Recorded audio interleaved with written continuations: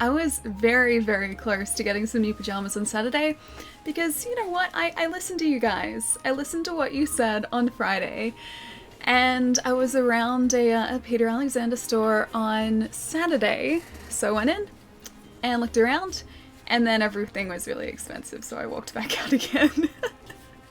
The rule that I have with like the pajamas that I buy, including the ones that I have on today, these are Peter Alexander pajamas as well. And they're great pajamas. They're really, really comfy. But when they're full price, they're like $80 or something, or $70 or $80. So they're not like $70 or $80 pajamas. I buy these when they're on sale for like 20 bucks. But yeah, I always like wait for the sales and like buy pajamas in bulk, and enough pajamas to last me like a year until the next sale. And then I bulk buy pajamas again. It's a good plan. It's a really good plan. $80, yeah, dude, they're 80 bucks. So like, I always wait for them to be like really, really cheap and like clearing out the old styles. And they weren't doing that this week. So I was like, okay, I'll just wait.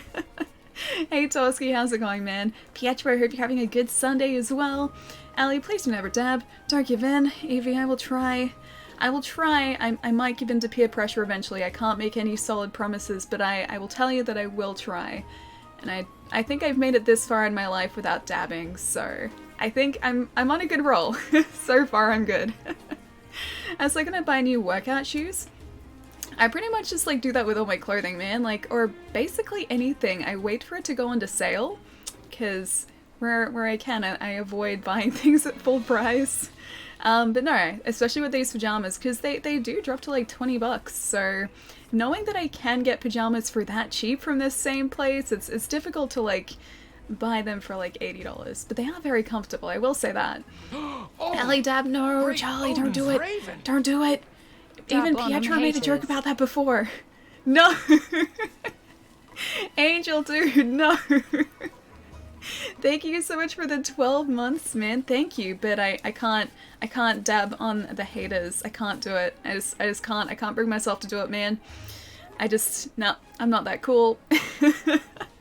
But no, Charlie, Pietro made a joke about that as the stream was starting before, when I spelled dance as dabs.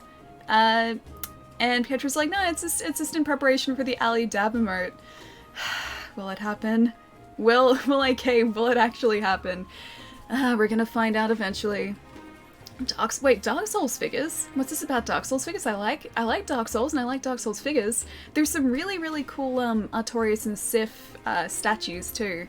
The Sif one is really expensive, so are a couple of Artorias ones, but there is one Artorias statue, I think that's made by Bandai, that's like 50 bucks. That one is okay, like as far as price goes. These amazing looking ones, which are like, you know, yay big. They're huge. They're honestly huge. They're like $700, but they're really cool. Sif, dude, I love Sif so much. Do you play Borderlands 3? I haven't yet. It's not out just yet, but I will be playing Borderlands 3, yes. I am very much looking forward to it. I've been a big fan of Borderlands for the longest time. In fact, here's one that I prepared earlier. Yeah, just waiting for number 3 to come out. And that I think is the 13th or 14th of September. It's around there. Hang on. I think I may have written this in my calendar too. Yeah, 13th, that was right. It's the 13th of September. Did it snow where you are? No, I was saying to Pietro before as well. It snowed in Melbourne, for anyone who doesn't know, a couple days ago. On Saturday, it was bitterly cold here. Like, you could feel it in the air. You could feel like it was on the verge of snowing, but it didn't quite snow where I was. And I moved around a bit on Saturday too. But it did snow in some places around Melbourne. It snowed in Canberra. It snowed in the Blue Mountains in New South Wales, which doesn't usually do as well. It was super, super cold, but I didn't get to experience any of the fun of snow. I missed out on the greatest part of that too. Sushi, how's it going, man? AIY, it's good to see you as well, dude. I was so confused about the missing green there for a second. How do you mean the missing green? Missing green? Green, missing. Something about green was missing. Hang on, I'm gonna catch up here. Kingdom, what's going on, dude? Always happy to see people playing Monster Hunter World. I'm so excited for Ice One. This is an instant, oh, that's an instant buy. Me too. On the Friday morning, of the, I think it's 6th that it comes out. Also, hi Legal, how's it going, dude? Of the, yeah, the 6th I think is a Friday when it comes out. I will be going out before stream, hopefully picking up the Steelbook, installing it, and then playing a whole bunch of it on that Friday's stream. I am that excited for it. Usually I could wait like a couple days to play a game, but with Iceborne, I feel like it's one of those games I just have to sort of like pick up and play on the day of launch. I've been waiting for that long for it, so yeah.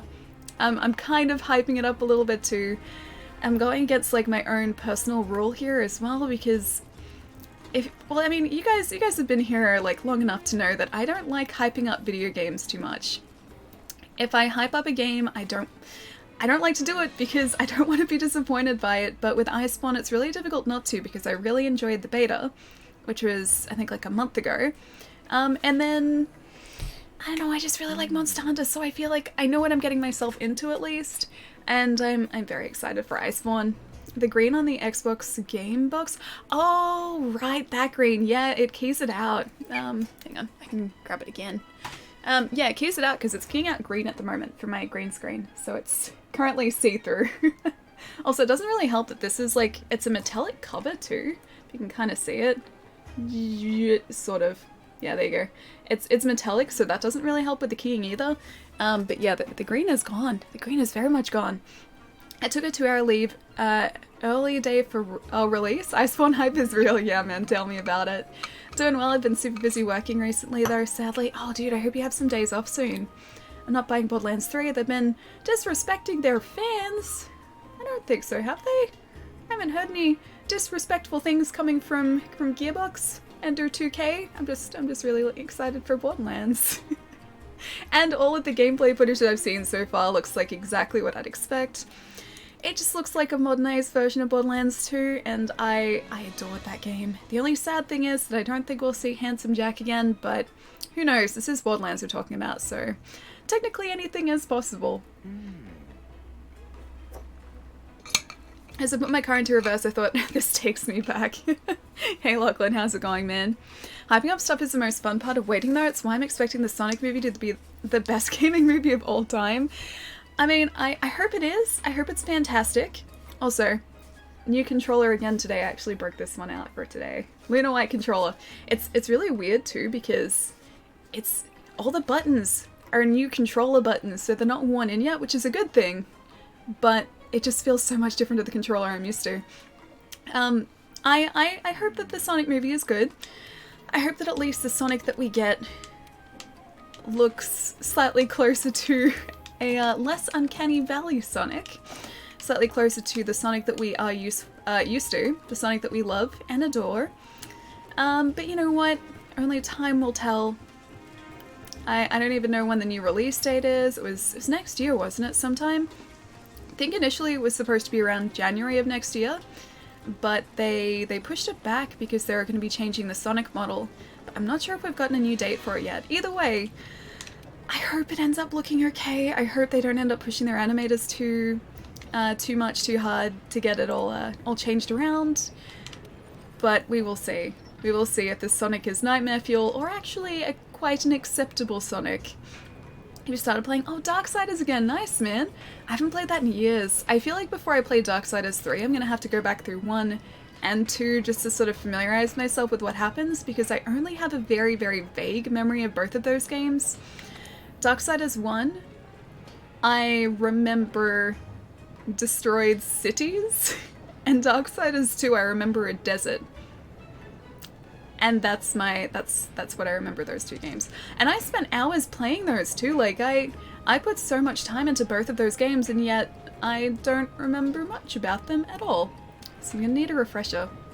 New controller hype. It's so good, dude. Like I really love new controllers, but at the same time, everything feels so different to what I'm used to. And also, this has like a rubberized grip. I don't know whether you guys can see that. It has a rubberized grip in this entire back section here, which is really cool, but it feels so different to the other controllers too that I have, because like they're not rubberized, they're just on the plastic. So this is a nice change. It feels like a very premium controller. Getting more and more disappointed in many of the future games, really. I'm getting more and more excited, man. I went through all the pre-order listings at my work on Saturday, and ended up pre-ordering a bunch of stuff too. Even more than what I already had pre-ordered. I cancelled some of the orders that I'd already picked up, so my pre-order listing, like my pre-order account, isn't looking too bad, but I did just like fill it up with, I think, another like 10 games that I pre-ordered. No, dude, like seriously, I'm getting so excited for a bunch of games that are coming out. Like, obviously Cyberpunk is the big one. What else did I pre-order? Oninaki, I tentatively pre-ordered because I don't know too much about it, but I know it's getting a limited, also I wanted to check what we needed for the Gaybolg. I know it's getting a limited print run, so I wanted to just like pre-order it just in case I decide to get it. I pre-ordered Ni no Kuni because I'm really excited for the remaster of that because that game is so incredibly perfect. I still haven't decided if I'm going to get it on Switch or PS4 though, so put my name down for both just in case. Borderlands obviously is coming out. Iceborne. What else? There were a ton, like I had like a list of, yeah, about 10 games and then I put them all in order. But why can't I remember most of them? I think most of them were like this year as well. I don't think I ordered many that are coming out next year. Elden Ring. Nice, dude. I am so excited for Elden Ring. You have no idea. That's not up for pre-order yet though, so I have to wait a little bit longer. Look up at the sky. Wait, it burns! Wait, what sky burns? I'm very lost now. I have too many PS4 controllers. I end up giving them away to friends. Really? I'm kind of glad that I've like hoarded Xbox controllers to an extent because the Dawn Shadow controller stopped working on Friday. You guys saw that I was using a different controller on Friday, but I just broke this one out. I didn't need to buy another one because I had a couple in reserve, so if anything, it's actually kind of helping me now. Flashfly, how's it going, man? I'm having a pretty good day so far. Just had some rice bubbles for breakfast, been chatting with you guys for, I don't know, about like 15 minutes now. And trying to figure out exactly what we should aim for today. I know the big thing that I want to aim for in Monster Hunter today is to finally get the Gaybolg. So it looks like we have most of what we need for the true Gaybolg, so once we have the Gaybolg, we should be able to upgrade that without a problem. But as far as the actual Gaybolg itself, I think we needed the Aetheryte and that was it, if memory serves. Let's have a look. Yeah, okay, so we need one more Aetheryte shard, and apparently the only way for us to get an Aetheryte shard is to take out the Behemoth. It's a really uncommon drop supposedly from the Behemoth, so we have to take him out and just hope that we get lucky enough to get Aetheryte, because otherwise we're gonna have a lot of Behemoth in our immediate future. Dinobot, thank you so much for the follow, dude. Also, hang on, 1 second. I also forgot to do this before too. Tim Vegas, thank you for the follow as well, man. I caught that during the start of the stream, but then I may have kind of forgotten to say hi properly. I hope you guys are having a good Sunday or Monday. Chai, what's going on, man? How many controllers do you have? As of right now... Are we counting the ones that don't work as well, that I've retired? Because I've got the Day 1 controller, the Scorpio Edition controller, a black controller, the Luna White, Sea of Thieves, Dawn Shadow. Plus there's another one in the lounge room, the grey one that I was using the other day. That's 7. That's 7. But 2 of those have been retired now. The Dawn Shadow no longer works, and I don't know why. I tried to fix it again this morning with no luck. And then the analog sticks on that other black controller don't work properly anymore. So technically 5 working controllers, of which I use maybe like 2 retired controllers count. Okay, yeah. In that case, 7. And I've been really tempted to get the Phantom White controller, but I told myself no. I told myself that it's ridiculous because I don't need it and I've got too many controllers and haven't bought it yet, so that's good. That's really good. They don't work if they... Wait, they don't work, they don't count. It's either 7 or 5 then. It's one of those two. I suppose you could say that Ellie's controller collection is really out of control. I mean, Cub, you're not entirely wrong there. I would actually say, yeah, you know what? Kind of partially at least out of control. Alright, I think we should probably warm up today. What do we need? I don't think we need the Azure Stars quest. I think we've done that enough. Let's maybe try out Code Red. That's certainly a quest to start the day off with. We need to get another one of these orbs so that we can get the Dante set before the event quest finish. And I think this is a decent way to sort of like ease ourselves into a behemoth hunt for today. I probably will have already forgotten how to play this game over the past 2 days not playing it, so I'm hoping that this is gonna help me reacquaint myself with this game a little bit. Yeah, 2 days without practice doesn't seem like long, but in Monster Hunter World, that's like an eternity. Hello. I want the Halo controller. Oh, which one? There were 2 of them, I think. Or no. I was gonna say, you're talking about the Gears controller. That's not Halo. I almost bought the silver Halo controller years ago, the one that had the blue triggers. I almost bought that, but then I think I chose the Dawn Shadow over that. And there was also a Master Chief controller, which was like a dark sort of khaki green color. That was really cool too. A buddy of mine ended up getting both of those controllers, and out of the box they look phenomenal, dude. I like Dreamcast controllers. Wait, or Dreamcast consoles. Oh wait, like them? Not you like, but like?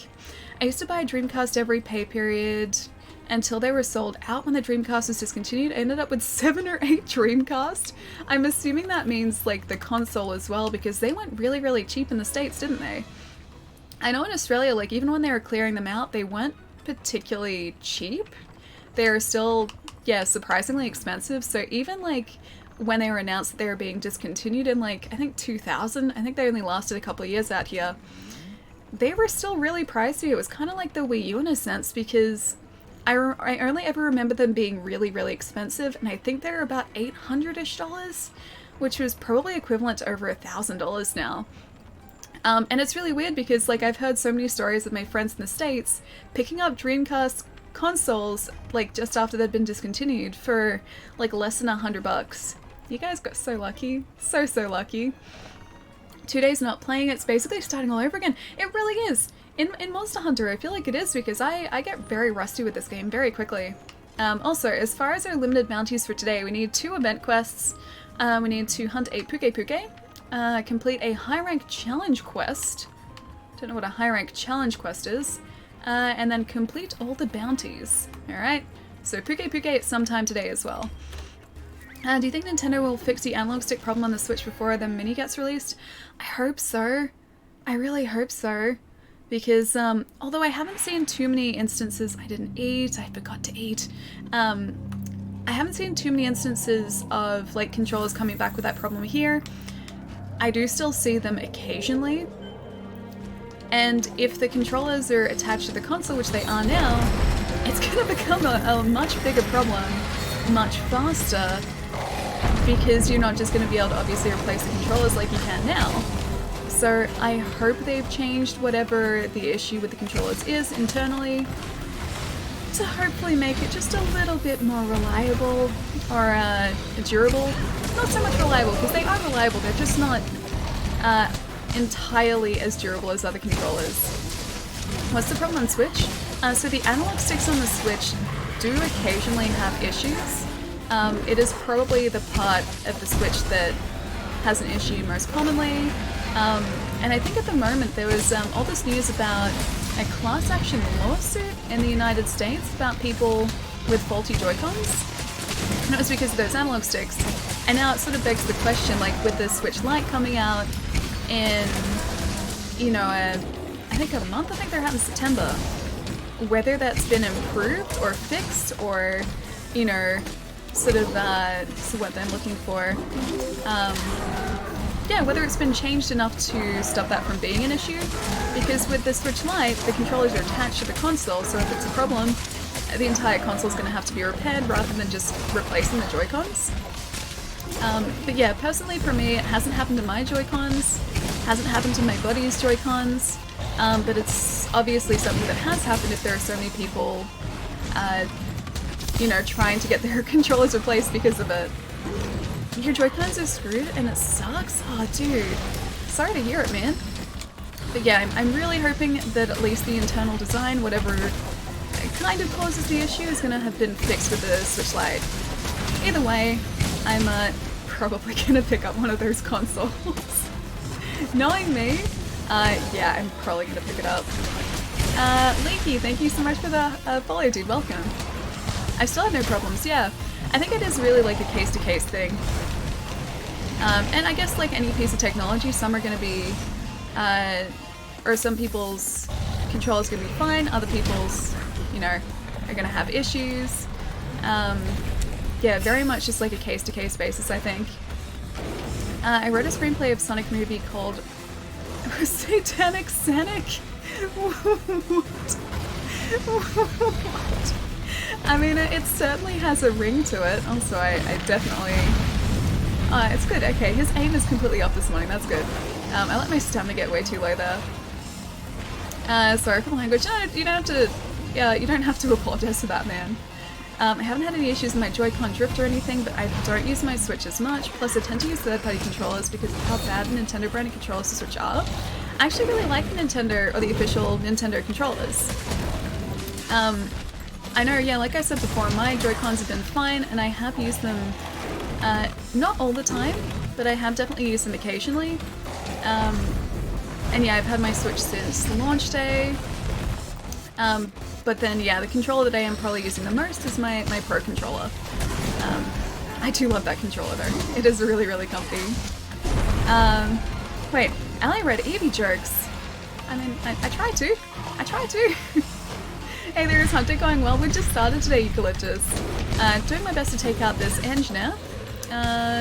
Hopefully not going to get destroyed by him because this is a hunt here where we have to take out, I think, 4 monsters in a row, so yeah, I hope this first monster goes well. I think they only get bigger from here too. It's an Anjanath, a Teostra, and 2 others, I believe. I think one may be an Odogaron, maybe? Hey True, what's going on, man? Holy cow, work was a madhouse. How is your Monday going? Pretty well, actually. Also gonna stay away from that. I haven't really done too much today. Got up, ate some rice bubbles, got ready to stream, broke out a new controller. That was about it. And as far as my weekend went too, it was pretty relaxed, to be honest. I worked a bit on Saturday. Got a free smoothie from a place that I'm a member of. If you guys are in Australia, Boost does like free birthday smoothies, so I saved mine so that I could get it at work and have like a free lunch. So that was pretty good. Got that. I read some Hellblazer yesterday, which was good. So yeah, all in all, a pretty good couple days.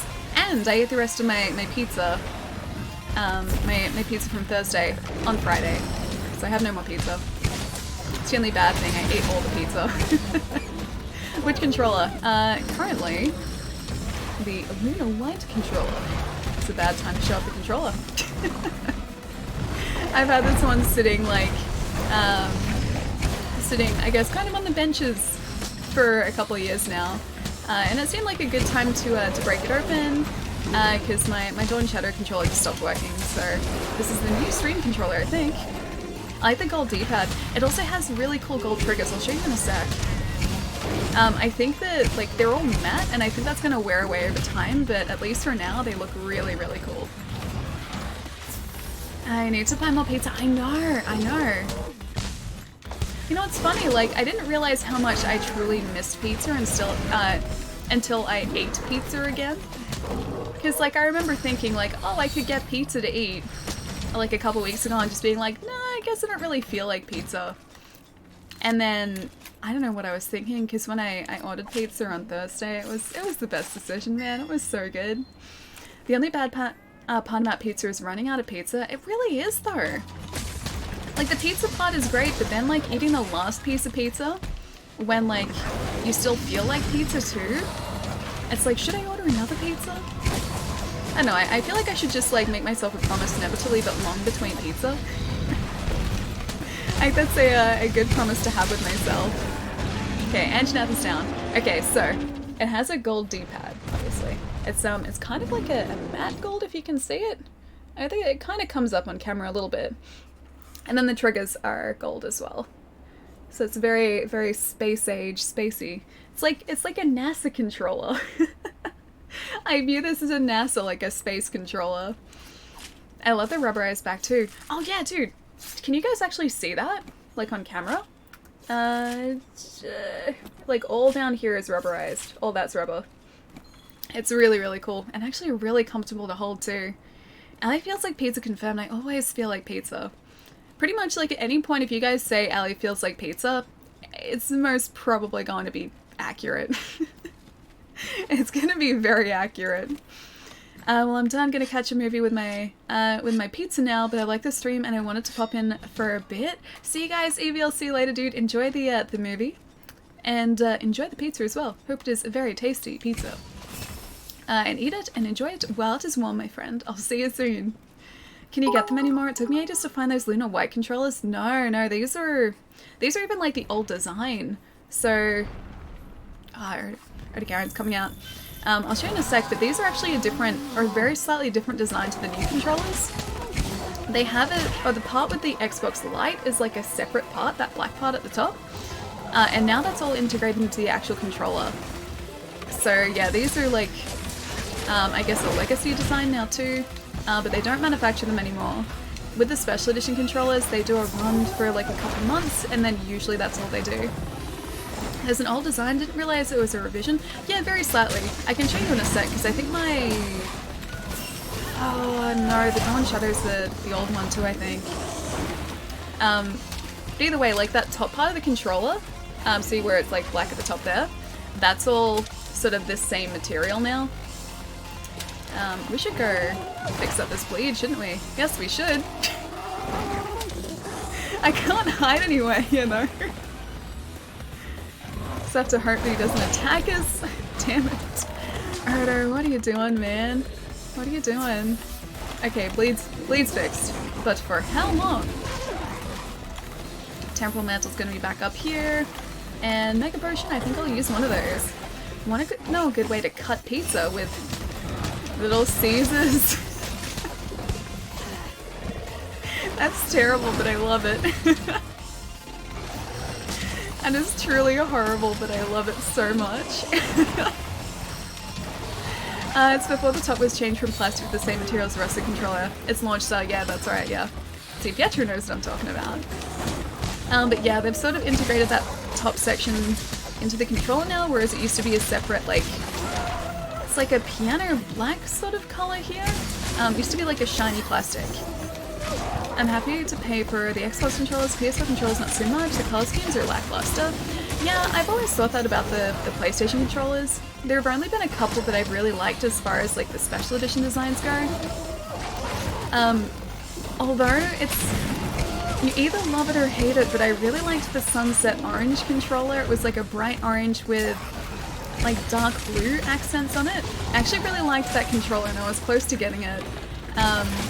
I liked that controller. I liked the steel black one, which is the controller I have in here. There was also like this cool copper colored controller, like a metallic copper. Loved that and almost bought it when controllers were on sale last year. And then the anniversary, like the 20th anniversary controller, so like the original PlayStation Grey controller, I adored that one. But as far as like special edition controllers, they were really the only ones that I really liked. Oh, also the 100 million one, that one was cool because it was like a see-through blue. But yeah, they definitely don't do sort of as fancy a controller as Xbox does. Microsoft are really good with their special edition controllers. Foolish, how's it going, man? I changed my name. Oh, it used to be Zeres. How's your weekend going, dude? Xbox for sure, yeah. I just really like these controllers. You guys know this. The grey one is very nice. It is. And just like the tiny little touches with that anniversary controller too. Like the face buttons had the original PlayStation colors on them. Even like the PlayStation button had the original PlayStation color like theme on there too. And I loved that. That anniversary controller I still haven't used. It's still in its box. And I'm in two minds about it because I really like the design of the box too, so I still haven't opened it. Doing okay, but I have school in like 3 hours. School in 3 hours? You must be up pretty early, if that's the case. Yes. Unless school is like night school or later school. I could never get up like 3 hours early for school. When I was in uni or when I was in high school, I could never get up early. I always slept for as long as I could. And then went straight to school. I've seen the PlayStation controller modeled after an Xbox controller, and never seen it reversed. Yeah, actually, that's a good point. I don't think... Just thinking of the controllers that I've seen come through my work, the Xbox controllers have always been shaped like Xbox controllers, whereas there are like 1 or 2 different PlayStation controllers you can get that are shaped kind of vaguely like this, so the analog stick in the same position.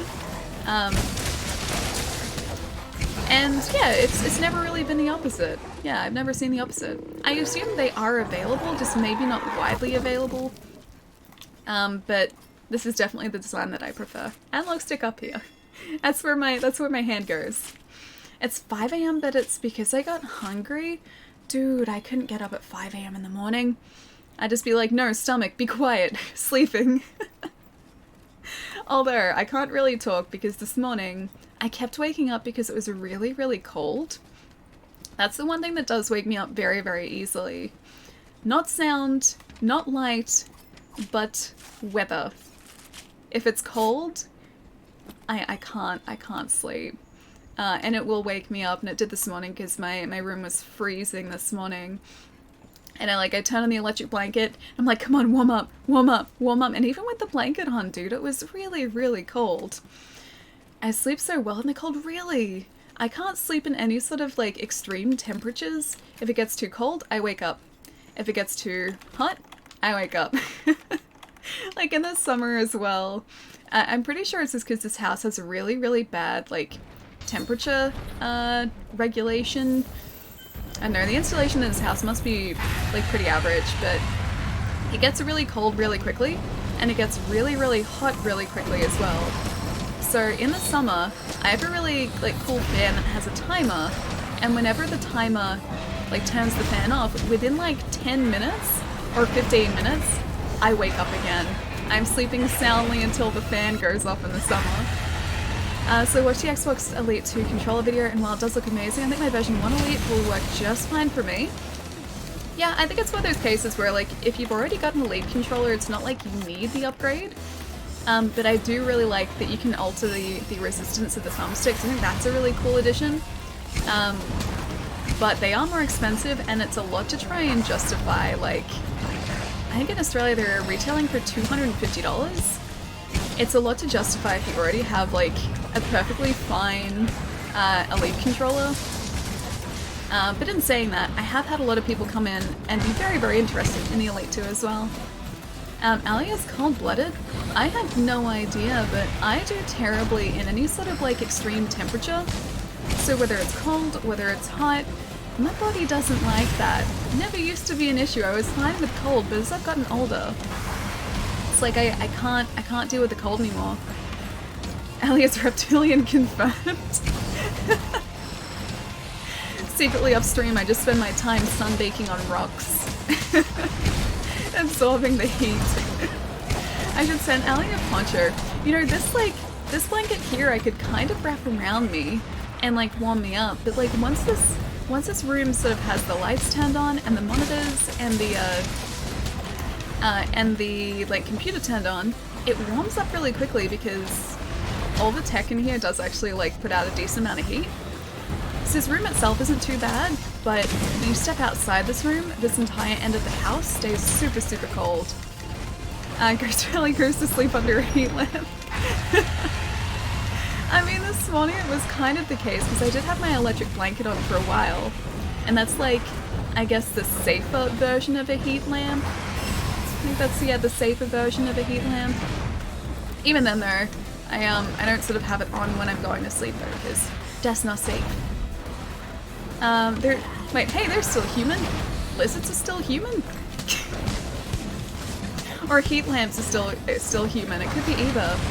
250 is a little much considering that's a console on sale price. I don't think it's quite that in Australia.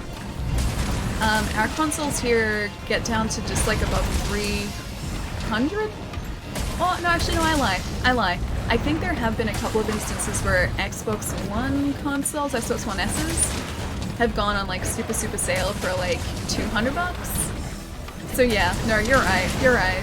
It is a lot, considering that you can pick up like the actual unit itself occasionally for that price. for the most part, I think like the cheapest they generally go is about 300. But yeah, I think they've been 200 on a couple of occasions. That'll warm you right up. Oh, you need to overclock your PC. Oh gosh, I wouldn't even try that, man. Knowing my luck with technology, it would just end up dying. Like everything would be fine. And the overclock would be stable, but somehow it would still end up killing the PC. Oh man, the number of times, like I've mentioned this before on stream, but like I have the most terrible luck with technology, and I feel like it's just a curse. Like I look after my tech really, really carefully. I try to make sure that it's not like exposed to any sort of extreme conditions, or like any conditions that might eventually cause it to fail, and yet it still fails on me. Yeah, I'm cursed. It's a curse. Either that or a skill or a curse. Maybe a skill. Did he just land when I tried to flash button? I think he did. Australia's in winter now. Yeah, it is. I was saying just before, like, it was unseasonably cold on Saturday? Yeah, Saturday. And it ended up snowing in areas around Melbourne, which it never really does. On the plus side though, even though I didn't catch it, on the plus side, our Alpine region's got some pretty decent snow for once. But yeah, I missed out on all the excitement of a snowy Saturday. I just got to experience the cold of Saturday. It was way, way too cold. Oh, you've never seen Australia in winter? Usually it's just chilly. Yeah, usually it's just pretty cold. Like the past couple days it's been like single digits. Not sure what that converts to in Fahrenheit, but if you like look at a converter online, I think on Saturday the max temperature was about 6 or 7 degrees Celsius. And yeah, it got cold enough to snow in certain places, so it got pretty chilly. Yeah, but winter here is just, it's cold, but it doesn't really generally snow. At least not in suburbia. Maybe your Jubilee from X-Men, she broke tech too just by her touch, but she can shoot off fireworks with her hands. She at least gets some sort of like bonus by doing that. I have no fireworks hands. I have no cool mutant abilities, so she wins this round, I think. Yeah, I don't get the fireworks. Allie, wait, Allie, what's up? Lyric, what's going on, man? Just trying to take down this Rathalos right here. He's doing a thing. He's staying up in the air. He's ignoring the flash pods. He's hopefully just about to be down. I think his wings are broken, although he's still flying. And we have to take down a Teostra after this, and that's it for this hunt. Yeah. So it's been pretty good so far this morning. You got this. I hope so. Tio is really going to be the most difficult part of this. Not so much worried about these guys, because Rathalos, Anjanath, and an Odogaron aren't really a huge issue. But Teostra might be. We'll have to see. Tio might be. This chat has turned into Dad Joke Central. I don't think it ever stopped being Dad Joke Central, man. Have you tried the... Oh, wait, tried the fireworks, though? Have I tried to shoot off fireworks with my hands? Jubilee style? Can't say I have. Although, to start off with, I don't think she ever tried. I think it just sort of happened. I do actually have a really cool statue of Jubilee. She's one of my favorite statues. She's out in my lounge room. She's very, very cool. More like 33 and 10 or 22, 12 and trying to convert your head. Oh, from Celsius to Fahrenheit? Yeah, I have no luck with that anymore. My days of knowing like roughly the conversion are well behind me. Can I carve you yet? Can I carve? Carve. She may shoot fireworks from her hands, but you just throw giant winged monsters with yours. All with the power of the controller too. It's like 285 degrees Kelvin. Yes. Allie the Fly. Wait, why am I now the Fly? All I'm thinking of is the Jeff Goldblum film, The Fly. Have you guys seen that? I really like it. It's such a corny film, but I actually really like it. Also, it's super creepy too. That makes more sense now. Fahrenheit, Celsius. Is this my fault? Oh, the dad joke thing? If it is, I would take that as a positive. Not so much a fault thing. It's like a contribution, a positive contribution, I feel. Jeff Goldblum, The Fly. Have you seen it though, Charlie? I actually, yeah, I really like that film. It's been years since I've watched it, but it's just such a weird premise. Like, for anyone who hasn't seen it, the whole idea of The Fly is, if I remember correctly, Jeff Goldblum's character is trying to figure out teleportation. So he has these two sides to a teleporter, and it teleports matter from one side to the other. And he's running all these tests, and during one of the tests, a fly ends up flying into the teleporter with him, and so when he ends up on the other end, his like genetic matter is combined with that of a fly. And that's what I remember about the film. But it's such a weird premise of like, if anything to make a film about, you make a film about a guy's genetics being like mixed with that of a fly. The Simpsons did that, right? Yeah, that's right. I think on one of the Treehouse of Horror episodes, they did a spoof on The Fly. Same sort of, yeah, premise is what they did. Never teleport. No, it's like either you end up genetically combined with a fly, or you end up with another clone of yourself, or with a not you clone, judging on the Star Trek teleporter theories, which are horrifying. The word degree is not used when it comes to Kelvin.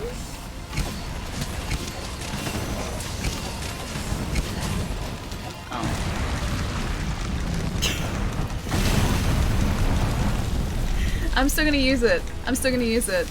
Degrees Kelvin. Perfect. I guess like when you're talking about Kelvin in terms of like color temperature, I don't exactly say like this light is 5500 degrees Kelvin. It's like 5500K. Yeah, the degrees doesn't come into it. That's why I love the movie Jumper. Oh, teleportation is the one superpower I want. I think I've only ever seen Jumper once. That's the one with, is it Hayden Christensen? Is it that film? I think I might have Hayden Christensen in it. I think I've, seen it once, many, many years ago. I'd have a fly clone make him hand me, wait, I'd have a fly clone make him hand me stuff. So, like, you would have, like, a fly clone friend who gave you things? So like you would use him as like a lab assistant? Is that what you're saying? Kelvin is not divided in degrees. My anatomical scientist is reeling hearing you say degrees, Kelvin. Sorry. As you can tell, I am quite familiar with all things Kelvin and degrees Kelvin. I'm just gonna continue saying that now. It's endearing, right? Totally endearing.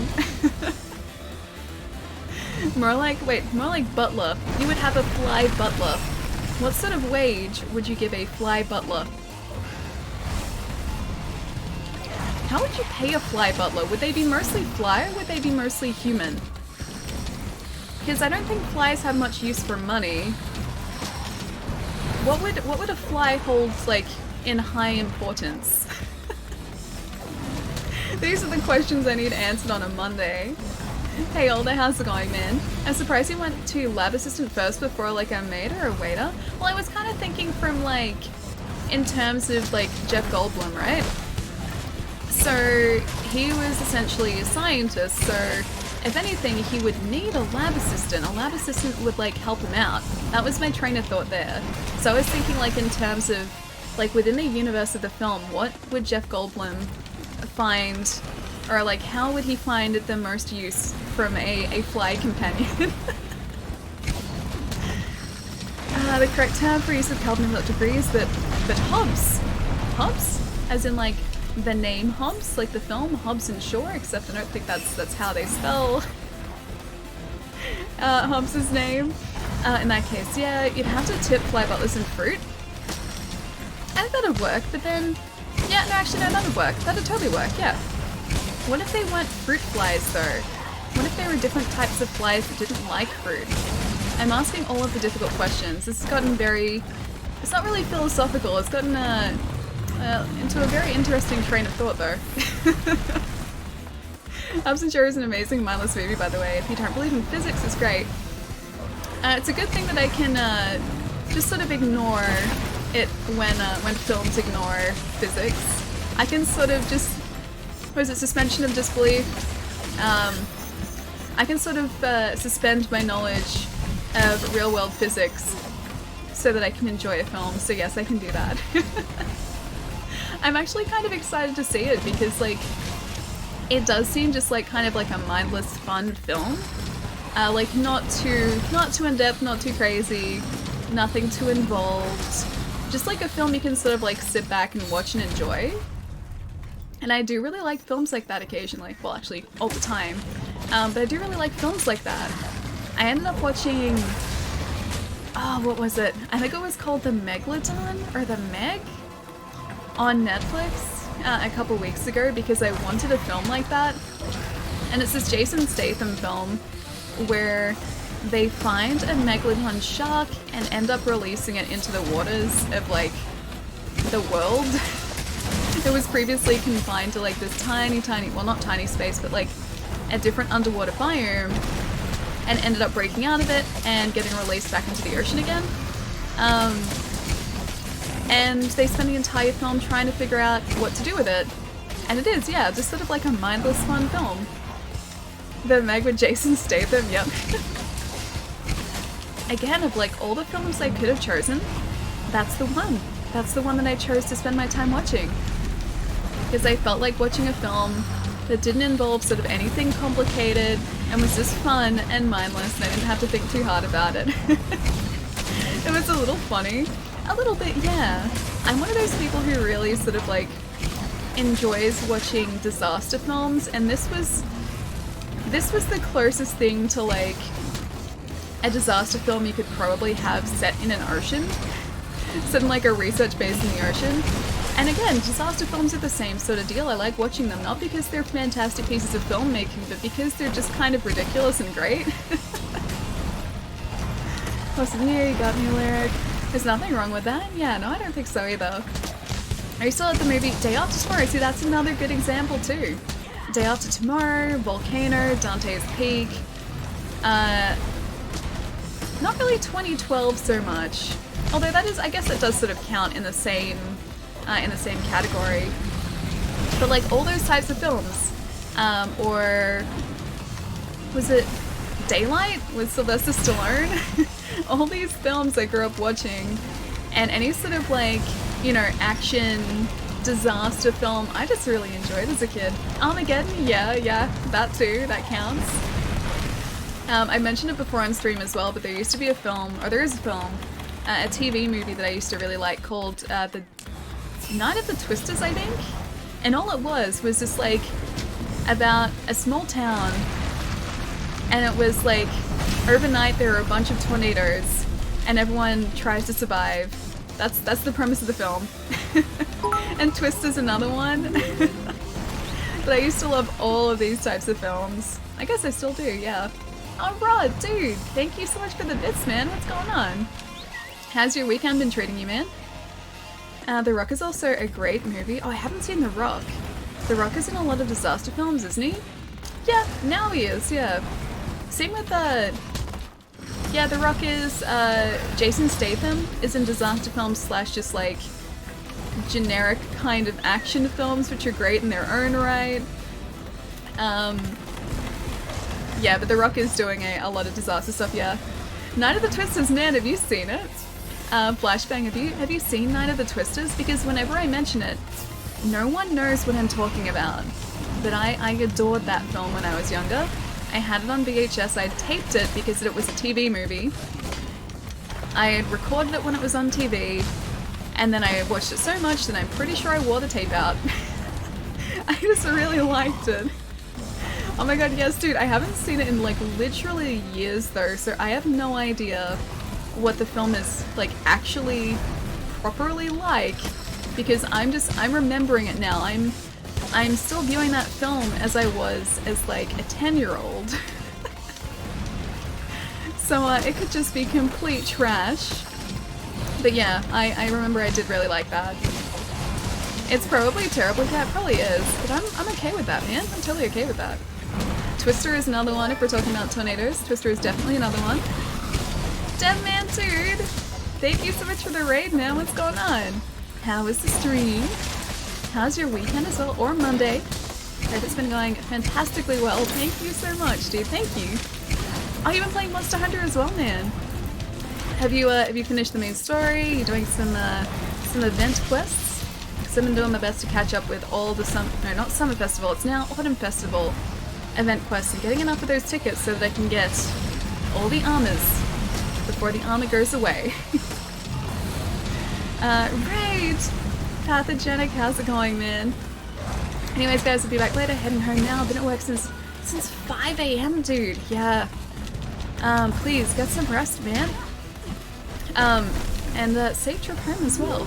At least it's an early finish. Well, kind of early finish, although you started very early as well. But get some rest once you're home, man. And I'll see you soon. I just got the game today, so I'm letting it go. Nice, man. It's such a good game. It has such an incredibly steep learning curve to start off with, but it is so worth it. Do you think you're going to pick up Iceborne in September as well? Because I'm very much looking forward to Iceborne. It's less than a month away now. I can't wait, man. I seriously can't wait. Pathogenic, thank you so much for the follow as well. And Valerian Holocron, thank you for the follow too, dude. Welcome. What's up from New York City? Oh man, I miss New York. It has been many, many years. I love New York. It's a fantastic city. And yeah, not much is happening today. Just catching up on some event quests, probably doing the Behemoth a couple times today. Hopefully going to finish off the Behemoth so that we can get some Aetheryte shards, which we need for this amazing glaive that I've been trying to get for like, I think a couple streams now. Because I really want to upgrade this glaive to something new, hopefully. So yeah, we got to take out the Behemoth today because of that. And then just trying to sort of prepare myself for Iceborne in like 3 weeks. I can't believe it's so close now. Moe, what's going on, man? Hope you're having a good Sunday night, dude. Steep is underrated. I'm kind of lost with what to do, but I'll see when where I get tomorrow. Wait, Steep? As in like the snowboarding game Steep? Because I haven't played it, but it's supposedly really, really good. Have a great night. Oh, Deadman, are you heading out, dude? If you are, have a really, really fantastic night, man. Thank you so much again for the raid. Have a good one. Oh, the learning curve. I was like, is chat talking about snowboarding now? But no, yeah, the learning curve is very, very steep, but it is, it's so worth it, man. I basically didn't know what I was doing in this game for like 20 hours. I was like fumbling so much for like, yeah, the first 20 hours, and then after that, like, it started to click and everything made sense. It was wonderful. And then, yeah, like 300 and something hours later, still haven't stopped playing it. Good night, have a good one, man. I'll see you soon. And Mr. Lavishness, thank you for the follow as well, man. Welcome. Steep is one of those games where you just play it to take a break from other games. It looks really relaxing, yeah. Buddies of mine at work have played it, and they've said sort of similar.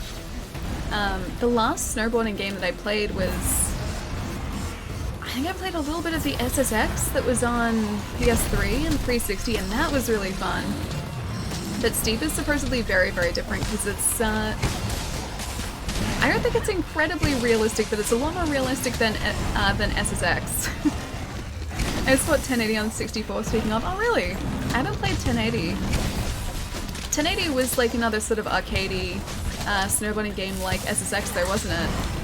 I don't think back in 64 days they were really going for a, like, super realism or anything. Been playing... Oh, Fire Emblem! Renovation's still going on. Almost done upstairs. Dude, that's so exciting! Oh man, That's gonna be so good for you once all the renovations are done, dude. Last time I was sort of like around renovations was when I was living with my mom and dad when I was a kid, and we like put another, or like my mom and dad put like an extra room on the house. I think we were like pretty much limited to one end of the house for about 2 weeks while those renovations were being done. That's what I remember from them. But it made such a huge difference. Aw, Chiefy, dude! Thank you so much for the sub, man. Thank you. Thank you so much, man. I hope you enjoy your emotes and your dancing sub badge as well, man. Thank you so much. Snowboard Kids on 64. I don't even know Snowboard Kids, actually. I know of 1080, but I've never heard of Snowboard Kids. Maybe I've seen it, or maybe it's under a different name in Australia. Cool Borders, yeah, I remember Cool Borders. I feel like snowboarding games are games that we don't really see that much anymore. It almost seemed like, you know, back in like PlayStation 1 era, there were a bunch of snowboarding games, just like extreme sports games like those. And now they're not really a thing. Like even that SSX game, which is probably, besides Steve, the only other one recently that I can think of, even that was probably like a decade ago, or close to now. It's midnight here, or where I live. It's now the 12th of August. I'm old, Ellie. The Lamo. It's okay, we can be old together, my friend. We can be very, very old together. Happy birthday, Palamo. Hope you have a fantastic day today. Or kind of tomorrow, kind of today, when you wake up. But no, we can be old together, my friend. Happy birthday! Snowboard Kids is somewhat uncommon. It was snowboarding. Oh, arcade game by Atlas, really? I don't know it, yeah. If that's the case, it was by Atlas. I don't think I've seen that at all. Because I feel like I would know a snowboarding game by Atlas if I had seen it. Thanks, Sally. I'm at work, but I have tonight off, which is nice. Oh wait, hang on. So I'm guessing you're going home soon, if that's the case, because you said you have tonight off, but you're at work. Does work finish soon then? Maybe? I hope it finishes soon. Have you got any exciting plans for the morning then? I guess happy birthday. It's a big happy birthday, yeah. Cypher, how's it going, man? Catching up here for a second as well. Is the new DLC free? So Iceborne isn't. Iceborne is going to be paid DLC. In Australia, it's going to be, I think, $69 or $79. So it's like the price of a full retail game again, but they're adding a ton of content with that too. So I'm super hyped for it. I've said it a bunch of times too as well, but I'm not really worried. Like, some people have mentioned how expensive this is technically for a DLC, but I'm not really worried myself too much about it because of the fact that Capcom have given us so much free content up until this point too, so if they're going to keep giving us content, I'm quite happy to, you know, give them my monies in return. I've spent so many hours playing this game, and if I look at it from like $1 per hour played and enjoyed, this game is like the cheapest entertainment I've had in a long time. Oh, it's 40 US, or is it 50? That sounds about right. Because yeah, in Australia it is... I think the actual price is about 60 something digitally, and then we're getting a physical edition, which is a steelbook, which comes with the base game as well for like $10 more. And I figured I should just get that edition because like steelbook. And I'm kind of a sucker for steelbooks. Plus, I do also have the base edition of the game steelbook too. I have to make sure though, I have to make sure that it's not on the disc. I have to make sure that it's a code that you get, or that my like previous file with this disc is going to transfer over to the new one. Because in some cases with like complete editions of games, the console will register them as a completely different game, so your save doesn't like carry across. I have to make sure the save carries across before I buy the steelbook. I have to do that. Content in Iceborne is supposed to rival main game, definitely worth it. I didn't realize it was going to be that much content, honestly. I would have just paid it anyway. But do you know if they're adding like more locales than just that that one sort of icy area. I assume there would be more than just the one, because I think they've only shown us footage of the beta area, at least for the time being. Plus then obviously we've also had like a couple of the new monsters announced, but I'm pretty sure they're going to be keeping some of those under wraps too. Alright, soft soil, yes please. And all the free DLC is so nice of Capcom. Yeah, exactly. Like, you look at pretty much any other company or any other developer, and they probably would have been charging for these event quests and these crossovers that we've gotten, whereas the Monster Hunter devs are just like, here, have more. Have like these entirely new quest lines for free because we love you. And so if they're asking for some monies for, yeah, more DLC, I'm quite happy. I'm quite happy to hand over the monies. Give me one sec, guys. Hang on, I'm gonna clear my throat because it's being croaky and you can probably hear it. I'm gonna see if I can fix it from being croaky.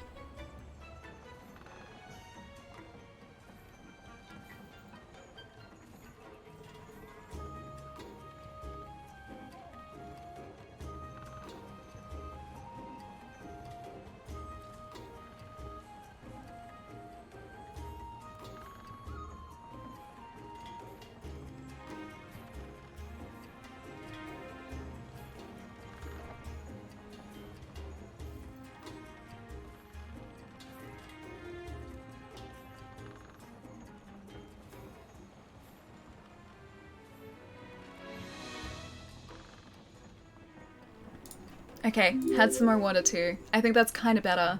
I think it must be to do with the air in this room too. As soon as I get that new heater, I'm gonna bring that in here and run it, like just before I stream, to warm up the room and see if that fixes my voice. Because it feels like until this room warms up, my voice is really croaky. Like you can hear it croaky at the start of streams, but then like towards the end of it when this room is actually warm, it's not croaky anymore. So it's like either that my voice is warming up or that the room is warming up. Or maybe just a combination of the two. I don't know. Either way, it's better now. Inner Eye, thank you so much for the follow, dude. Welcome. Hope you're having a good either Sunday night or Monday morning. Or afternoon now, because it's 2 o'clock. In Melbourne at least. Sunday or Monday. Hope it's good. Yes. Have you started Fire Emblem yet? I haven't, no. I still haven't finished off Ultimate Alliance, so I'm still sticking to my guns. And, I'm gonna finish Ultimate Alliance before Fire Emblem. I've made myself that promise, and I'm not gonna betray my promise. I'm not gonna do it.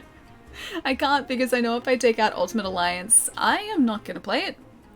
I know that's gonna go back under the shelf behind me and stay there for like the next decade, and I'm gonna be like, oh yeah, that's a game that I never finished.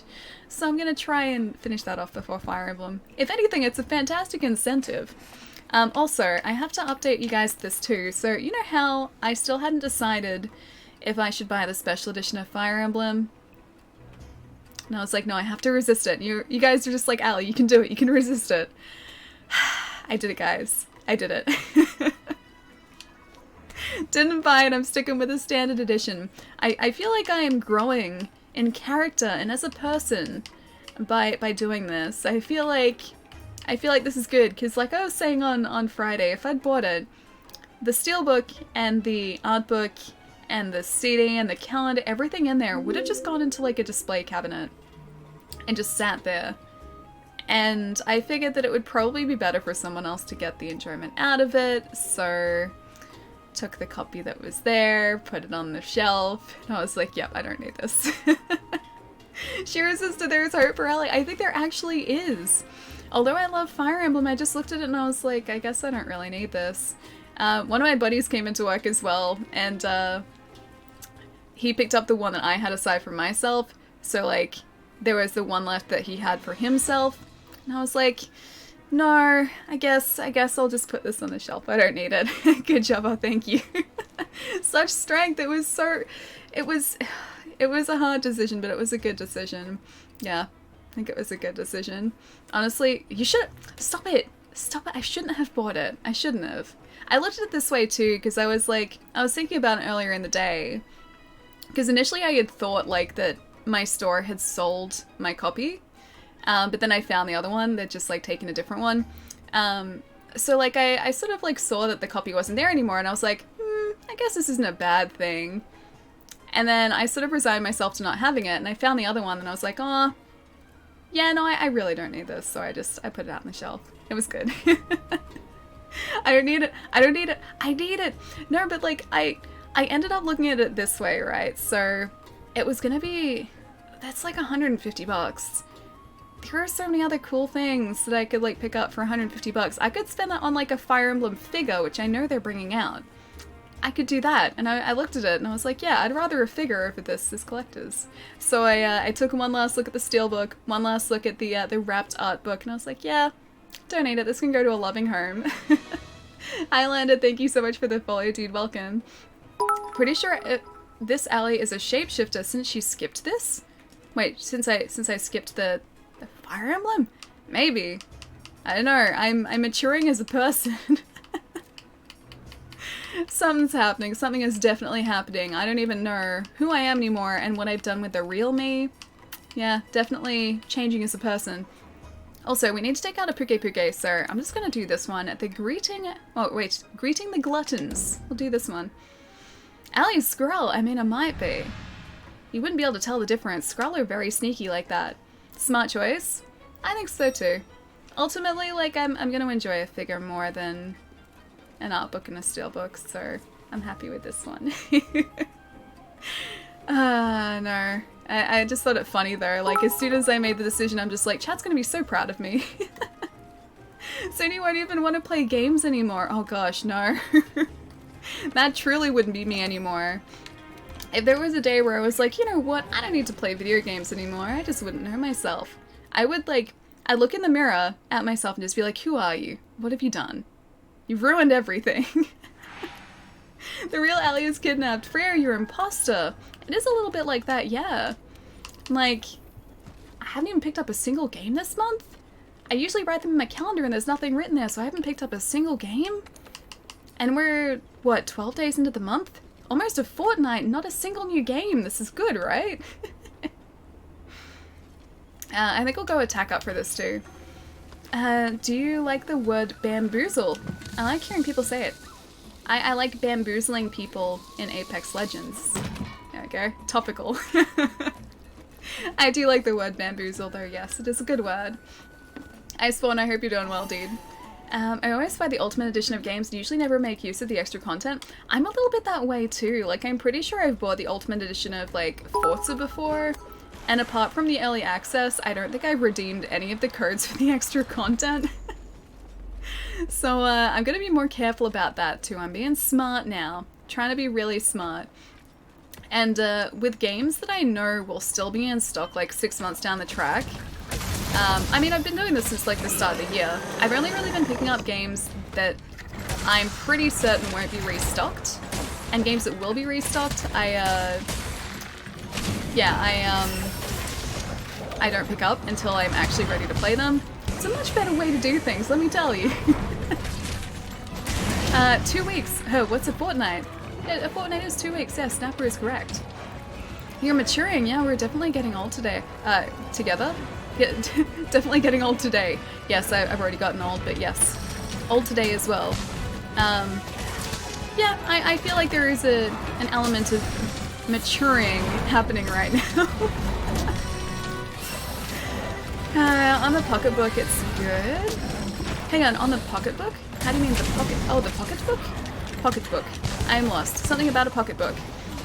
The only Ultimate Edition I buy in Assassin's Creed... Oh, is Assassin's Creed Odyssey, of course? Ah, nice. Yeah, I don't think I picked up a special edition of the game for a while now, actually. I think we figured out last stream. The last one I picked up was Fire Emblem Fates on the 3DS, which was a couple of years ago now. I started and caught up on Dr. Stone. It's been really good, yeah, it's fantastic, right? It's supposed to be, like, pretty scientifically accurate too, which is why it's getting so highly praised. If you guys don't know as well, Dr. Stone is an anime which is currently airing. I've been watching it, like, week by week as the episodes have come out simulcast. And it's been pretty good so far. Oh, you said you haven't bought a game all month. Pocketbook means bank account here anyway. Oh, yeah, not here. Bank account is bank account. Pocketbook to me would be like a small book you place in your pocket. That would be a pocketbook. I don't drink, but I really do need to try Foster's in Australia to truly seal the deal of an honorary Australian. I don't even think we can get Foster's here. Not easily, anyway. I mean, you can buy it, like, if you went to a, like, bottle store, you would be able to buy it, I'm pretty sure. But as far as restaurants go, VB is, like, the closest that you would get to Foster's in a restaurant here. Equally as terrible, though. But it's Australian for beer. I mean, true, it is. But we're just not very Australian in Australia. That's the truth of the matter. We are in Wyoming, so, I mean, we can't really be truly Australian in Wyoming. Foster's is Canadian now? Maybe it is. Maybe it is. Maybe Canada has bought the rights to Foster's, and Foster's is soon going to become Canadian for beer. You need the VB. Oh gosh, no one needs the VB, man. No one needs that. I tried to take a cold shower, but because of how bad the heat gets over here, the cold water came out hot. It's been the opposite for us in Australia recently. So if I wanted to like run warm water in like a sink here or in the shower, you have to have the like water running for like a good couple minutes sometimes to get it to actually heat up, because it's been so incredibly chilly over here. So I feel that pain, but on the other side of the scale. VB is worse, you think? I always think of Foster's and VB as like on exactly the same level. We need a really extremely long contract with an honorary Australian.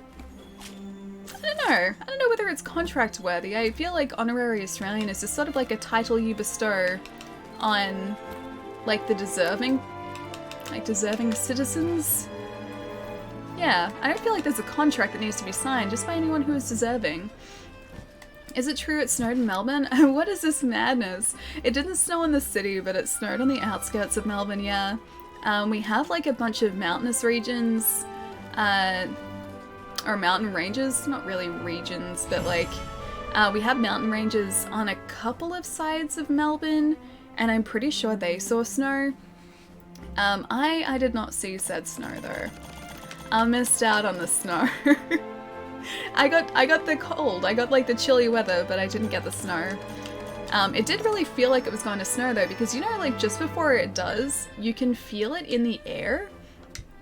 So it gets like this really, really like intense bite to the, just like the air around you. It had that bite to it. It just didn't snow. So I got the bite, but no fun came out of said bite. Wyoming confirmed. Yeah, it is Wyoming here. Told you. Same here. The book some people used to keep track of the bank account amounts, not so common anymore. Oh, the pocketbook thing. Yeah, I've never seen anyone use a book in their pockets to keep track of bank accounts. It's only the banks, generally, I believe, who keep track of said bank accounts. I could be wrong, but I certainly don't use a pocketbook. It snowed in? Hang on. It snowed in. It snowed in something, Palermo. I'm not sure what. But it snowed in. Foster's and VB proudly brewed in Wyoming. Accurate. Hey Julian, what's going on, man?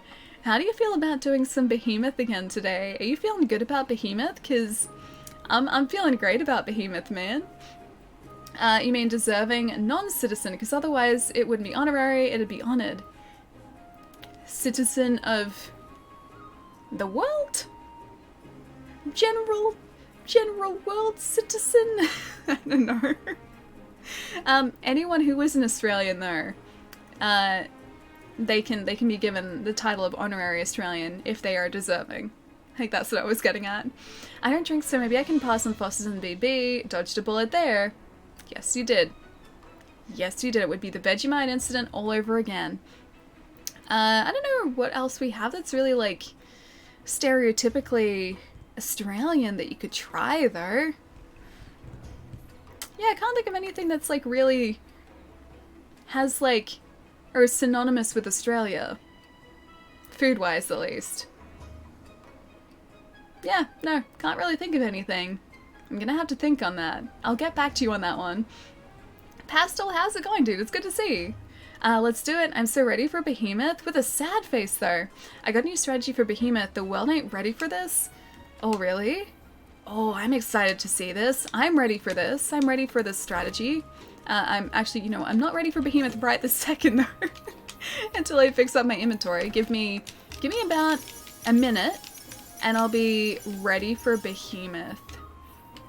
But yeah, I might have to just do some very quick fixing here to get ready for Behemoth. Let's see. Do we have enough to craft a max potion? Don't Australians eat meat pies? We do, actually. Would that be considered like an Australian dish? A meat pie? Surely other places in the world have like meat pies, though. It can't just be us. I still need Ancient Leshen. I'm not ready. Oh, I'm not ready for Ancient Leshen either. I'm gonna have to try that eventually. Maybe today even, but Ancient Leshen kicked my butt last time. Or should I say just a stand? No, actually no, it was Ancient Leshen. This was back in our longsword days. Ancient Leshen kicked my butt, and I have been recovering ever since. So yeah, maybe eventually we'll get around to Ancient Leshen and actually be successful. Maybe. I googled it and it said you have burgers with the lot. Oh, if you're talking about like burgers that have like beetroot and lettuce, tomato, bacon? I don't know what the lot comes with specifically, but I'm pretty sure it involves beetroot, and I think that's sort of an Australian thing to put beetroot on burgers. I personally don't have my burgers with beetroot, but I'm pretty sure that's like a stereotypically Australian thing. Either that or we've taken it from someone else, because we do tend to steal foods from other countries and claim them as our own. Yeah, beetroot on burgers might be an Australian thing, but I don't know whether I'd be game enough to try it. Ellie ate so much cake and buffalo chicken and fries. Wait, cake, buffalo chicken and fries? That sounds amazing though. Why is it a bad thing? Why is it a bad thing? That's a good thing also. My heat pack's all cold now. That's a bad thing. I tested the Behemoth strat last night with my boys. Did it in 16 minutes with one cut? Really? Also, I'm gonna fix up my blanket. Dude, that is impressive. Can I be part of that team, please? You should have saved a loadout for harder fights like Behemoth. I know I should. I need to set up loadouts eventually, probably before Iceborne as well. Because at the moment, like, my loadout menu is empty.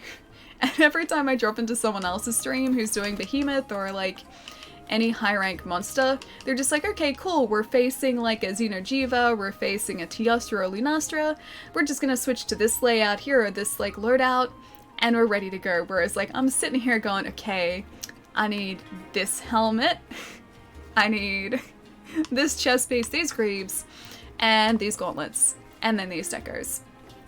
Yeah, so I should probably change that at some point. If I was smart, I would do that. Haven't done it yet. Okay, so we've got plenty of nourishing extract for this as well.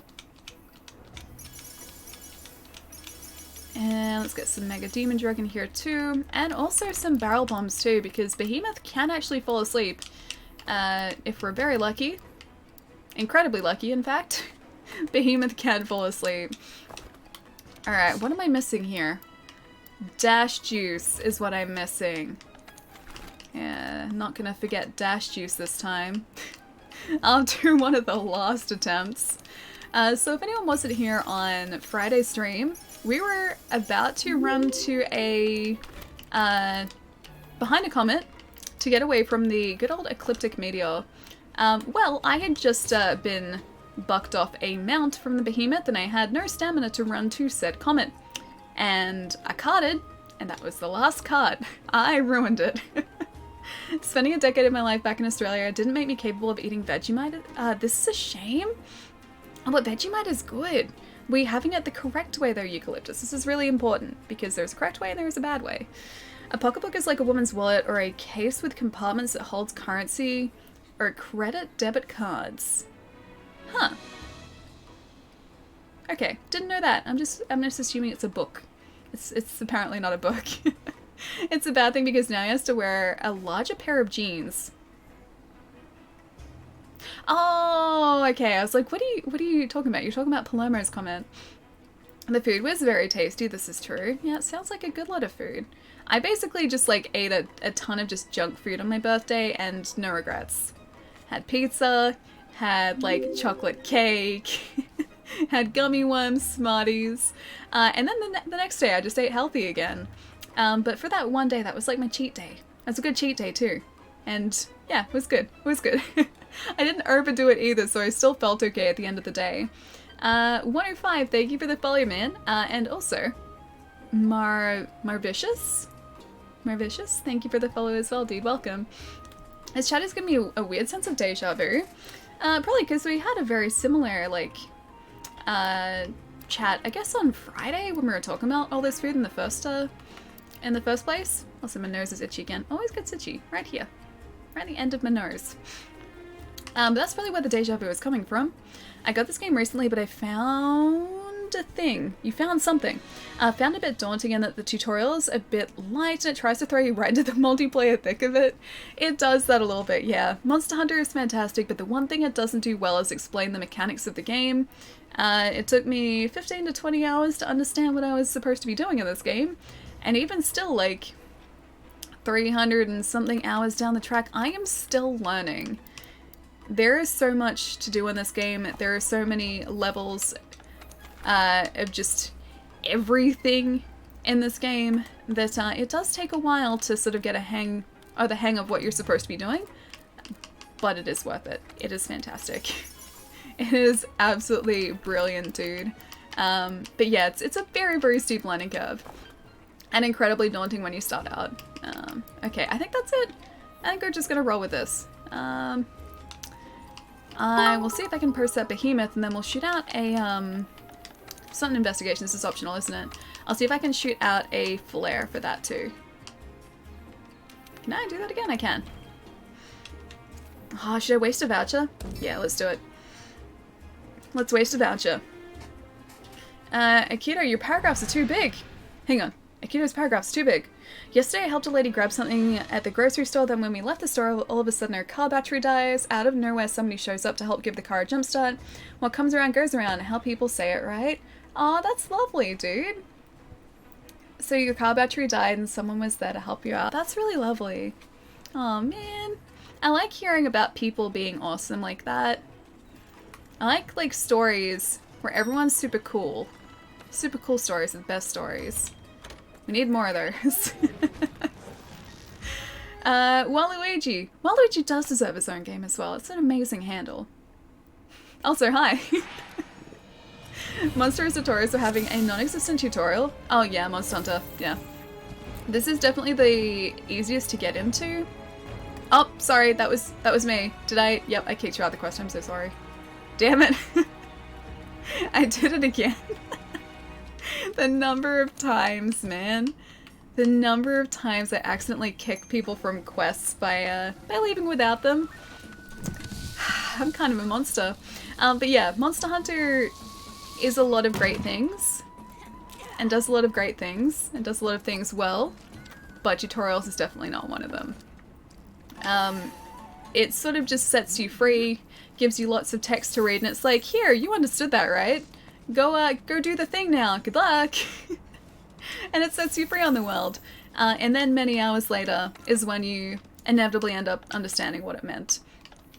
Yeah, I was really struggling when I first started playing this game. It did take me a long time to get the hang of it. Are you on PC? No, always. I'm not, dude. I'm on Xbox with a fancy new controller, actually. Well, it's like a new old controller, but yeah, Xbox. I'm kind of a monster. Well, hunting time. I'm very much a monster in this game, yeah. Very, very much a monster. Also, I'm gonna shoot out a... I'm not gonna stop it. I always do that. I don't need to sharpen my weapon. I'm gonna shoot out one of these. And hope that people come to help us out. Vegemite doesn't suck. Vegemite's great. You just need to know how to use it. Sweet controller. Dude, I really like it. I've had this one sitting in its like box for a couple of years now. Finally decided to break it out. Oh, also, this is what I was talking about before. So the version 1 controller design has this like piano black section up the top here as a separate piece. Oh, it's really, really bright. Can't really see it properly. There you go. Yeah, this piece up here is a separate... Well, this piece here is a separate piece in version 1's. In version 2's, it combines, like, the sort of main controller part to this part. That's the only difference they made. Because this is one of the headphone jack ones too. I also have a Steam controller, but it's meh. I've seen the Steam controllers. They look really weird to use, dude. Yeah, I've never used one myself, but just looking at them, they look really, really awkward to use in comparison to like something like this. Because like both sides of the controller are like touchpads, aren't they?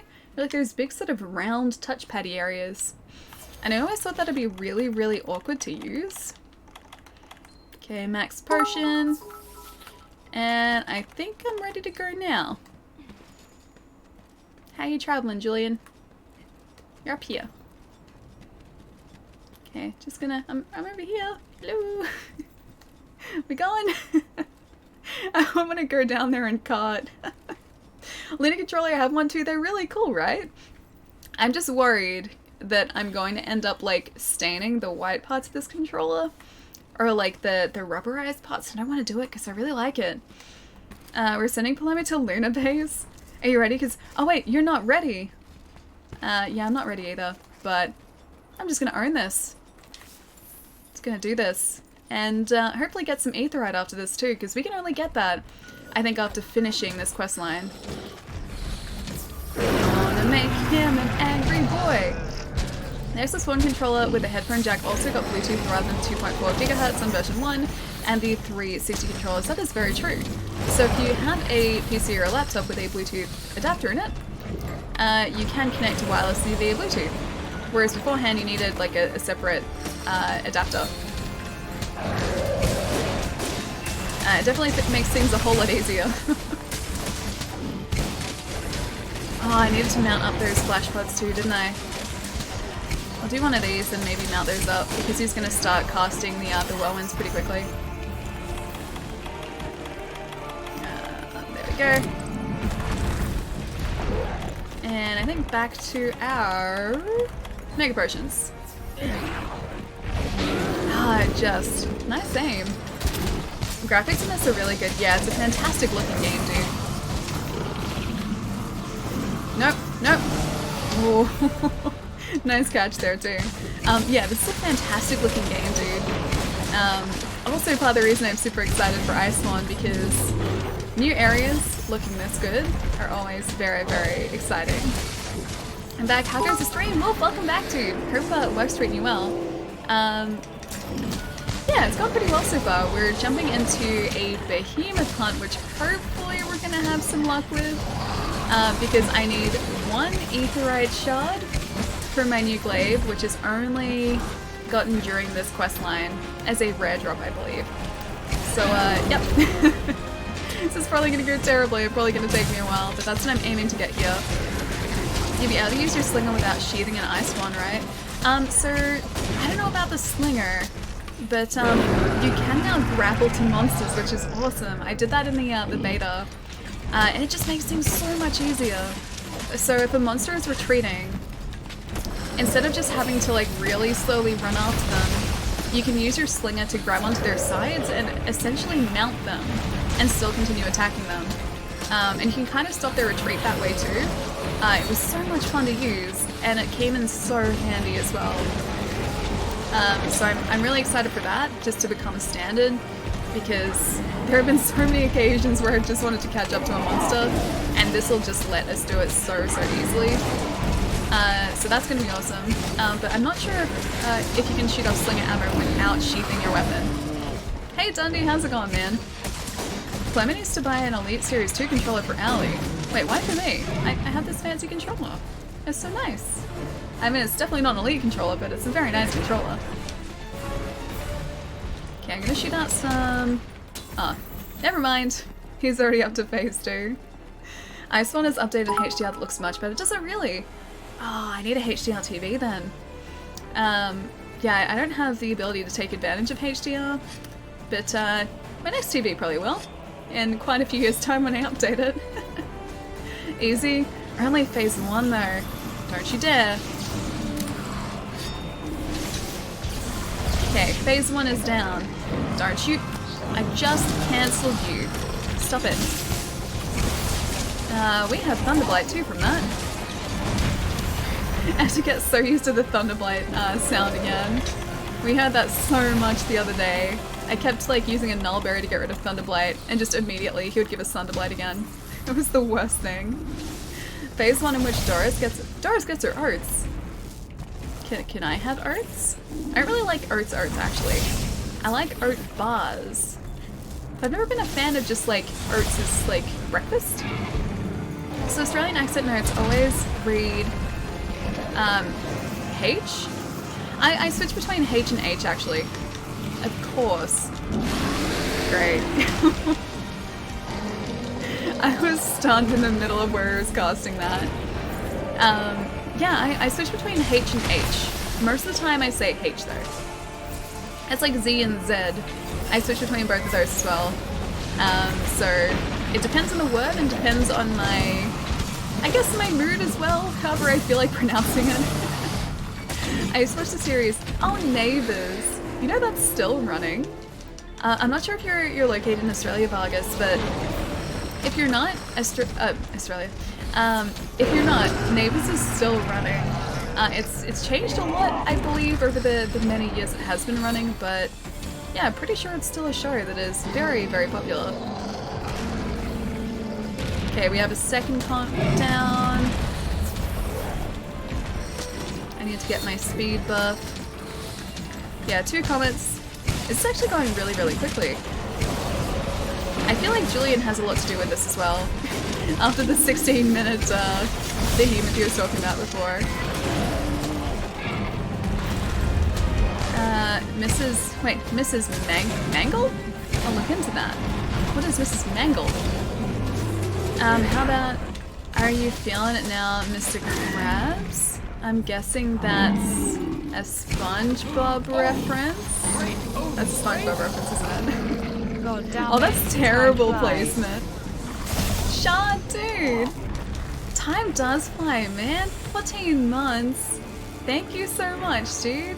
Thank you so much, man. How have you been? It's good to see you, dude. Cast Media. We need 1 comet at the other end of the arena, because we currently only have the 3 over here. I'm pretty sure he'll cast Ecliptic right in the center there. Okay, explosives please.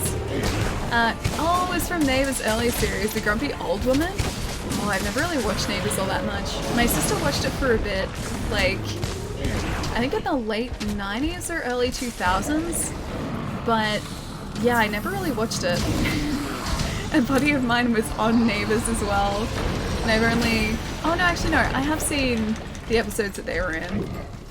I watched them specifically because of them though. But yeah, never been like a huge Neighbours fan. I'm closer to your sub to you. A Twitch toddler. Oh my gosh, dude. Man, you're not wrong either. 2 years is such a long time, man. Such an incredibly long time. The Alistair has done enough damage already. Oh, trust me, it can do more. Ah, I don't have any more flash pods. I'll try and bring this somewhere that's not going to be too damaging. I need those flash pods back too. Damn it! I ran directly into that too. That was terrible. Okay, High is casting it again. And we have Thunderblight too. Temperamental is back up though, so we can use that. See, I need to fix my health here. I'm running back and forth, but yeah, I need to continually fix my health. Don't listen to Pietro. Paloma wants to be convinced to buy a Switch. Oh, to buy a Switch Lite. What if I compromise and convince Paloma to buy a light switch? Just like to upgrade one of the light switches in his house. Does that also count? Ecliptic seems like it's gonna like land directly on top of that comet. There we go. And oh, okay. I think we have one faint left. We're doing okay there too. How many continues remaining though? That is the question I need answered. I think we might be down to 1 or 2. 2 if we're lucky. I need Behemoth too. haven't done that, but it seems really good or bad. Oh, Eddie, how's it going, man? Hope it's a good. I'm trying. Behemoth is a tough cookie, though. Behemoth is a very tough cookie. Oh wait, I don't need to eat again, do I? I haven't fainted. I just need to restock my inventory. Enough with the mind games. I mean, maybe you need to just upgrade a single light switch in your house. That's all I'm saying. Just the one. Just the one.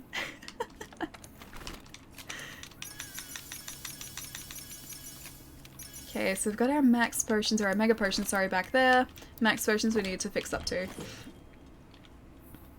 What am I missing? Oh, flash pods, that's right.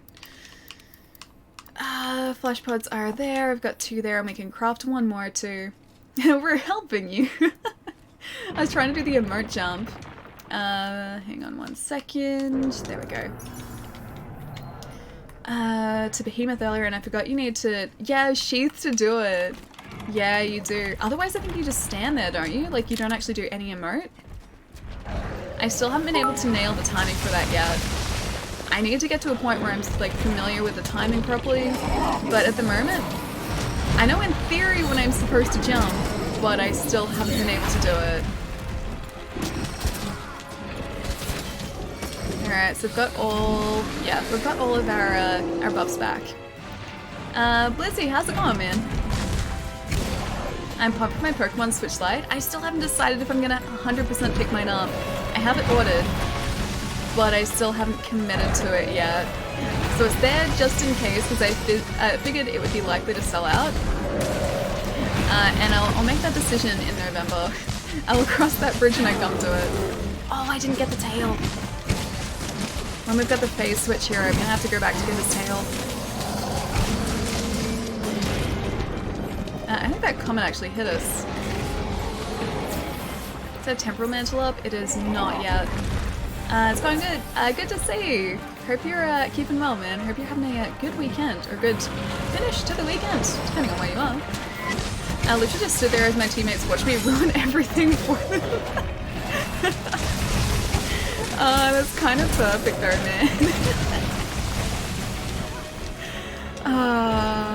It's horrible, but it's perfect at the same time.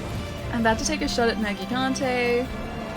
I need to catch up with Ali till I spawn. I must... Hang on. I'm so hooked in this game, dude. It's so easy to get hooked on Monster Hunter, right? Also, I'm gonna get some dash juice too, because I think our... I don't think we need it actually, but just in case. There you go, that's a bit better.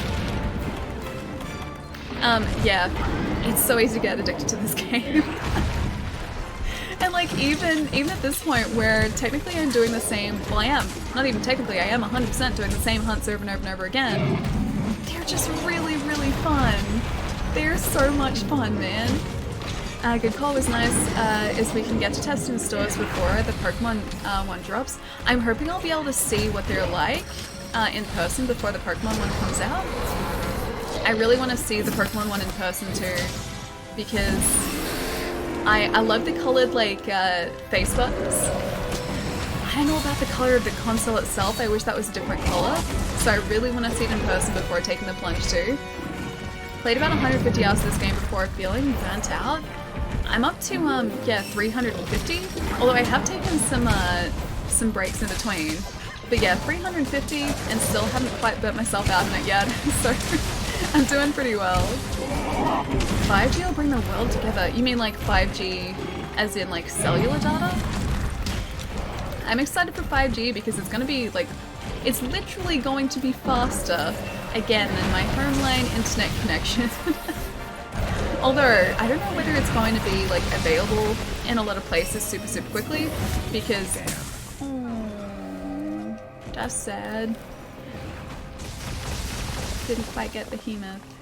Got close. Didn't quite get him. Yeah, I think it's only going to be available in sort of central areas at least for a while. Because of the fact that it needs like range extenders, or it needs aerials pretty close together. How awesome to us get this far together. Oh, truly a time to remember hanging out with Ali and her chat. Thanks for being awesome as always. When you're free from Behemoth, feel free to show free ear from its chains. Alright, I can prove to you that I still do have ears attached to my head if you like.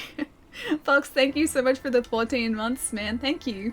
Also, Blizzy, thank you for the follow. And Vargas, thank you for the follow as well, dude. I'm gonna make sure I haven't missed anyone here too. Also, XXR, I'm gonna say 27. 27, thank you for the follow as well, dude. Sorry I missed that before. That was like, how long ago was that? That was like 8 minutes ago. I'm super behind. Super behind. Gamers have ears, I know, right? It's, no, it's just a myth. We don't have ears. Not even a little bit. These are just for show. They don't actually do anything. Just a fashion choice. Yeah, right. Alright, give me a sec, hang on. It'd be nice to have, for the plane flight to Australia. Must wait. Wait, I must not tell myself this. But also, look, headphone hair. This is what happens to long hair when you wear headphones. Also, now that I have my, like, headphones off, my voice sounds really weird. But yeah, my ears are still here, see? Can confirm. Still attached to my head. I haven't moved. Got one on the other side too, if you can kind of see it. There you go. Ears are still a thing. You still have your standard switch though, so it's not like you're without a switch. It's just a different one for the plane. That's crazy. Allie with ears, I know, right? Allie without headphones. That used to be the way that we ran the streams though. That was like just standard. And then headphones for ages looked super weird and everyone was like, wow, Allie with headphones. And now it's like gone full circle. Well, not really full circle, but... And now it's the opposite. People are like, wow, Allie without headphones. This is weird. Ears? Scandalous, I know. It's almost TOS, right? Call the Inquisition. She showed both. I know. I have proven that there are, in fact, 2 ears attached to my head. Well, Allie, TOS. I versus say no. Is this a regular behemoth, not tempered? Oh, Dundee, are you in the session as well, dude? Alright, let's go collect harvest. I don't even need, like, half the stuff we're fertilizing still. That's alright, I can stay there. Okay, I'll join. Have you set up a behemoth? Because I can jump in as well if you like. I will have a look. Join a quest. I joined. It's not gotten to the point where I expect to meet you with headphones.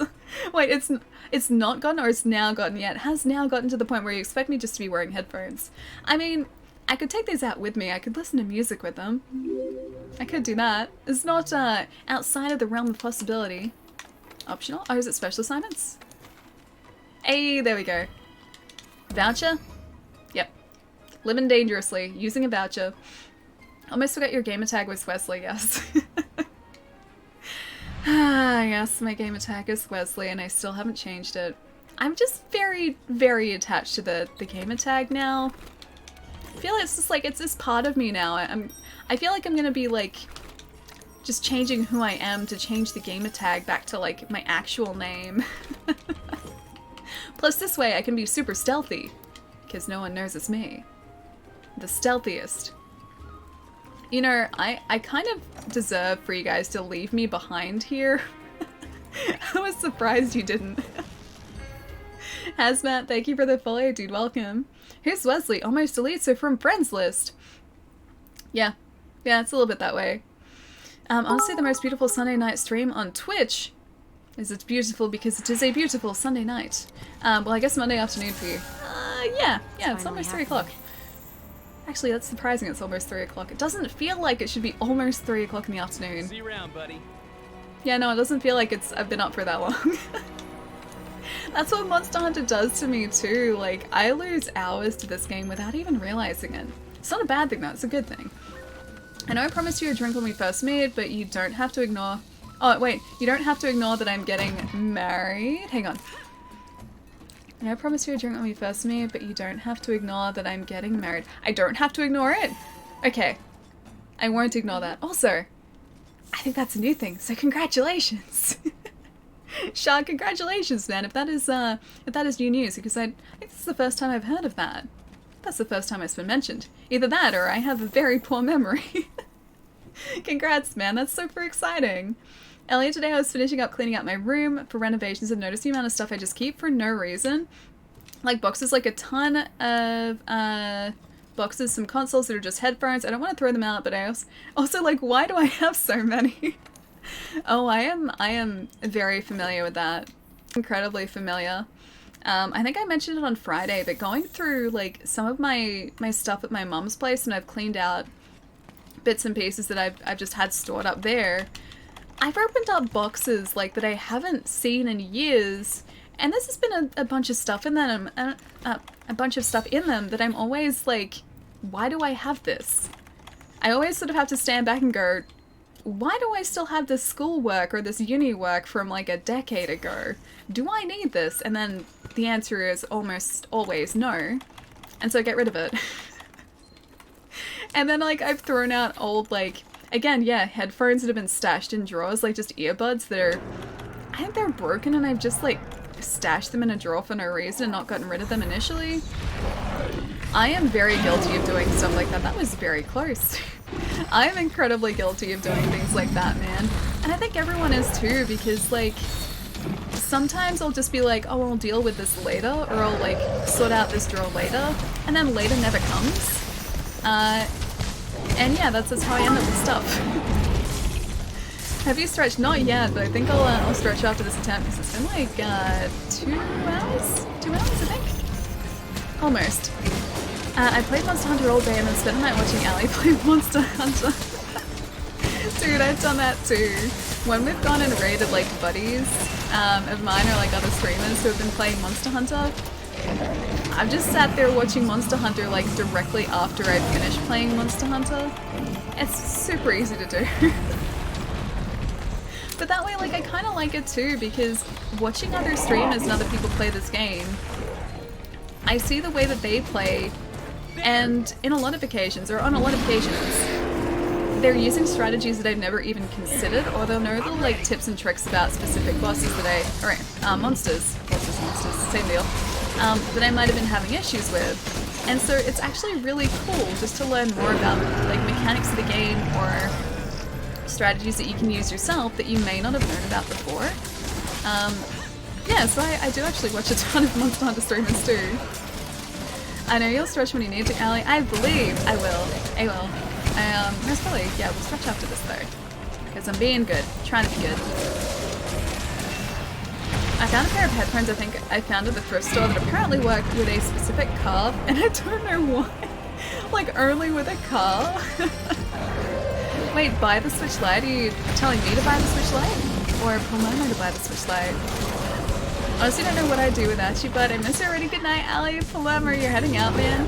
Have a fantastic birthday in the morning, dude. Hope you are up to some very exciting things tomorrow.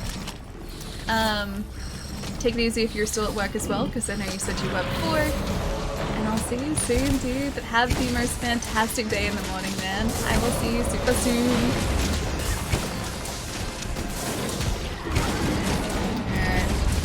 Aim for his tail here, because I'm still kind of salty that I forgot to get his tail last time. I always forget that. Like, I see that we've got like a tail card, or we've severed something, or there are shinies, but then I will always forget to pick them up. Also a talent. Not a good talent, but a talent nonetheless. Yeah, it's exactly like that. I have a mound of salt on my head.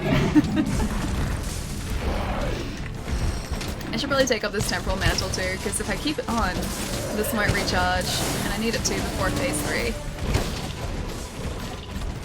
Where is it? There it is. That's a very quick phase 1.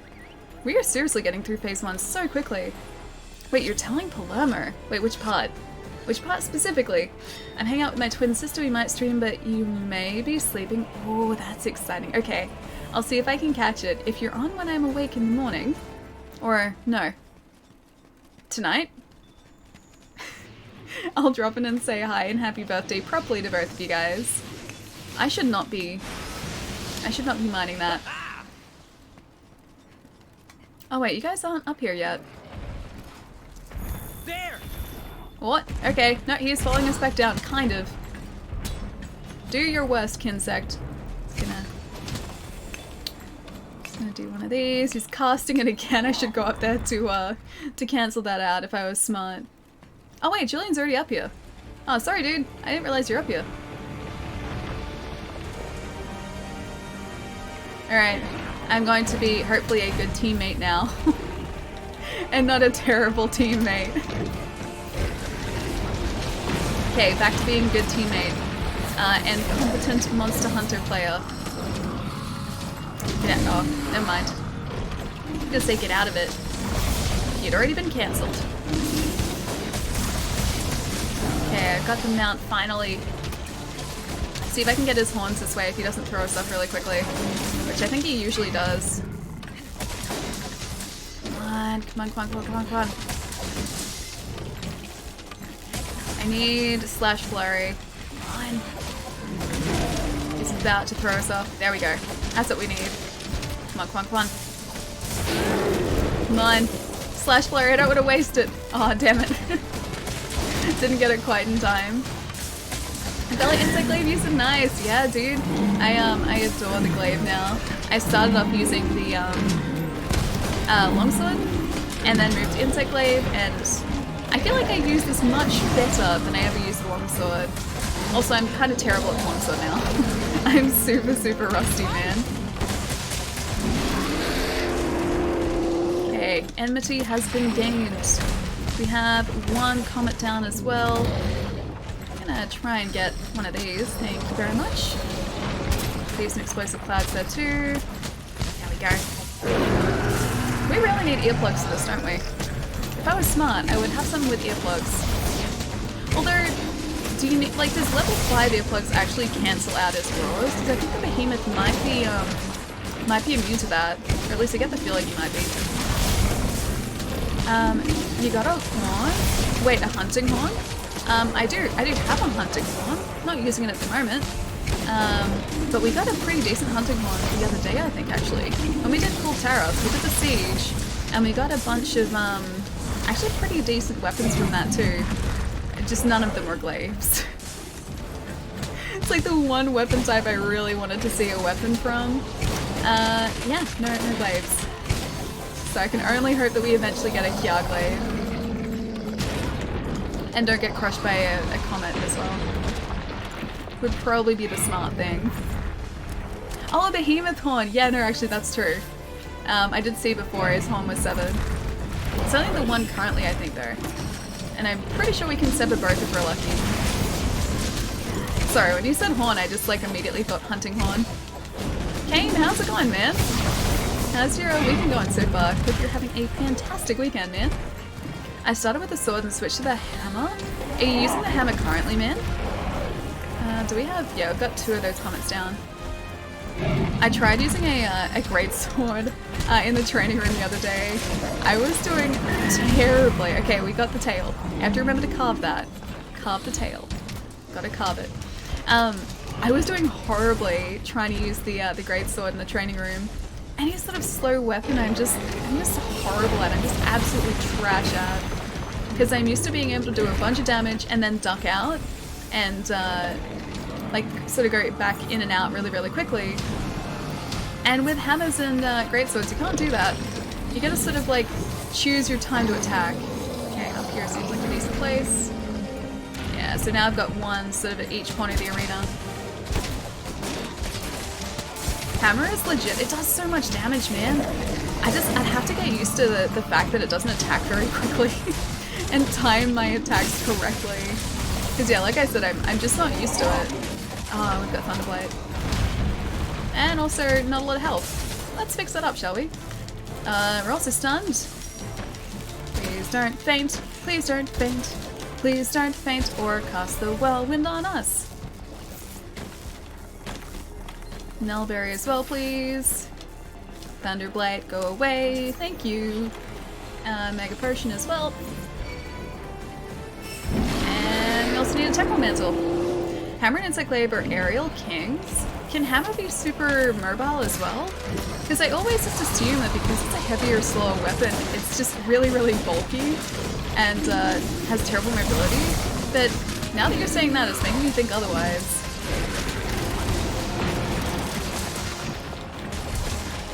Thunderbolt, need to get away from here. We actually, oh, I was going to say we avoided the Thunderblight, but we didn't. No, we bore the brunt of that. Alright, Nullberry again, please. Thank you very much. I also have terrible sharpness here too. It's about to go down into yellow sharpness and I don't want that. that speed buff back, please. To get back to Lexi in a bit, Allie Wolf, I'll see you soon, dude. Hope work's going quickly, man. Okay. Run, run, run, run, run, run, run, run, run. Just. That was so close. That was so close. Okay, I'm glad that, yep. Yeah, we didn't die. We're good. We're still fine. I still feel okay. Now, whereabouts is his tail? It always blends in. Oh, there it is. Right there. Clutch, yeah, very much. My strat's working. Whatever strat you're using, dude. Yeah, it's definitely working. Also, Booty, thank you for the follow, man. Welcome. Never actually touched the hammer. I don't know whether I have. I've used a lot of different weapons, like in the training areas, just sort of out of curiosity to see what they're like. But I don't know if the hammer is one of them. Maybe I'll try that out today and see what it's like. I tried the hunting horn on Friday or... no, it must have been Wednesday last week. Either way, tried the hunting horn. And my gosh, I have a newfound respect for whoever mains hunting horn. Just because of how complex that weapon is. Like, not only can you make music to buff your character and also the rest of your team, but you can also attack and do like all these crazy moves, and I'm just not ready for that. I'm just not ready for that sort of level of responsibility.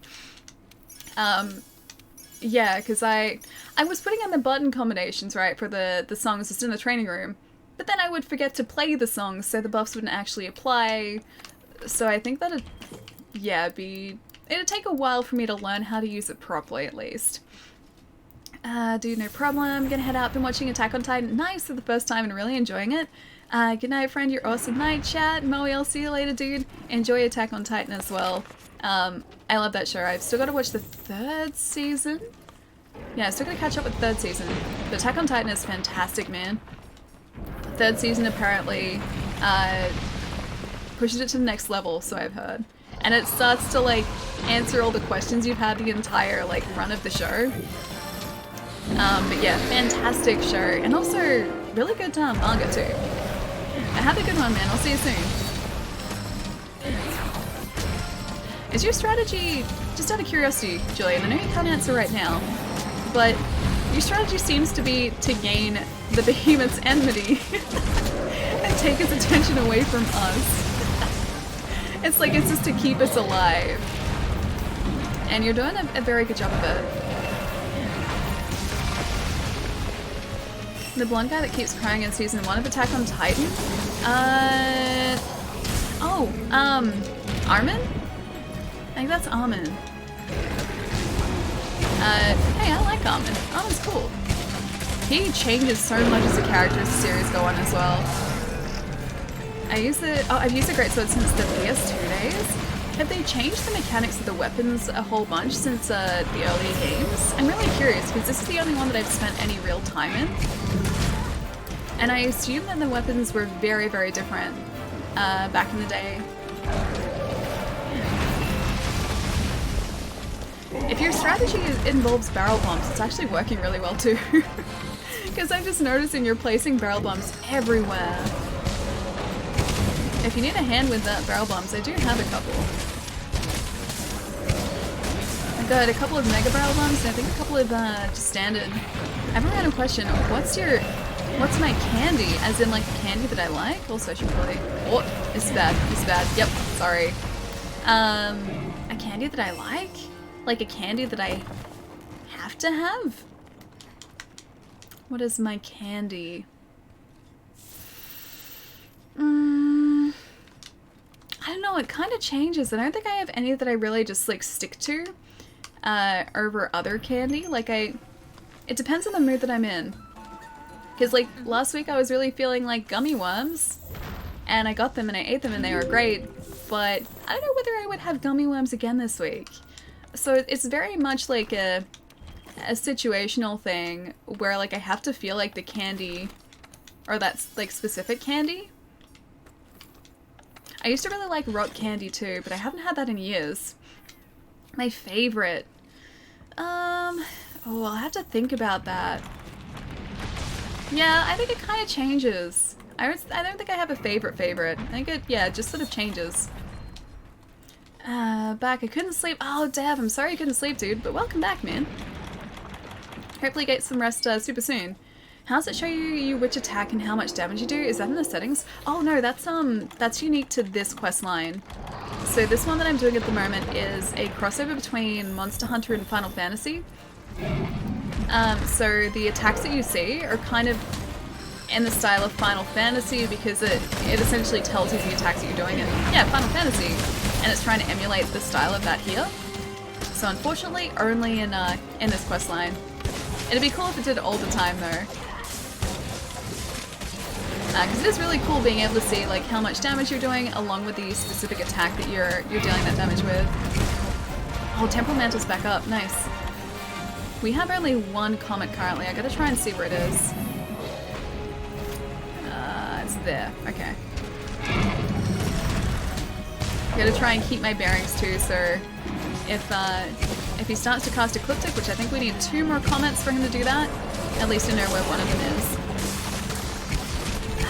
Chomps? Oh, Chomps are great, man! Chomps are amazing! Anyone outside of Australia probably won't know what a chomp is. So a chomp is like, they've never changed in price. They're like a caramel wafer, or like wafers with caramel covered in like a thin layer of chocolate, and that's a chomp. And they've always been like 50 or 60 cents ever since the 90s, and they haven't changed their recipe at all. That's entirely the same, and it's always been delicious. It's very much an Australian snack. Along with Curly Wellies too. Those ones are just like sort of soft caramel covered in like a thin layer of chocolate too. Ah, the comet's down again. So still only got the one comet. Chomps are great. What else?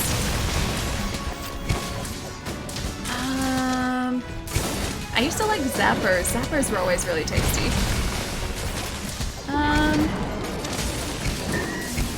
Yeah. I honestly don't think I have a favorite though. Sol, how's it going, man? What type of weapon is Ali using? Oh, I'm currently using an Insect Blade. Oh, I didn't mean to put that there. He's about to cast Ecliptic too, so we're going to stay relatively close to this side of the arena. Yeah, I'm using the Insect Blade, so it's a combination of like a lance-like weapon, which I can do spinny cool flips with, cool ninja flips with, and I can get buffs with my Kinsect, which is the little bug you see flying around. Oh. Owner, owner, owner, owner, owner. Whew. That could have been so bad. So if you see me send out this bug, I'm getting buffs of specific parts of the monster that I'm facing. So a red buff, if you see the Kinsect come back red, that's an attack boost. Orange is a defense boost, and white is a speed boost as well. And once I have all 3 buffs, my attacks change very slightly to be more flippy and more ninja-y. And very cool. We're not doing too well with these comets at all, are we? We've only got the one left. Yeah, and those buffs are associated with different parts of the monster, so generally speaking, although it's a little bit different here, because Behemoth is a slightly different beast entirely, the red buff is usually at the head. With the Behemoth, it is at his forelegs. The orange buff is usually sort of in a protected place, but in the Behemoth it's his tail. And the white buff, which is the speed buff, is usually on any part of the monster that moves the monster around, so any part associated with mobility, like legs or wings, the white buff is usually there. Although the Behemoth is just on his stomach. So yeah, you get those buffs, you're... Oh, I'm jumping off this. Nope, I'm leaving. I'm dropping down. I said I'm dropping down. Dropping down. Thank you. Yeah, Behemoth is slightly different, I think just because he's a slightly larger monster. This is just my usual attempt to age Ali even further. Of course. So I would never doubt your abilities to age me. Oh no, he's right on top of the other comet. If he breaks that one, we all have to nail the jump. And I can't nail the jump. He's about to break it too. He needs to get away from that comet. Yeah, he needs to get away from that comet or else the comet is gonna be destroyed.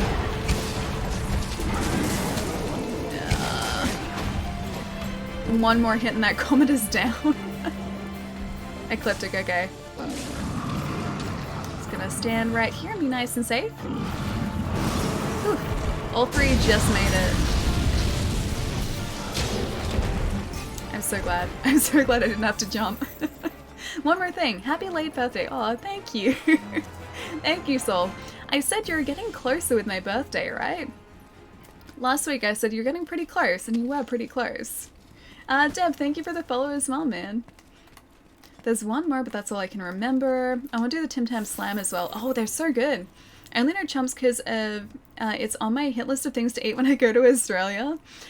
You should also put picnics on your list of things to eat because picnics are great. And I think they're Australian too. I don't know whether they're available, at least in North America. I don't think they're in North America. I've never seen them there. But picnics are great. They're like a wafer with caramel again, but surrounded by like peanut chunks, and then covered in chocolate, and it's pretty good. Yeah, it's pretty good. Picnics, yeah, picnics are great. Like I said, basically think a chomp, but like slightly better quality chocolate, and or actually that's a lie now. Cadbury chocolate isn't that great anymore, but they've got like chunks of peanut around them too, and they're very tasty. I like them. I think they're good. Alright, is there anything else here that we can use to increase our chances of survival? Probably not. Let's go do this anyway. I'm gonna go so my phone can charge. Happy hunting, everyone. Dinobot, I'll see you later, dude. Have a fantastic night. Hope your phone charges very quickly. And I'll see you soon, man. Have a good one. I'll probably need that luck for a behemoth, though. So I'm gonna take it. I'm gonna take it and hopefully put it to good use. I'm just thinking of a Kit Kat covered in nuts. Kind of. Just with only one part of the Kit Kat and a much larger, thicker Kit Kat. Kind of.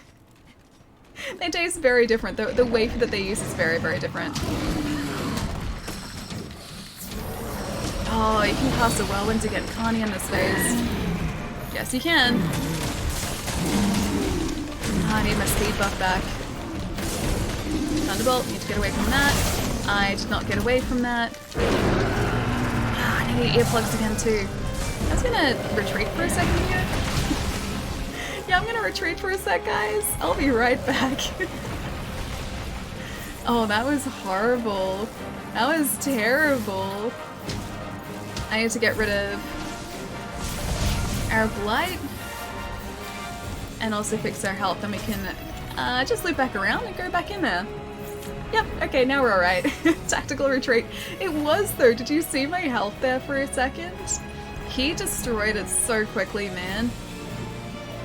So I had to get away from that, or else, yeah, we've only got the one cart left, so that would have failed the hunt for us. Don't even think about it. We didn't even get to shoot off the flash bud, because he staggered us. 10 minutes left. Oh, we can totally do this in 10 minutes, right? At least we've got the double horn break there too. Alright, I need that. No! So close yet so far.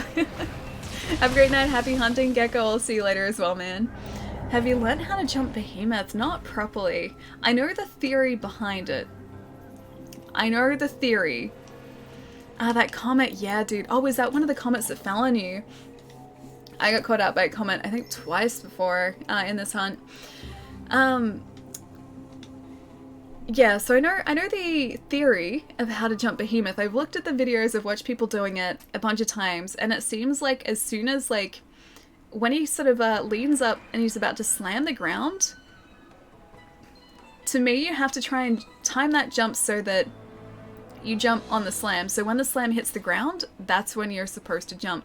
I know there is, like, also the strategy where you jump after your character finishes, like, staggering, because, like, your character staggers for a second just before it hits. And after that stagger finishes, that's when you're supposed to jump as well. Other people have used audio cues, but I haven't been able to get it yet.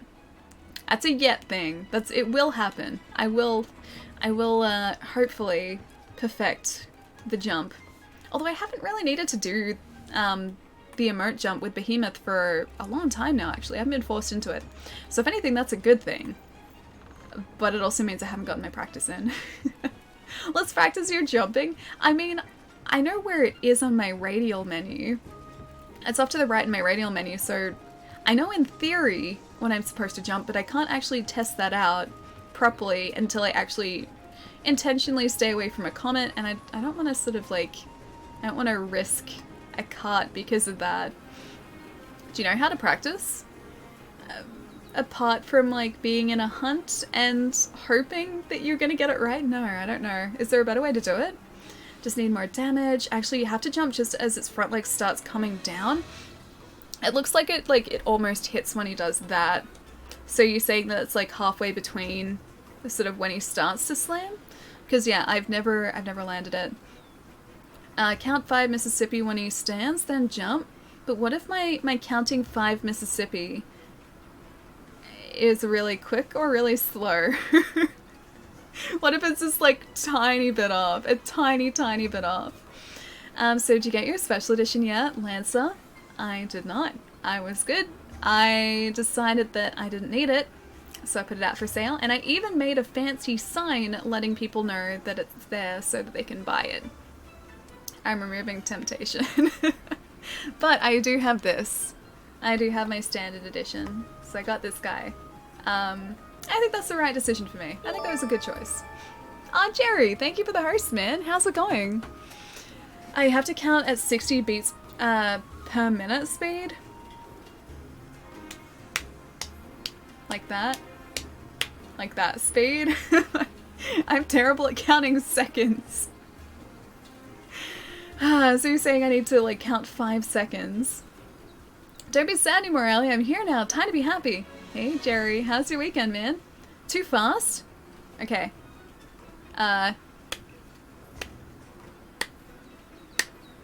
Is that closer? What we do is the second area let Behemoth cast Ecliptic, so then jump. If you fail the quest, you lose, and you fail the quest. If you pass, you abandon and repeat the quest. But I still have to get to phase 2 though. And I don't want to do, well, I can't get to phase 2 very quickly on my own. And I also don't want to like fail the hunt for anyone else, so that's why I haven't practiced. 60 beats per minute is 1 per second. Oh no, I know. That was just my very poor counts of seconds, because there are 60 seconds in a minute. Phase 2 is easy. What's poppin'? Infamous, how's it going, man? Hope you're having a good Sunday night, dude. You made a great decision. I think so too. Like I said as well, the sort of like the trade-off is that down the track when they do release more Fire Emblem figures, I can just buy those figures. Also, there is a really cool one that just released. They, when I say they, Good Smile, are a company that do these like amazing little Nendoroid figures, which are like chibi figures, or like this big, and also Figma figures, which are more realistic proportions, which are about this big. It's not a Fire Emblem character, but they did just release a cool Monster Hunter Xeno'jiiva armor character using, or with the same glaive, and also a Kinsect. Kind of tempted to get it, because the whole insect glaive thing. Who's in your group, and what weapon are they using? So Dundee and Julian in chat were both in the hunt that we just did before. I'm not sure what weapons they're both using. I think there was a bowgun, a heavy bowgun. I think. I'm not sure of the other weapon. I didn't have a look. It's been a good day. How's the stream been? Yeah, really good so far, man. We're doing our best to get Behemoth because I need some Aetheryte. We need, I think, 1 piece of Aetheryte to get our Gaybolg glaive, which is our Behemoth glaive, which looks really, really badass. And hang on, forge equipment. And I'm pretty sure we need, 1 Aetheryte, which is hopefully only the 1 Behemoth hunt. Yeah, 1 Aetheryte. We have 2. We need 3. And then we can craft the Gaybolg, and I think we have everything we need for the true Gaybolg as well, so we can get both levels of the glaive, hopefully with 1 successful Behemoth hunt. That's what we're aiming for today. I Oh, lightbow gun tanking. Ah, I see. Proud of financial... proud of financial astute or disappointed in passing up on the special edition? I am proud of my decisions. I was speaking about it on Friday too, and I sort of like, I figured that if I buy it, it's probably going to stay in the box, man, and I feel like it should go to someone who is going to enjoy it, going to read the book a lot, going to listen to the soundtrack, going to use the calendar, and for me, they would all probably just be like put back in the box or put in a cabinet somewhere on display, and that's it. So I feel like it was probably going to be a bit of a waste for me to get it. And I would much rather that go to someone who would much rather play the game. And yeah, enjoy the collector's edition. Evade Bombardier. Oh, quest is up. Okay, can you give me about a minute and a half, because I'm going to get up really quickly and have a quick stretch, because it's been 2.5 hours and I haven't moved. But yeah, give me about a minute and a half. If you can hold off the quest for that long, I can jump back in and hopefully we can get the behemoth. Because we need to get the behemoth. Alright, give me a sec, guys. I will be, yeah, about a minute to a minute and a half, and I will be right back. Should all stretch as well. It's a good idea. Yeah, stretching is good. Time to order intercontinentally and give it a good home. I don't even know if the place I work does international orders. But yes. Yes, it deserves a good home. Won't be a sec, guys.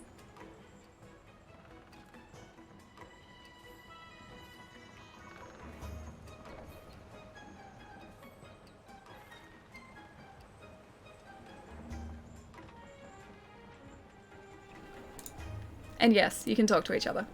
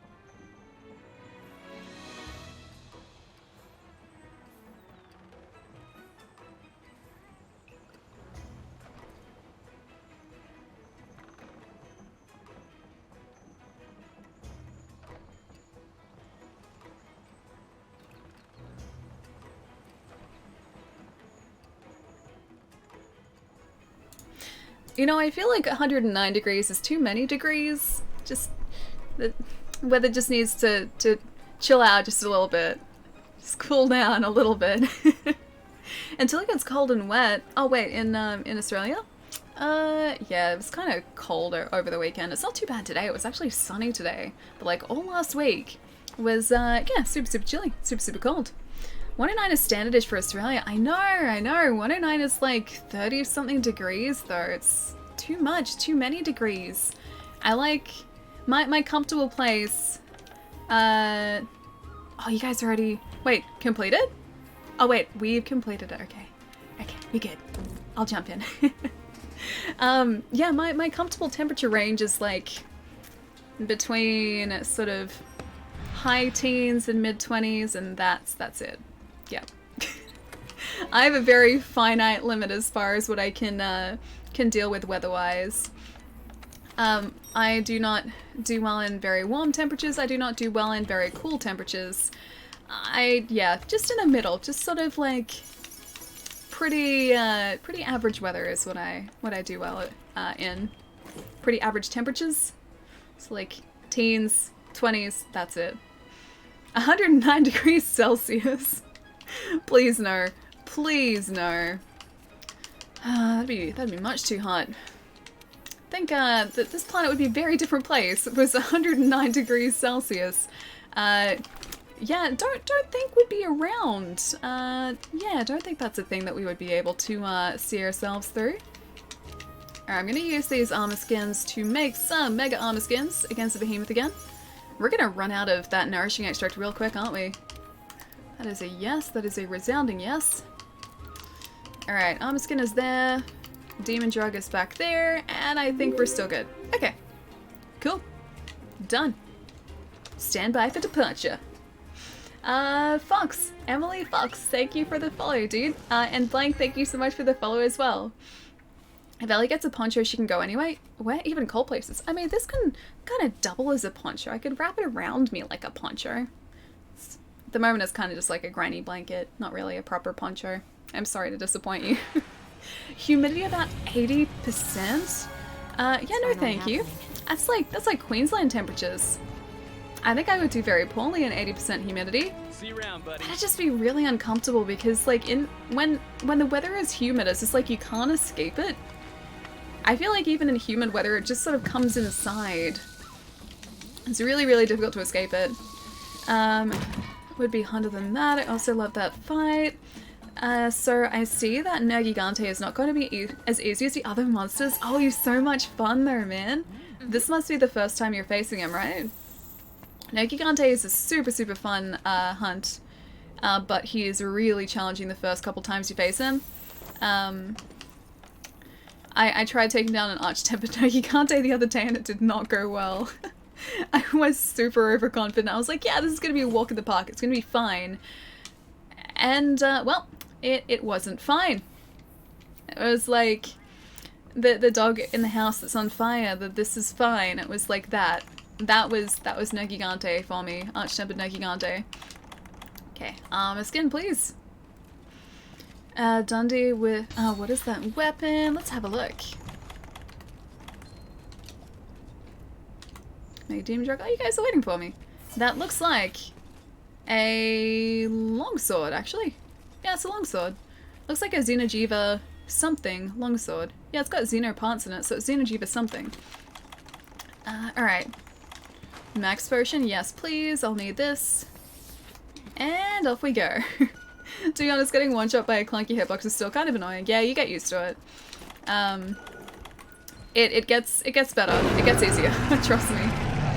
And especially the Nergigante hunt, that's like the first, I guess, like really big challenge you have in the game. After you take him down, you end up feeling unstoppable. It's great. But yeah, Nergigante, I think was the point where I had to get like slightly different armor. I think I had to change the set that I was using to take him out. It's a Xeno longsword? Yeah, it does look like it. At least with Xeno parts, it might be a Xeno something longsword. I forget the actual Xeno line of longswords. I wear, oh, you wear sweatbands in summer, really? I have never worn a sweatband before. I don't even know if I own a sweatband. Nope, not easy, yeah. Nergigante is not... Oh, I didn't mount the flash buds. I knew I was forgetting something. Of course it had to be that. Alright, let me move away from here and mount those flash buds. Because we're gonna need those for, yeah, any other shenanigans pulled by the behemoth to cancel those out. I'm ready. Seriously underrated accessory, sweatbands? Are sweatbands easy to find still? I feel like I haven't seen sweatbands in a store for a long time actually. To be honest, getting one shot. I'm okay, or it was okay. I modified my gaming chair. Wait, why is there a Kappa there? Really didn't like how the armors were. Oh, you lean left and want some padding and bought some memory foam attached it to it. Now it's perfect. Also had some Indian food today. It was super authentic. Oh, then he cooked spaghetti tonight. Nice. I haven't had spaghetti in like a week actually. Usually eat a lot of pasta. I'm off my pasta game. It's good that you got some memory foam for the armrest though. I'm doing exactly the same thing now actually. I'm leaning to the left-hand side. I always lean to this side rather than the other side, and I guess it's because the screen is on this side here. Wrist sweatbands are easy to find. Oh, Rebel Sport, actually that's a good point. I used to play squash many years ago, and while I didn't use sweatbands, I did have like a visor, so for like eye protection. And I would, yeah, have to get the sweatbands for that. And I think I got those at Rebel, so yeah, that makes sense. It's a Joe, what's going on, man? How's Dark Souls been treating you? I may have been lurking a little bit this morning. Guys, if you don't already follow Joe, you should go say hi to him, because his streams are amazing. He is a wonderful person. So please, follow said link. The link that Pietro has posted in the chat there. And you should go say hi. How have you been, man? How's the weekend treating you? I'm trying to take out Behemoth, and it's, well, it's definitely going. It's not going well, but it's definitely going. Joe Times is fun times. Joe Times is fun times. And Joe also has an adorable doggo called Roxy. Roxy is the sweetest name. She is so cute. I needed to go and try and cancel that, but I didn't. As brutal, I definitely stay confined to my house rather than go outside. Wait, in a swamp? We're talking about going outside into a swamp. I missed a lot of conversation. Have a good night all, been up since 4 AM, time for bed, AIYL, see you later man. Have a good one, and I will catch you soon. It's time to put the helm to rest, but I love this helm, man. I don't want to, I mean you can't see it now, I don't want to put my Erdogan helm to rest. I know obviously I could be using a much more practical helmet right now, but then I wouldn't have my Erdogan helmet. Would I really be me without it? It's really going to change the look of that character if I change it too. It's going good, made tuna steaks and they are so good. I got caught up on a lot of projects too. Good weekend. Nice, man. I tried to be productive yesterday and I ended up very excitingly reinstalling Windows on a laptop of mine that was running terribly. It ended up taking like, oh gosh, it would have been like 5 hours or something because it's old and super slow, and I was trying to get it ready for my mom because she needs a new laptop or like a better one than what she has. It took such a long time though, and I had to take everything off the laptop too, so I was spending like a bunch of the day going through like a bunch of old pictures. But on the plus side, I did rediscover these adorable pictures of my doggo from when he was a puppy. So I found those again, so that was great. But it took forever, but very productive. Sounds riveting. Oh, it was. It really was. That's like the highlight of my weekend. Humidity doesn't come inside that much. Oh, here it does, or at least in this house. I was saying earlier, like, I'm pretty sure my place here has this really terrible insulation. Because when it's hot, the heat comes in. When it's cold, the cold comes in. And, like, as soon as you turn off either the heater or the fan in this house, within 5 minutes it's either freezing or really hot again. Yep. This house is terrible for insulation. Death Note, how's it going, man? Windows install hype. I mean, it installed, so that was good. No, well win for you, please. Yeah, it took ages, but it installed. And now that PC is mostly ready to go for my mom, I think. You mean when he was a pupper? Well, I mean, he's still a pupper, but when he was like a tiny pupper, yeah. I have pictures from like when, I think it was like the week after we had adopted him. He was so tiny and so cute and little. They're really cute pictures. I've also got like a really old terrible quality video from when he was a puppy too. But it's basically like the most pixelated video you have ever seen. But still, I remember him, because he's running around like our backyard with an ice cream bucket in his mouth. Like, he used to love ice cream buckets. I don't know why, but he loved like empty ice cream buckets. And he always used to run around and round and round in circles in our yards, or in our yard, carrying an ice cream bucket in his mouth. It was the cutest thing. And it was a video of him doing that, and I can still make it out. It is very pixelated. It's Australia, the internet is amazing nowhere. Oh, here? Yeah, no, internet's not great here. Live in the worst house ever? It's not the worst house, it's a good house. I like this house, but installation isn't great. I can identify that much.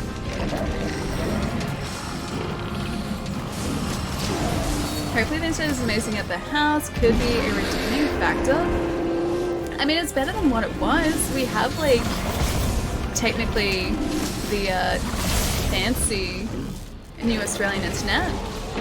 So my upload's good enough to stream now.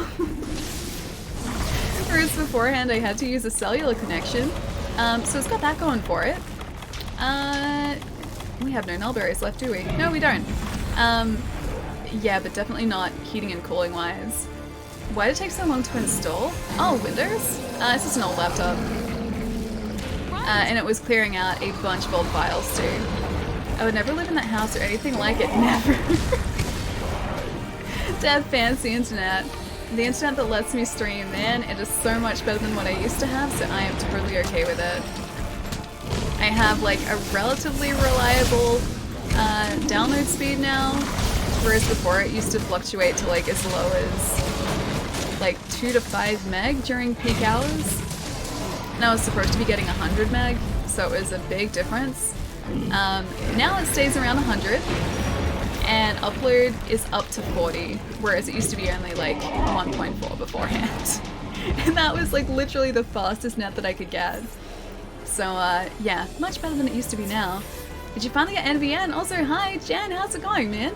And yeah, I got NBN as of, oh gosh, maybe like 2 months ago? Yeah, I think I've been running on NBN for like 2 months. But before that, as a lot of you guys will know, we used to run on cellular data, which was not the most reliable thing in the world. Old Sledger Alley streams, oh gosh, I don't miss those days, man. And like, we're running at a higher bitrate now too, so the quality is better than it used to be. And it also doesn't really drop frames. It's dropped 13 frames in almost 3 hours, so we're doing pretty well. We're doing pretty good. Crafting list. We need... Oh, we don't need crafting actually. We need to just restock, don't we? Okay, never mind. We need crafting. And we need some nullberries back too, if we still have them. Oh, maybe we're out of them. That's gonna be a problem. Yeah, we're out of nullberries. Well, I hope we don't need any more nullberries. Hope we don't continually get Thunderblight. I remember the Wocklid when you, from when you changed over, dude. That was my life. That was the reality of like streaming here. That Wocklid powered these streams because without it, my internet signal was not good enough. And again, if you guys haven't seen it, I used to have to tape a modem, a 4G modem, to the center of a Wocklid to improve my signal to get it to a point where I could actually stream. It was like the most thrown together MacGyvered streaming setup you've probably ever seen. It worked, so it's not dumb, but it was definitely something. I definitely hasn't missed any important messages from me tonight. Oh tonight. Hang on. It's almost 4 o'clock, Pietro, you need to get some rest, man. Pietro, I probably missed your goodbye message. Dude, if that's the case, please get some rest. Don't wanna make you tired for tomorrow, man. Hang on, I'll see if I can find it when he switches phases here, which should be relatively soon. And it says Palermo now, so it's definitely... But that's not definitely better. It's Palermo's birthday, too. Well, it's about to be his birthday, too. And no, Palermo was in here a little bit earlier. He's at work still. He's at work tonight. Jolly, thank you so much for the follow, man. Welcome. Time for me to sleep, Ellie. Having the rest of the stream. Be sure to drink Xbox juice. I will. And Stretch, see you soon, man. Please get some rest. I'm sorry I missed the message before, dude. But I will see you soon. And please get some sleep, dude. It's super late. I am so sorry I missed that before. It was a while ago, don't scroll. Was it really? I remember saying a while ago. Can you give me just like a ballpark figure of how while ago we're talking here? It's probably like an hour ago, wasn't it? Oh, I am the worst friend. Oh, so that's the worst place in the meteor. I think that's 3 of them though, isn't it? Oh, we need to find a nullberry after this too. Okay, when we get to half stamina, I'm going to bail here. Because I don't want to be caught away from a meteor without stamina. Like we got caught the other day. Double flash pod there too.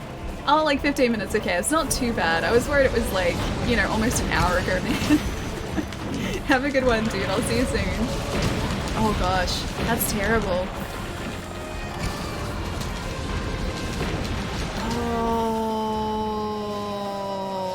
yeah, that was terrible. I just kept getting destroyed by those meteors. Sorry, guys. Now I can catch up there. Oh, that's a lovely finishing frame right there. That's just wonderful. That's the story of my life there. I got caught out 2 times. Dude, I guess you wouldn't have seen the stream, but it was like meteor to meteor to meteor, like everywhere I ran, man. And I was about to max potion it. Didn't quite get it in time.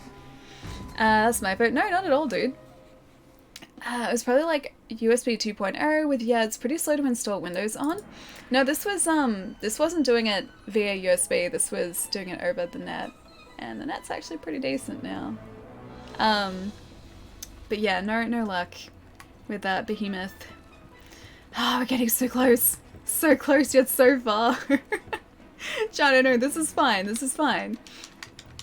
But yeah, no, the laptop's just pretty slow all around. Also, I'm gonna cultivate some nullberries here instead of blue mushrooms, because I think we need the bitter bugs more than the mushrooms.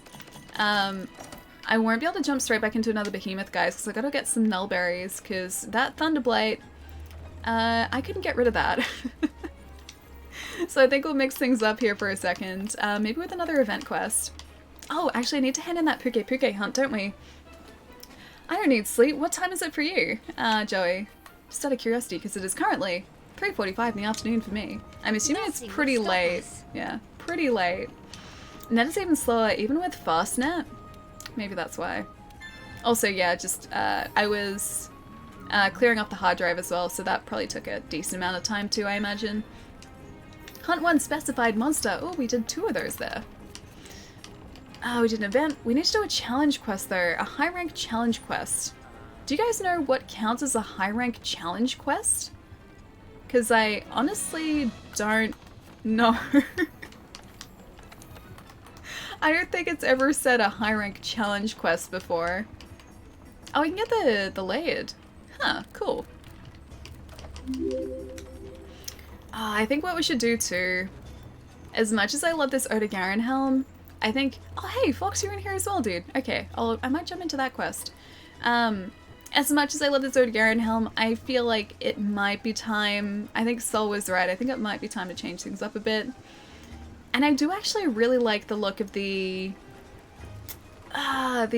Azure something something helm. That one looks cool. So we'll see what that gives us. Ghost, thank you so much for the follow, dude, welcome. And King Knight, thank you for the follow too. Welcome, dude. Also, hi, how's it going, man? Did I tell you oh wait, one of your Sega CDs died, really?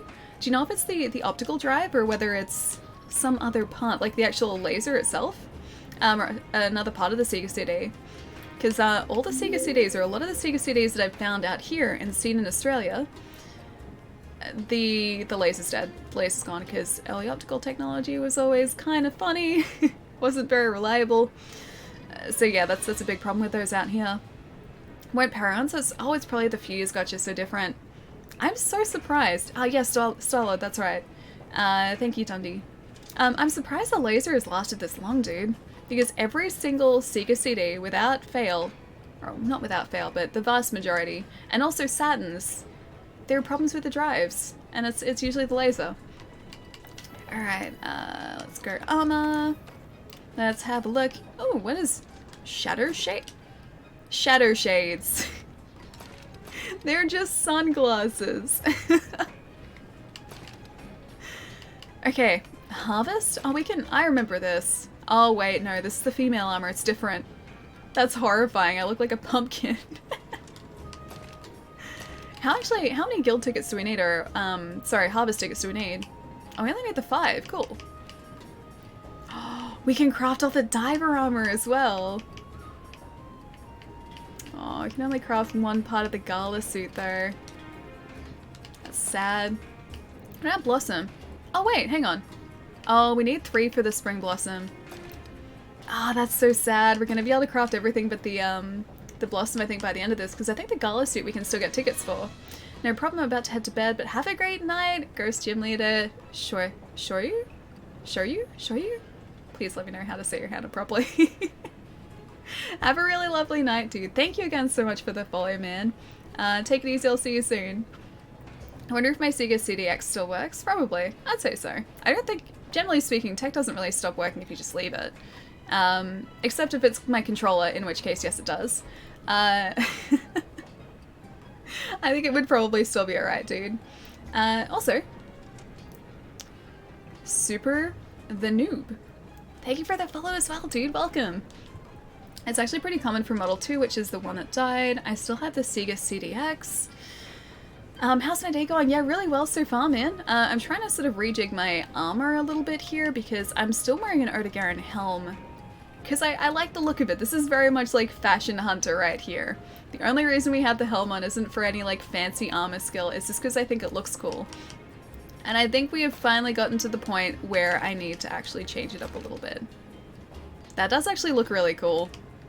The Azure Star-Lord set, like the female set, looks really, really sweet. It gives us Agitator. I don't think we need that.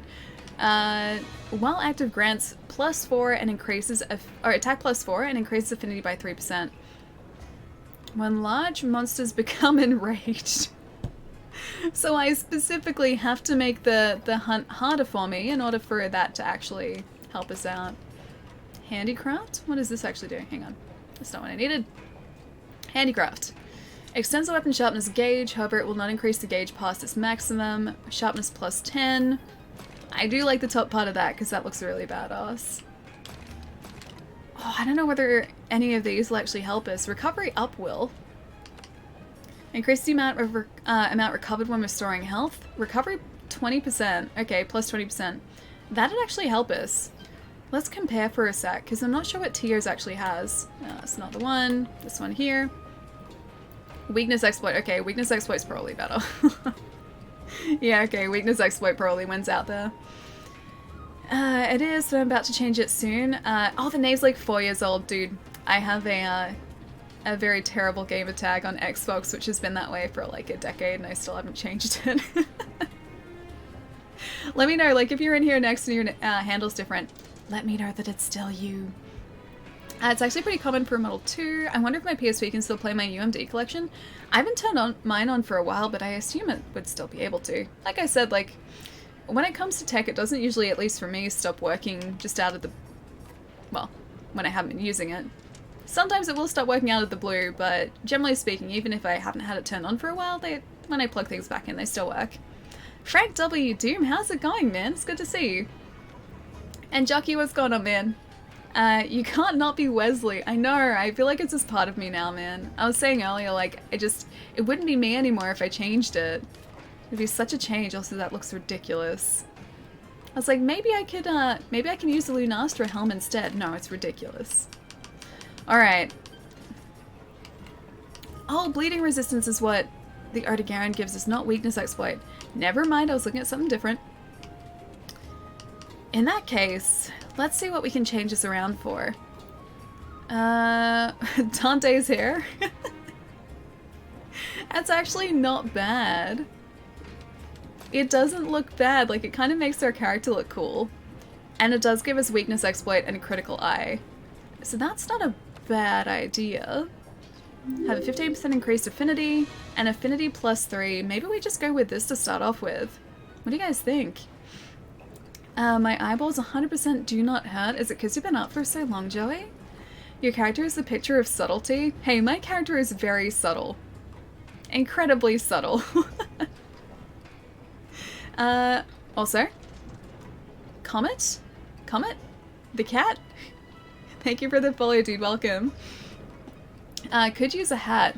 I don't know, I kind of like her hair like that. Plus, weakness, exploit, and critical eye are two pretty decent armor skills. Power prone longer.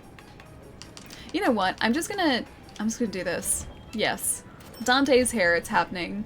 We are like a 5th A Devil May Cry character. We're a 5th Dante right now. I will equip this and I will also upgrade it. Yes. We look so different. Alright, upgrade equipment. So we can get back out on a hunt as well. I have to remember to change over to the Deco slots if we, or the Deco's 2 other Deco slots, which we have 1.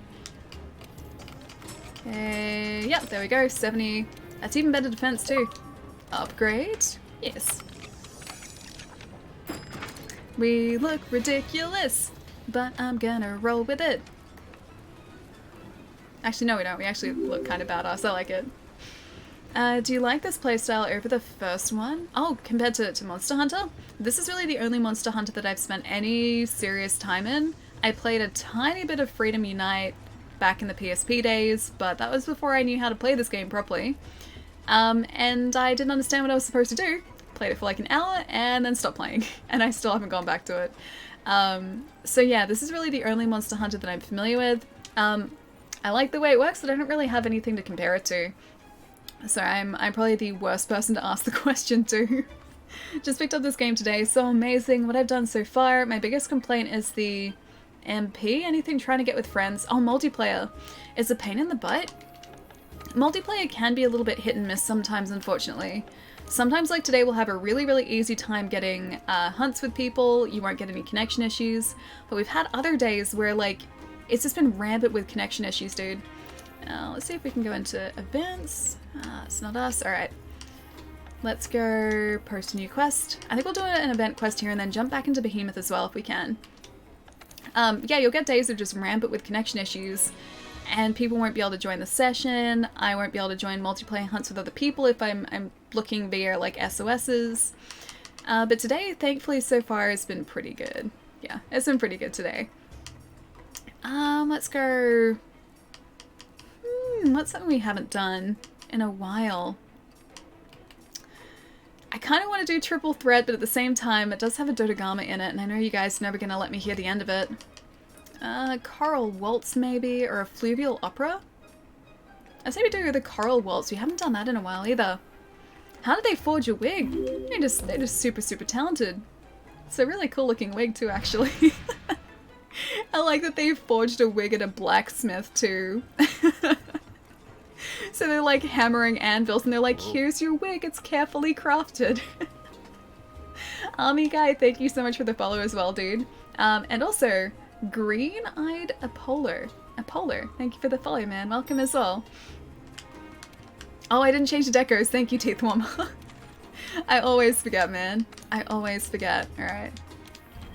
I don't even remember what I had equipped to the Odegaran helm, but I'm sure it's probably something that was important. Set decorations. Current equipment, please.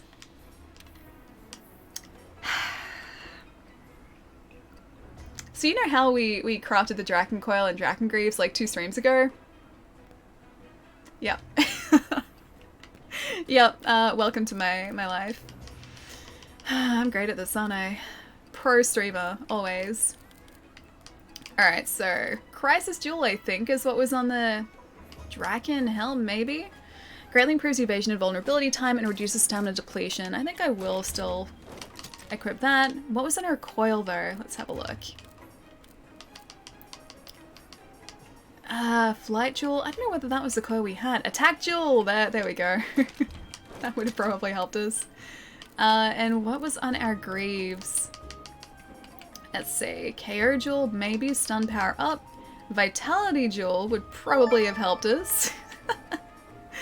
We're doing well. We're doing so well.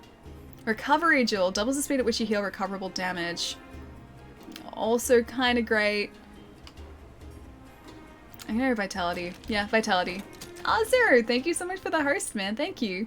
You're pursuing me. You got headphones and a chair. I mean, you do have a good point. We got the chair part, we got the headphones part. Now we just need the good hunting part. Alright, stand by for departure. I'm not gonna leave Dundee behind this time. Oh, you gotta sleep now, Joey. Please get some rest, man. Rest up your eyes. I hope they're feeling better by the morning, man. But I will see you super soon. Have a good one, man. The hair is made of mithril? I hope so. It's very fancy hair. I like it. Hey, Ultraviolet. How's it going, man? Should I have used the KO Jewel instead of the Vitality Jewel? Do you guys think KO is better than Vitality? Probably. All of Vitality is already at maxed out. I see. Pro Monster Hunter player here. Let me switch it back for a sec. Thank you, Cheeky. Alrighty. Back in here. We're going to... This is our redemption arc right here. I don't even think I can do that from here. Maybe I can do it from the item box. If not, we're gonna do it when we're back at camp. You know what? Let's just roll with this. We'll fix it when we're back in camp. I'm back from laundry. So how's the best city of Australia been lately? Yeah, pretty good. Can't really complain. I was actually in Melbourne. It's like synchronized jumping. I was actually in Melbourne on Thursday. Got some good foods there. Picked up some comics. And then left Melbourne, and that was all in Melbourne. But no, it's been same old, dude. Nothing that exciting's been happening here. And then I just bought a bunch of snacks in the city on Thursday too. Oh, I still have cola gummy candies too. I picked those up. I may have kind of forgotten that I had them, but now I've remembered. So I got some cola gummy candies. I've also got, oh, it's really hard to describe. So it's called caramel corn, but it's neither caramel nor corn. Don't actually know what it's made out of. It might actually be some sort of like corn snack, but they're like almost the texture of Cheerios or like corn pops? Maybe they are corn. They're kind of the texture of corn pops. But they have, these particular ones that I got have like fruit parfait flavoring on them. So it's really hard to describe what they actually taste like, but they taste really good. And they're just like a sweet and also kind of savory snack, mostly sweet. I think there's a tiny bit of savory in there as well. But I have those still too, and I've also got some cola ramune left over from Thursday too. I thought I was mostly out of snacks, but now that I think about it, I have a lot more than I remembered. Have you ever been to that 24-hour ramen place? I haven't, no. I've only been to... there's... Oh, it's Izakaya something. There's one Japanese place in the city that I've been to that's really good. I think it starts with Izakaya. But, yeah, no, I haven't been to a 24-hour ramen place. Whereabouts is it? Do you remember the street that it's on? Mary, how's it going, man? Wait, it's actually still open? I don't know if it's still open. Oh, you just looked it up? Yeah, what's the name and whereabouts is it, do you know? Oh, it's in Russell Street. Okay, nice. No, I haven't been to it then. I went to a dumpling place on Russell Street in the city, oh, a few years ago now, but yeah, I don't think I've been to the ramen place. If I have, I haven't had ramen there. So it would have been like the worst visit to a ramen place ever. But no, there's some fantastic food places on Russell Street in the city, actually. I don't really get to go in there a whole lot, so I don't really eat in the city that often. See, now this is one of those situations where that new tool from Iceborne is going to come in real handy. If I had had the new grapple tool, I would just be able to grapple to this guy and stop his retreat, or at least, like, join him on his retreat. But we don't have the tool yet. Still slightly less than a month away. It's legit close to QV, and it's 24 hours. That's actually kind of great. Could you imagine just like being in the city at like 2 o'clock in the morning and being like, I feel like ramen, and just being able to go get ramen? That'd be great. It's actually kind of perfect timing that you mention it now too, because later this week, the White Night Festival is back on in Melbourne. So if you guys haven't seen it, I know it's run at different places around the world as well, in different cities, but it's like an overnight sort of light and sculpture installation festival. So they put up all of these different light shows around the city, these cool like interactive displays, sculptures, there are like different outdoor parties, and it's all overnight, so you can go into the city and be there like at 3 in the morning and still have like a ton of people around, all checking out like all these cool artsy things going on. That's later this week, so if I find myself in Melbourne for it, and it's 2 o'clock in the morning, I can still go get ramen. This is actually really, really good news. Wait, you've been there? Wait, to the ramen place or to White Night? I used to hang out at this 24-hour cafe in Swanston because one of my best mates worked there. Nice. Swanston's changed a whole lot too, because they've, especially down sort of the Flinders Street end of the city, they've changed a lot of the buildings there because they're building like a rail link, as exciting as that is. But it means that like that huge McDonald's on Swanston isn't there anymore. The building isn't even there anymore. Yeah, so if it's down this end, that cafe might not be there. It's a there's a 24-hour ramen place here too. Maybe 24-hour ramen is kind of a common thing. Yeah, I can't say I've ever been to a ramen place in these super early hours in the morning though. I'm eating a cup of noodles as we speak and it's 2 a.m. Close enough. You know what I was feeling like last night? I ended up making, or like having turkey fillets for dinner last night. And they were really good, but I really felt like making myself some laksa with vegetables, and I have like the tasty laksa back. I got some more of it, but I did turkey instead. I made turkey instead. Maybe I'll have some laksa, because laksa's kind of like ramen in a way. Still noodles, but it's very tasty. Ooh, trains. Yeah, trains are very exciting. But no, a ton of the city has changed because they're doing a bunch of construction work, as exciting as that is.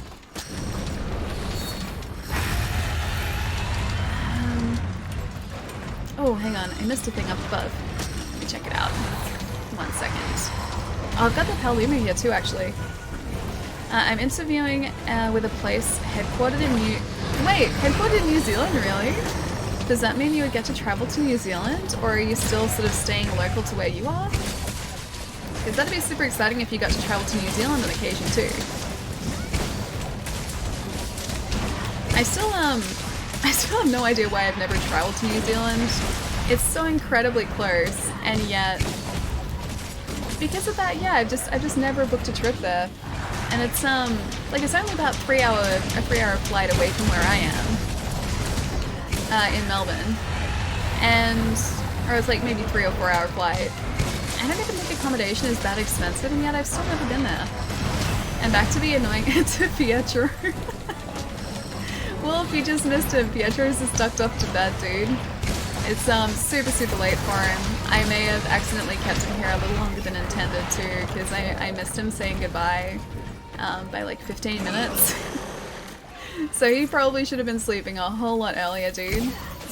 Staying local but travel is possible. See, that'd be cool. Like if you could go on like cool work trips to New Zealand. That'd be really awesome to have like a job where you could travel. Like it wasn't necessary, but it was an option if you wanted to. I think that'd be great.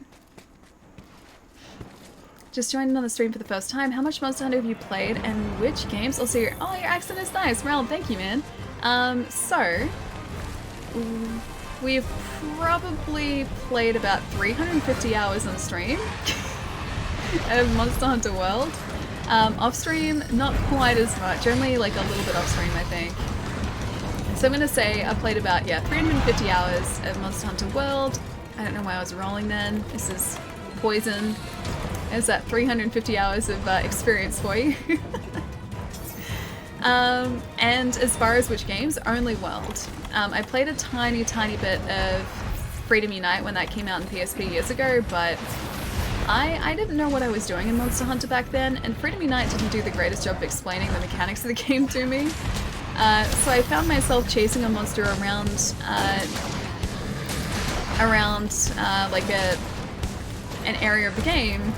Between like loading screens, I was chasing a monster, and then there was another loading screen, and then I was back to chasing the monster, then another loading screen, and after an hour I was just like, I don't get this game, and I stopped playing it, and I still haven't gone back, but I understand how to play Monster Hunter now, thankfully.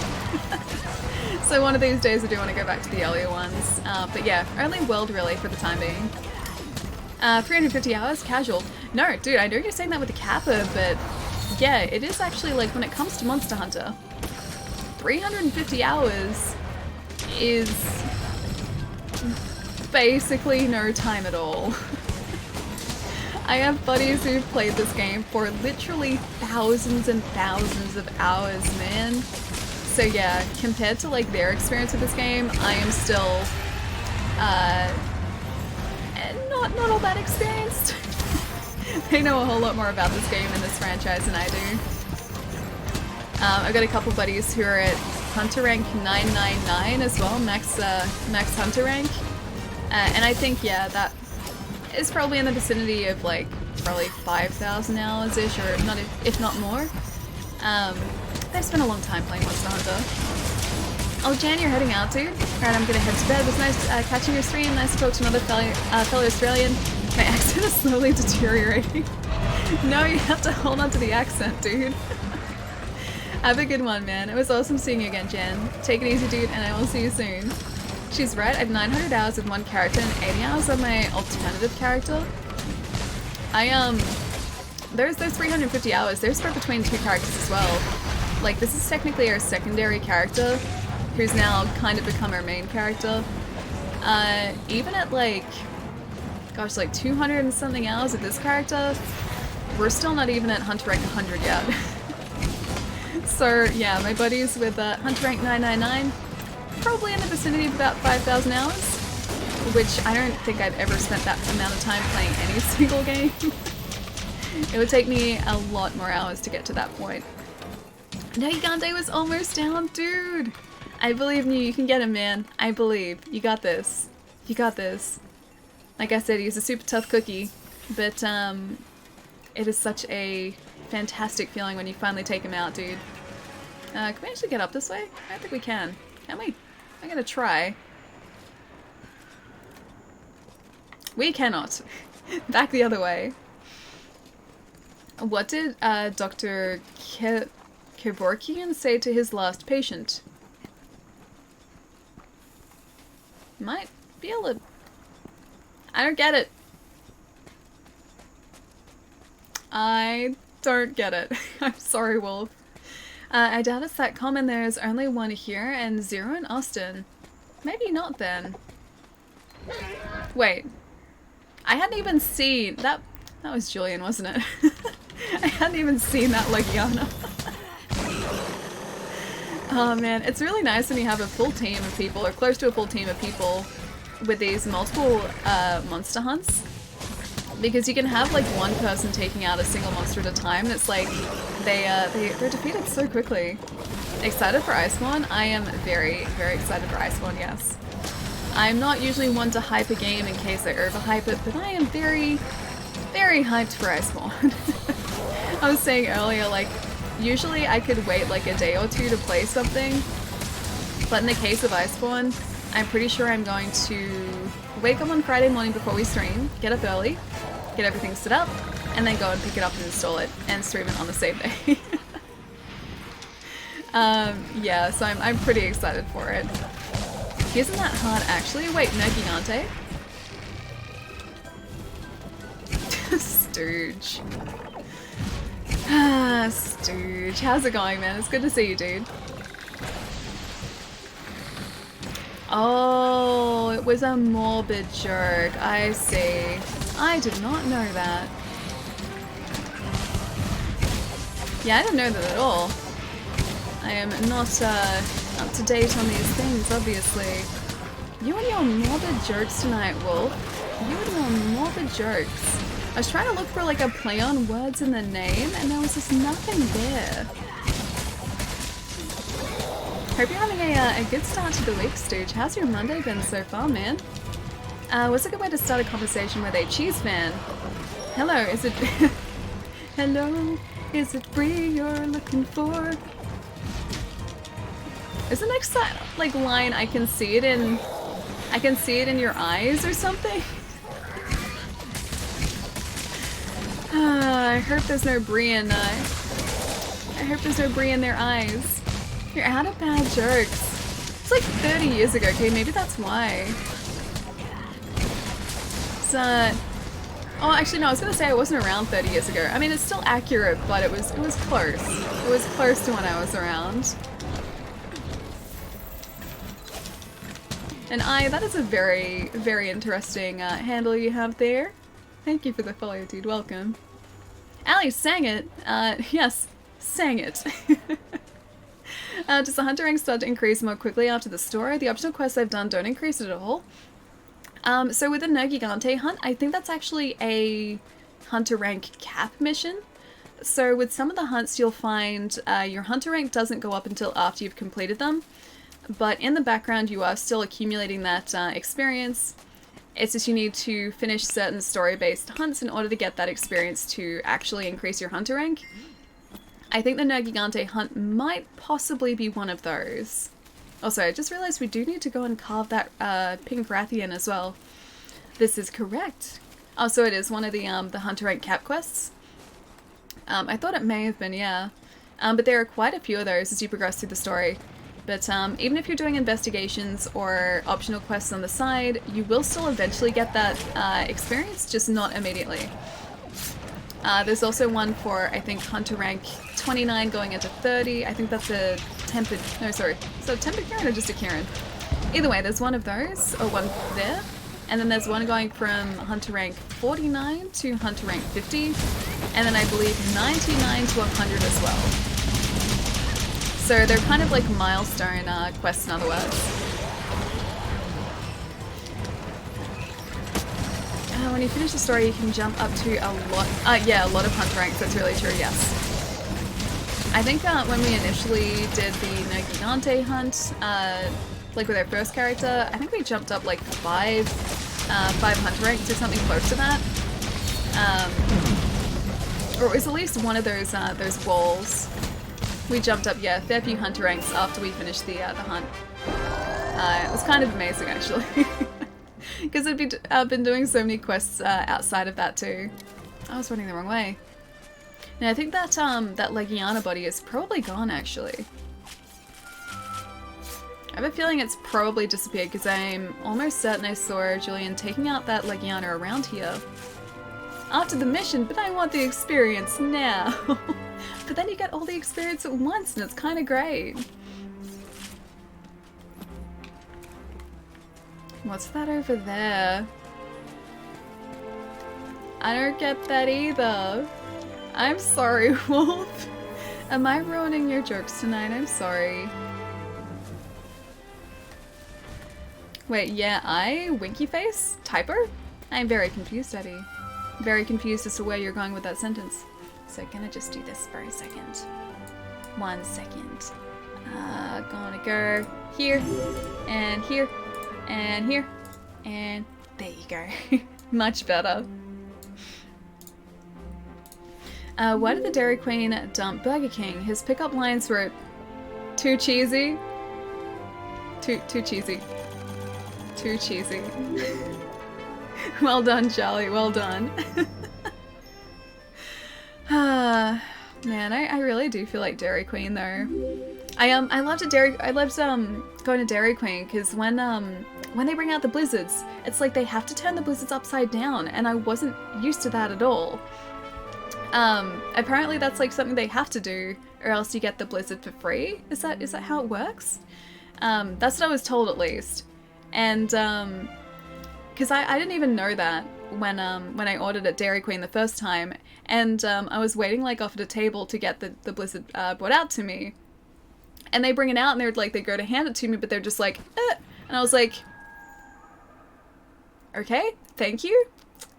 And I took the blizzard, and it was only after that I was told that that's what they have to do, or else like they give you the blizzard for free. You don't know Cain and Abel. I do know Cain and Abel, but I don't know the joke. Yeah, don't get the joke. That's the only thing.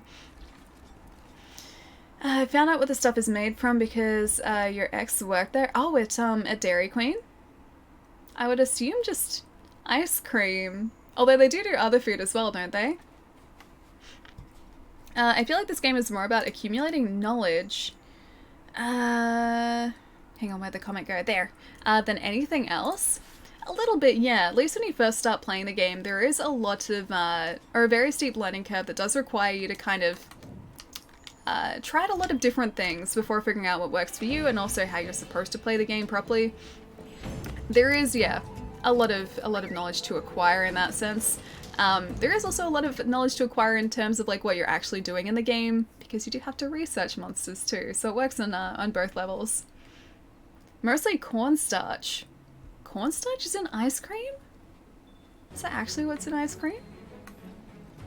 It's delicious either way. It's very, very tasty, but I wouldn't have thought cornstarch. I would have thought like basically what they put in soft serve at like McDonald's, which I think is just like milk and cream and probably a bunch of sugar.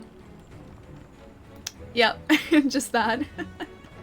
I love blizzards, so do I. I had a Reese's Blizzard. So I had I think it was like vanilla ice cream with like the peanut buttercup pieces mixed in. And then there was something on the top as well, but it was really, really good. Oh, Realm, thank you so much for the follow, dude. And also, Saiyan, thank you for the follow too, man. Welcome. I'll switch back to bad jokes. I'm sorry that I didn't get the good jokes. I'm sorry. Do you think the reason the water is salty is because the sand never waves back? See, now that joke I get. Hey. You're a Vikings fan. One of the Dairy Queens is torn down now where I live. We've only got a small one left. If it makes you feel better, I don't have any Dairy Queen.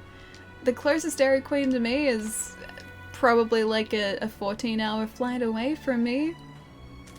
It's quite a ways. Yeah, we don't have anything really similar to Dairy Queen over here. Closest we have...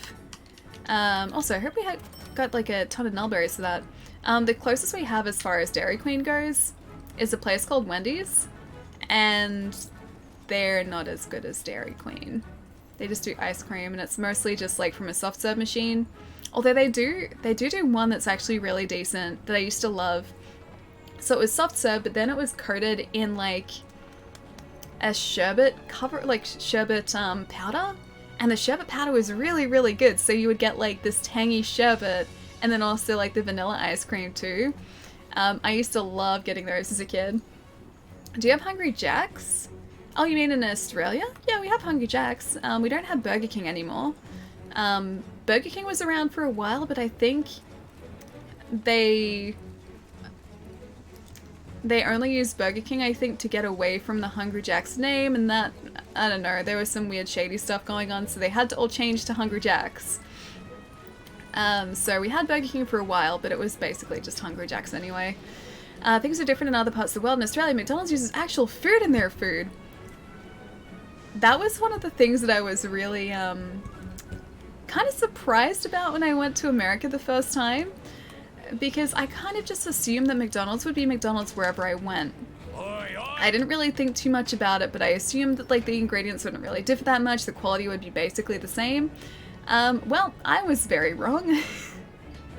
I went to McDonald's at like, I think it was like 10 o'clock at night, and the food I got there was absolutely horrible. It wasn't good at all. The only good part was that they had like free refills on their drinks, and they had like a post-mix machine. That was good.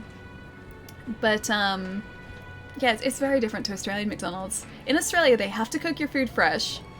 They cook they cook everything to order.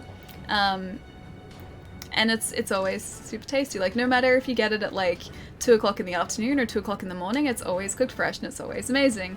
Whereas at the McDonald's I went to, the burgers were just sitting there pre-made, and I have no idea how long they've been sitting there for. Oh, you're getting back to work? Well, I'll see you soon, man. Menus are so different in other countries. Oh, do you mean with McDonald's? Because the actual McDonald's menu itself was pretty similar, if not exactly the same. We have like some other regional changes here. We also have like a fancy, like custom-made burger or burgers menu that you can do. So you pick the parts of the burger and they make the burger for you.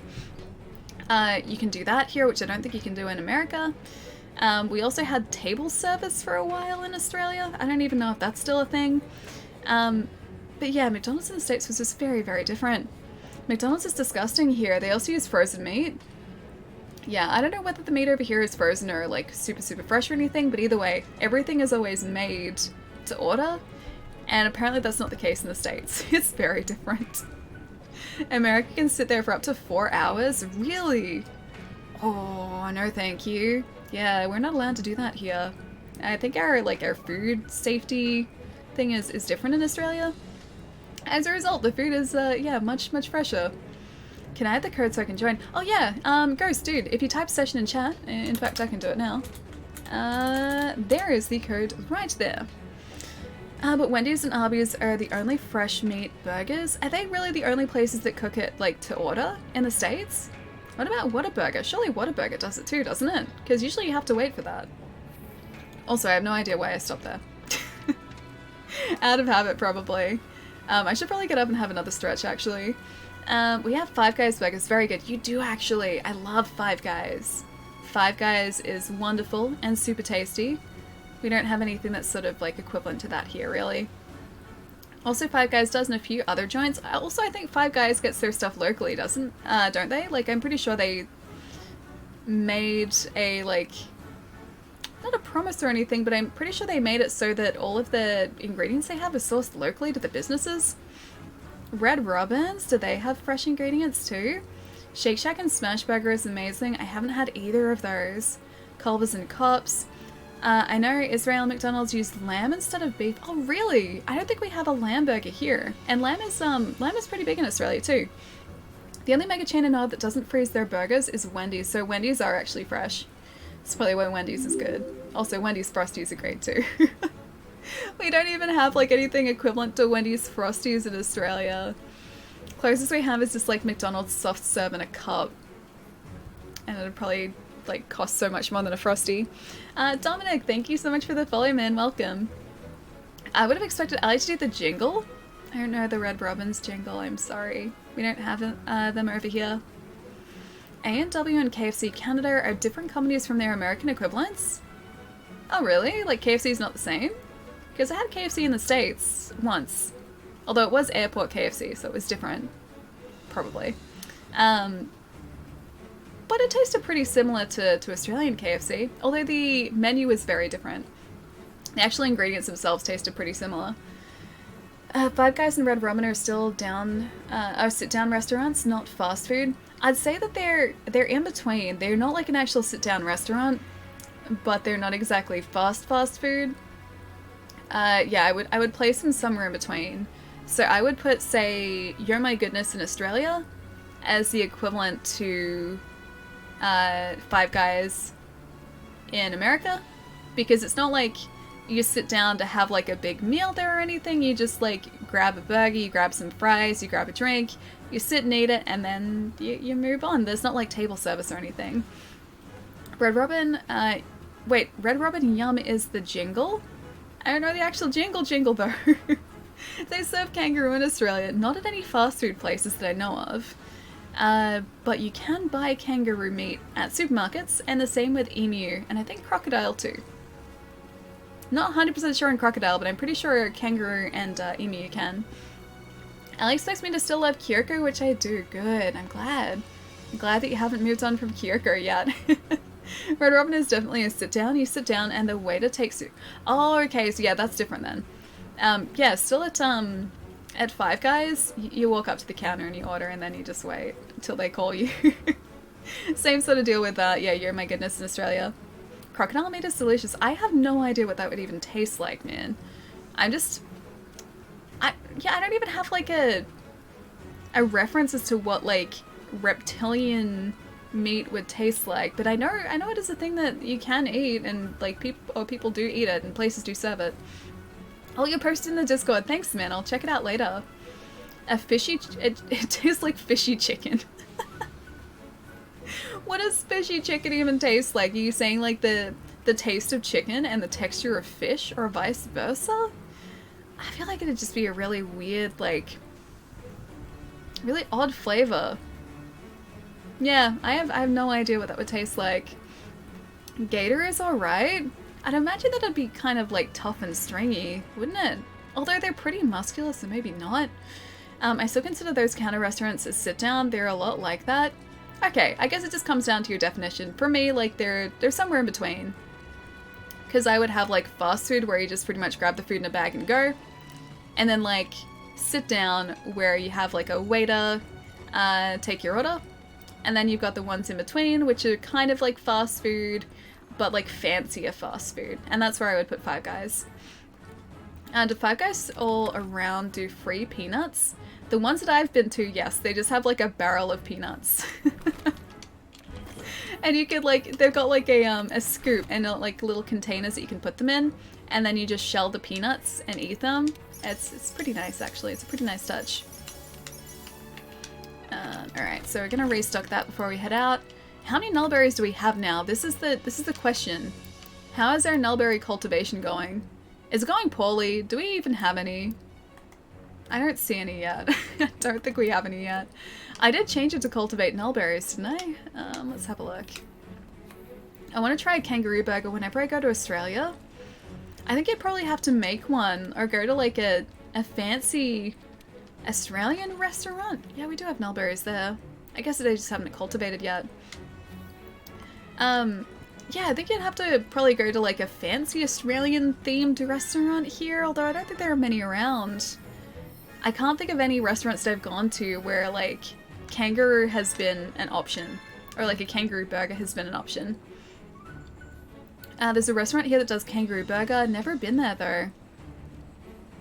It's weird to think that like it's easier to find a place that does kangaroo overseas than it is in Australia. I love gator meat. Would we consider Five Guys like a diner? No, I wouldn't consider like Five Guys like a diner. That's like another thing too. We don't have diners in Australia. We just have restaurants, and not like anything even close to diners. I live near a place that has kangaroo steaks. Really? I know I can get them at supermarkets, but yeah, I don't know any place that serves them. Anyway, guys, give me another minute. I'm gonna get up and have a really quick stretch again. I'm also gonna check to see if the dogs have gone to sleep, because I think I heard noises in the hallway before. So give me about a minute, guys. I will go have a stretch, talk amongst yourselves in the meantime, and then I think we might jump back into one more quest, hopefully have some nullberries cultivate, and then maybe get back into Behemoth to try and get that etherite as well. But yeah, give me a sec, guys. I'll be right back.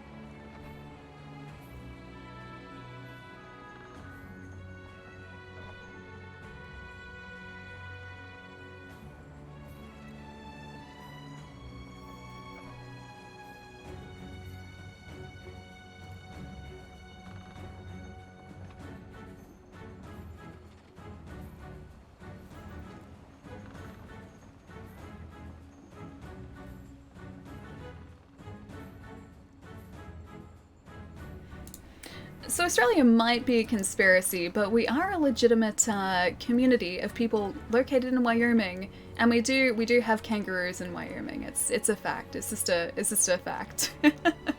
Ertz, how's it going as well, man? And Zuruna, thank you so much for the follow too, dude.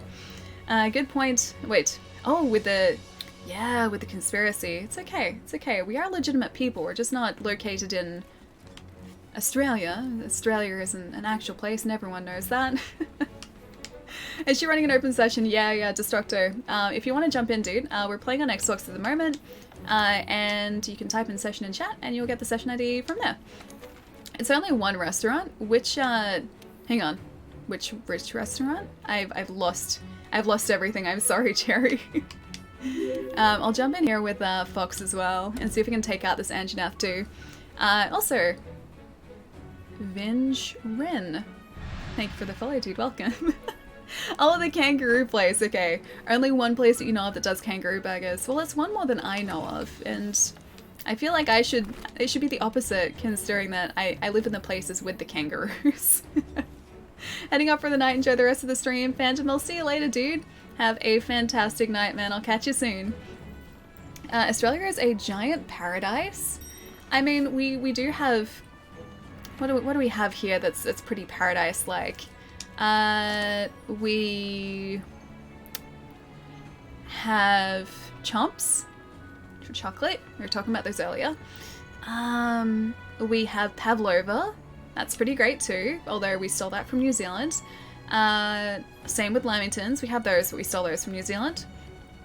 We have Coca-Cola with sugar, which is, in my opinion, tastier than Coca-Cola with corn syrup. I like Australian Coca-Cola better than American Coca-Cola. Also vanilla Coca-Cola. Vanilla Coke is better. We have those. So this is all very paradise-like, I think. Alias paradise-like. This be madness. Yeah, there isn't method. Wait.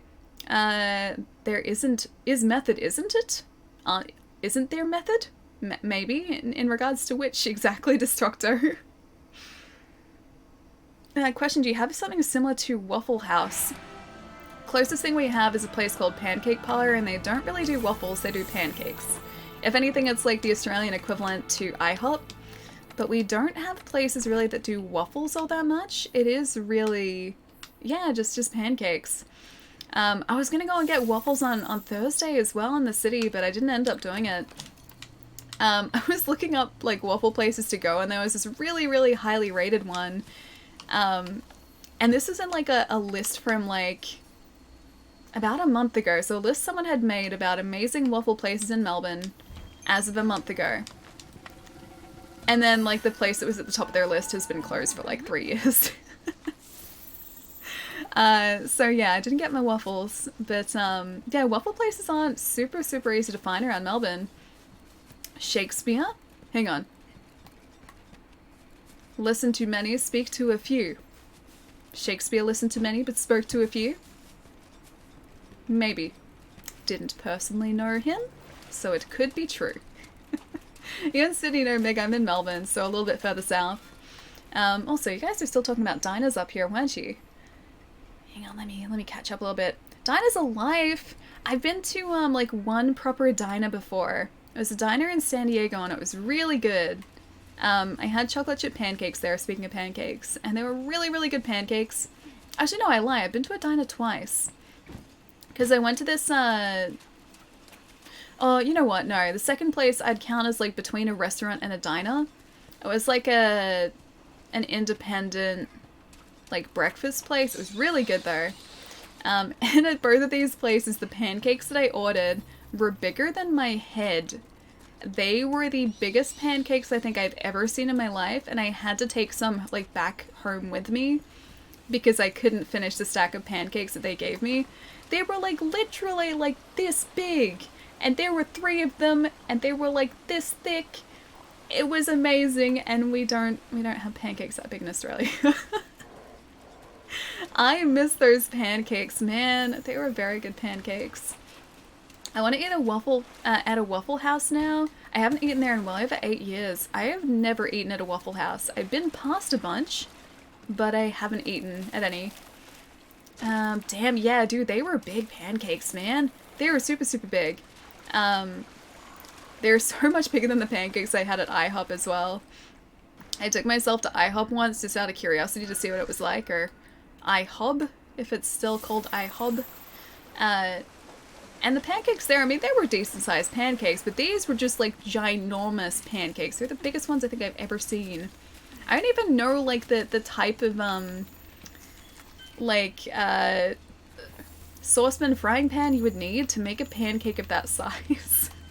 Need to be, like, an industrial-sized, fry pan. IHOP?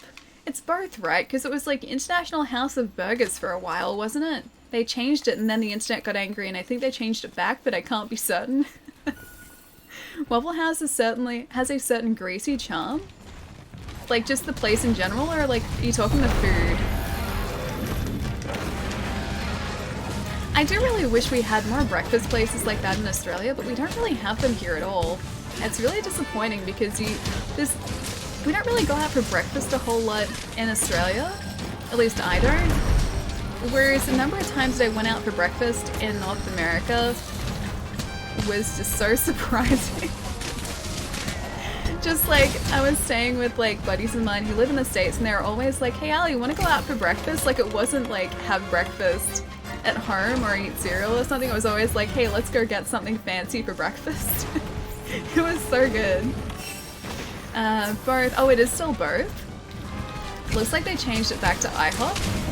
I prefer IHOP to IHOB. When I think of IHOP, I think of pancakes. I don't think of burgers. I think of pancakes. Dinosaur meat for breakfast sounds yum!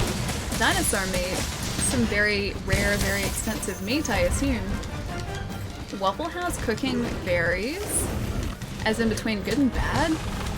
Because I've heard that they're okay. My buddies, like when we've been driving past them, I've heard that they're alright. But they also said that it's like a place that you go to eat like late at night as well. Like you can go there really late. And a lot of people do or something. I have a huge fear of elevators. I'm taking steps to avoid them. It's an old one but a good one. You're in like Denny's isn't really breakfast. I haven't been to Denny's. I've heard about Denny's but I haven't been there. Evie. Welcome back. Finished my pizza and I just watched Raiders of the Lost Ark for the first time. Oh dude, nice! Raiders is... oh, hang on. Didn't mean to do that. Raiders is fantastic, man. Gonna do one of these. Gonna do one of those. There you go. Okay, it's ready now.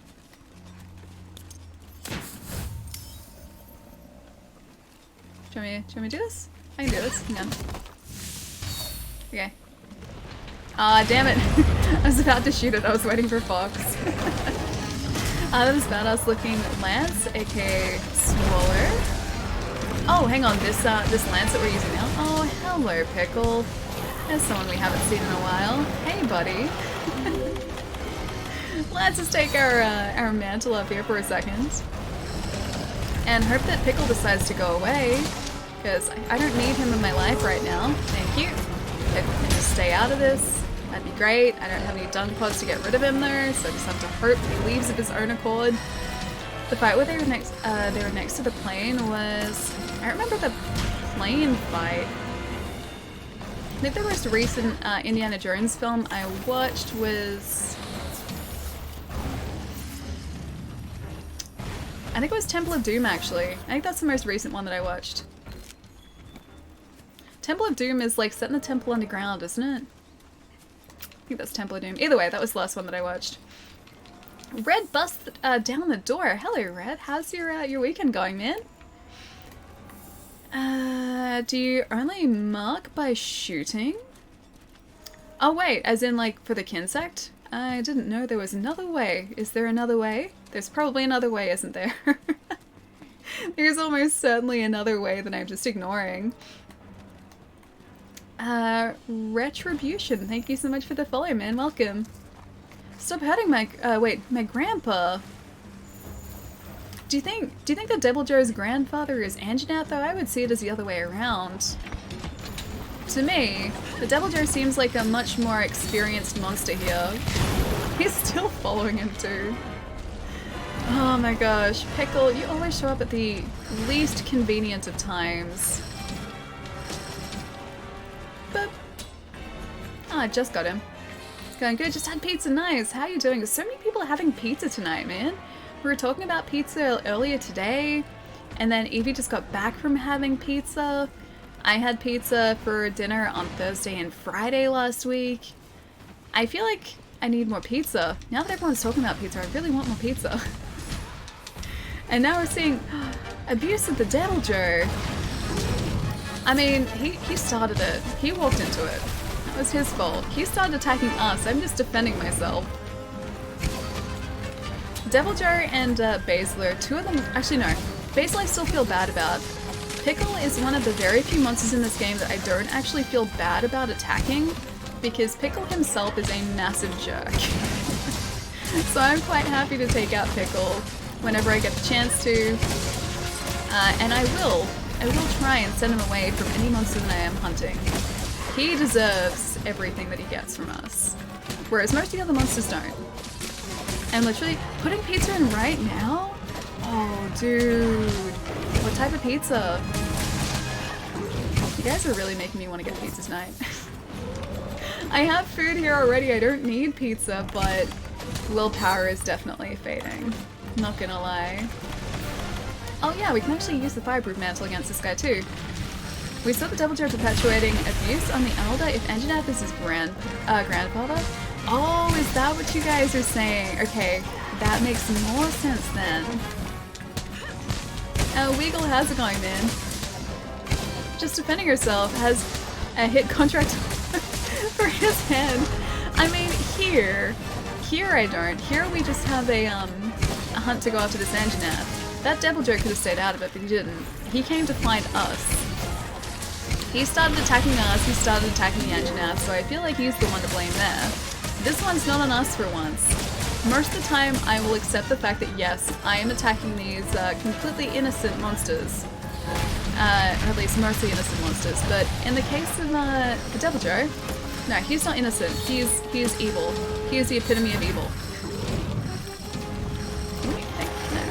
Can I get my attack boost, please? Thank you. Sausage and pepperoni from 7th Avenue Pizza. It's so good. That sounds really good, actually.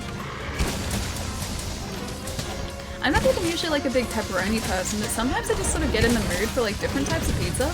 Or like just different types of food in general. Like sometimes I just really feel like having a like a vegetarian pizza too, and I'm not vegetarian, but I just feel like having a pizza with a bunch of cool vegetables on it. That wasn't what I had on Thursday, by the way. I had Hawaiian. I lived up to my name and had Hawaiian pizza on Thursday. But yeah, sometimes I just get in the mood for different types of pizza, and pepperoni actually sounds pretty good right now. Pickly Joe. It's chaos, actually. Is it really chaos? Pickly Joe. It is not that chaotic, unless it's good chaos. Have you been able to farm KT? No, I haven't. I still haven't jumped into a session with enough people to do another Cool Tarath raid yet. So I'm still attempting to get a Cool Tarath, a Kia, or Cool Tarath or a Kia Glaive. Because we have about everything but that right now. Yeah, we got everything but a Cool Tarath Glaive last time we took her out.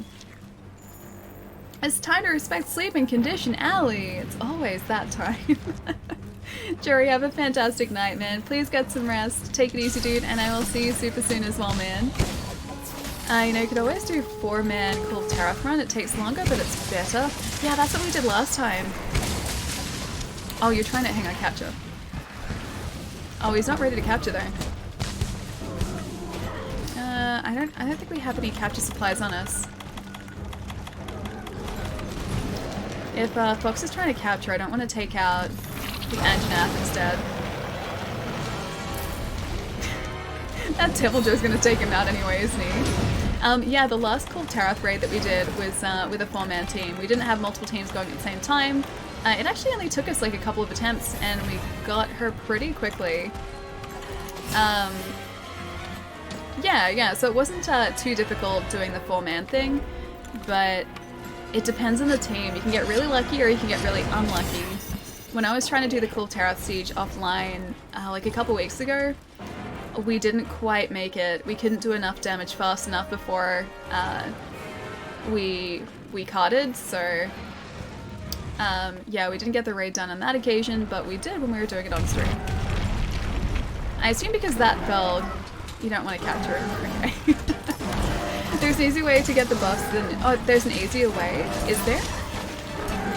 How is there an easier way? I always thought it was only shooting. Like that. Please tell me the easier way. I'm oh, yes, my friend. Shunjet, how's it going, man? Two people with light Burgon makes it really nice, or much nicer. Okay. I still don't know how to use Burgons though, or any sort of ranged weaponry. I think our team last time did have at least like one Burgon user, I'm pretty sure. I accidentally burnt my Hawaiian pizza last night, put in the oven on— wait, put the oven on a lower temperature? You mean you undercooked it with a lower temperature? I know that's a joke. Haziness? Thank you for the follow, man. Welcome. One Burgon also works well. Okay. So you're saying that I should probably learn how to use a Burgon at some point, though. At some point, I should try and make the change to Burgon. Is Turf warring? I'm gonna still try and take him out while he's Turf warring. Damn it! We're so far down now. No! Well, at least we got the attack buff from that. Some light Burgons with rapid fire, Thundershot with Heartbreaker on the build. Oh, there he is. Helps a lot for phases 1 to 3. We're always, we always ended up cutting out of the hunt in the fourth phase, the last area, where she gets really aggressive. It wasn't so much like that we couldn't break the parts, it's just that we couldn't survive that last part of the hunt with sort of the matchmaking team. Once we had a team going with chat, we did pretty well, but we only got the siege done once. Heartbreaker is always great at 1 and 3, gotcha. I guess because you need to break off her, like, I think they call it a mantle, but what is essentially her cape? You need to break that. Use at least 2 health boosters with 450 armor. Oh, in the last phase, in phase 4. Wait, you are under arrest. Surrender your Vegemite. Lars, how's it going, man? I do actually have Vegemite again. I was close to running out a little while ago. But yeah, Vegemite is back in my cupboard now. But I need that. I need it from the breakfast, so I have to surrender the Vegemite. Her gold plating. Yes, yeah. I think at some point they refer to that as like a mantle. Either way, yes, the cape, the gold plating. I will continue to refer to it as a cape. Regular Kultarath. This was Arch-Tempered, I think. Because I don't think standard Kultarath is up at the moment. I think it's only the Tempered or Arch-Tempered, whichever one is the current one. Yeah, I'm pretty sure it's only that's up at the moment. You can come with the Vegemite if you like. Okay, deal. Done. Ali Burgon, I thought you were deliberately, oh, mispronouncing Burgon. Burgon! A light Burgon! Not a Burgon, a Burgon. It's different. Arch-Tempered, okay, yeah, it is Arch-Tempered. When you have it out, press Y instead of right trigger.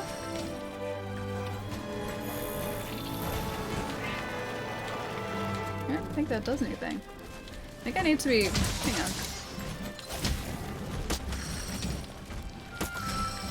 How do you mean Y instead of right trigger? I am confused. I am very confused. Rest in Peace Banquet in the Earthen Hall? Wait, is it not up anymore? Is it finished? What's your hunter rank? I think we just hit 60 something. This is our second character, so we haven't spent quite as much time on this character as we have with our previous. And we're at 61. We're almost at the same point as our first character now. Almost. I really want to try my best to make it up to Hunter rank 100 or as close to by the time Iceborne comes out so that I'm ready for everything. That's the plan. Lolpods, how's it going, man? Banquet in the Earthen Hall is just gone. Wait, forever? Yeah? Wait, hang on. Is that the just standard Kultarath? That's just no longer going to be a thing? Is that right? Look pretty young for 60 for 61. Like, thank you. Is Monster Hunter World worth buying in your opinion, and why if so? It depends on the types of games that you like. It's definitely not a game that's going to appeal to everyone. The whole appeal of this game is that it has a really addictive loot grind. So what you'll be doing in this game is basically hunting monsters for their materials so that you can craft weapons and armor, to hunt bigger monsters for their materials so that you can hunt bigger monsters and make better armor and weapons. And it's a continual loop. If you like sort of a gameplay loop like that, and a game that doesn't have too much of a story, that's basically Monster Hunter. If you're after a very deep story that you're going to get very sort of involved in, and you're going to have it like hook you, this is not that game. There's basically no story here, but the gameplay is fantastic. But it's definitely not a game that's going to appeal to everyone. It is very, very subjective. The best thing that I can sort of suggest maybe you do is hang out in some streams, watch some streams. If you like the look of the gameplay that you're seeing in streams or on YouTube videos, maybe give it a try. But just be prepared for there to be a very, very steep learning curve. It took me like 15 to 20 hours to even understand what I was supposed to be doing in this game. But I really like it. I enjoy it because I like sort of working towards different armor sets, better weapons. I like trying to get as many of these armor and weapon sets as I can. Also, there are a ton of different weapons to try out in this game too, so there's always a different way to be hunting these different monsters too. Don't forget the Wyvern's Ignition, dude, we got that. We got that last stream, I'm pretty sure. I think we can actually upgrade it, so let's have a look at that. But I'm almost certain we picked up the Wyvern Ignition. Yep, we did. We need another Master Craftsman's Blueprint, so we need to be able to finish, I think, up the Wyvern Ignition quest a couple times more for that. I have a very poverty light bowgun build for Call of Tarath if you want it. I don't even know how to use the light bowgun though. That's really the problem here, is that not so much the Call of Tarath part, but the fact that I wouldn't know how to use the bowgun. The story is, beat that monster up for research. Yeah, that's pretty much the story. And it's like, hey guys, we've just discovered all these exciting new monsters. We should go and research them by hunting them down. Research. Gas-powered stick is the best greatsword. This is what we tried out the other day, like just in the training area. I'm just not used to the speed of it. It's so slow in comparison to what I'm used to. So I feel like with the Wyvern Ignition especially, it's something where I need to be like really watching a monster's attacks so that I could time my attacks correctly so that I didn't get absolutely destroyed while I was trying to sort of wind up for an attack. Because there is a decent wind up with the Wyvern Ignition, or for any greatsword, I imagine. Yeah, you're sort of winding up for a single hit for like a good couple seconds. Hey Papa Thermo, how's it going, man? Stream's going pretty well. We tried to take out the behemoth today. Didn't work out all that well. But, yes, it's going well, dude. It's good to see you, man. Just gotta know how to dodge, but you'll be far away so it won't be as bad. You're literally doing nothing but shooting. But, like, I assume the shooting is more complicated than just, like, spamming right trigger, though, right? Can you craft the Lunar Sticks? We have that, don't we? Isn't the sticks our current weapon? Hang on, let me have a look. Upgrade equipment. Yeah, got the Styx Glaive. That's what we've been using. There's the Ruin Glaive as well, which is pretty decent, but apparently with the Razor Sharp skill that this comes with, it's so much better than the other one. Supposedly. Oh, Lunar Styx Light Bowgun. Gotcha. I didn't realize there was also a Styx Light Bowgun. Focus 2 helps a lot. Oh, with the bowgun?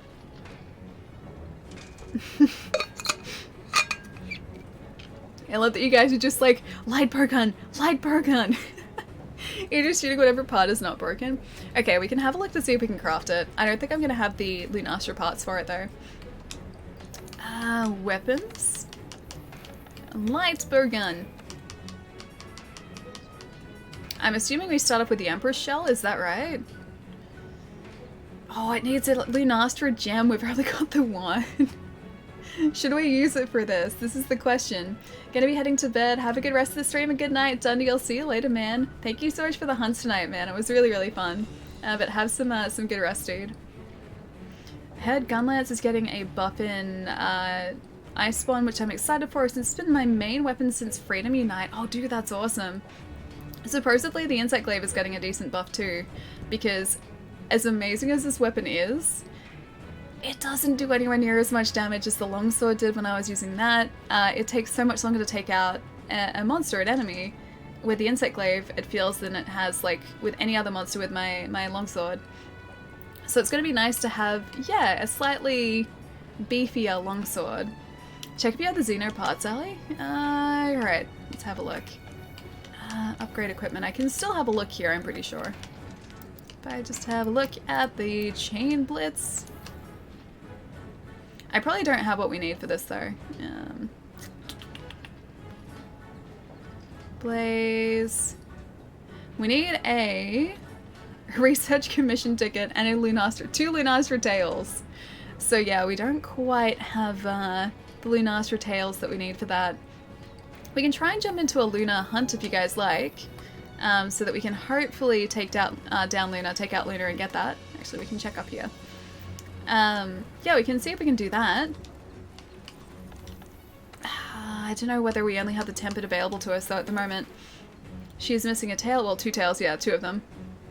The Greatsword buff in Iceborne is wonderful. Wait, there's a Greatsword buff as well? I heard there's a Longsword buff too. I'm excited for the new Longsword like Sheath and Unsheath move. I keep forgetting the proper name of it, but I'm excited for the super cool new like anime Longsword move. That looks really, really cool. Got Arch-Tempered Lunastra. Oh, that's not something I want to be attempting at the moment.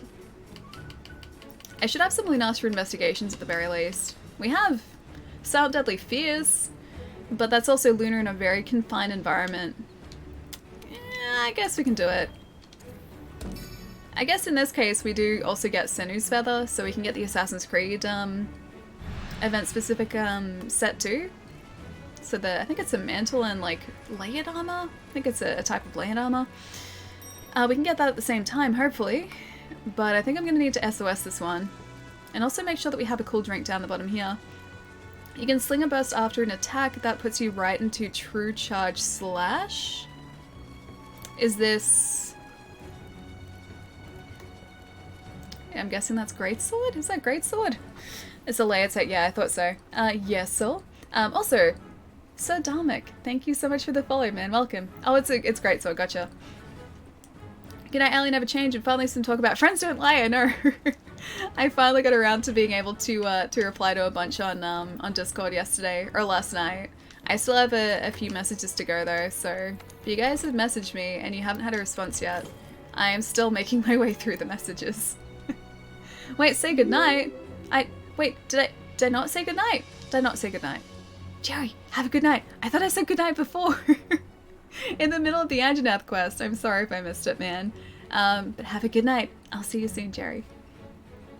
Yeah, Jutsu is the sword drawing martial art. Sonifers, I think you've said this before. Although I think you guys have called it something different before too. I'm gonna trust Sonifers here. Also, George, thank you for the follow, man. Welcome. Alright. What am I missing? I am missing...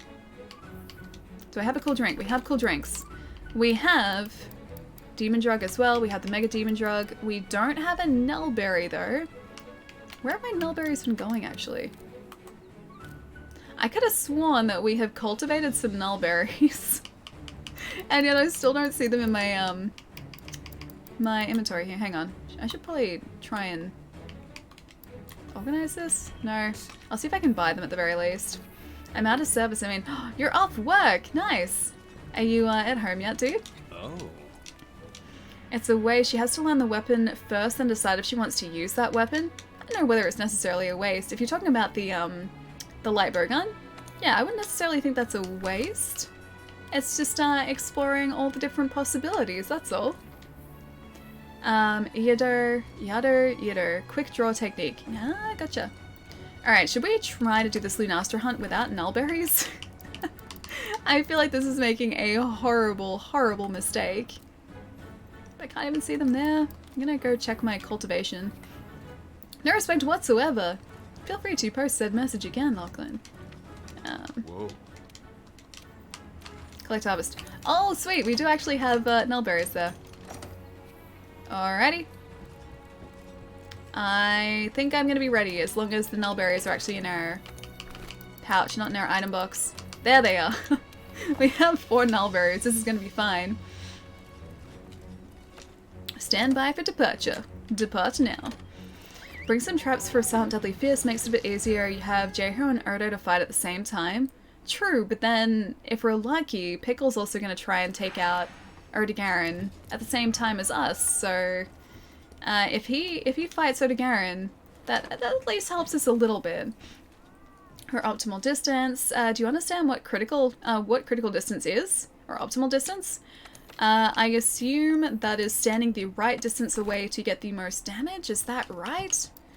I think that's been mentioned before. That's how the bow guns work. But as for judging the correct distance, I would have not even a little bit of luck. I wouldn't know where to start, man.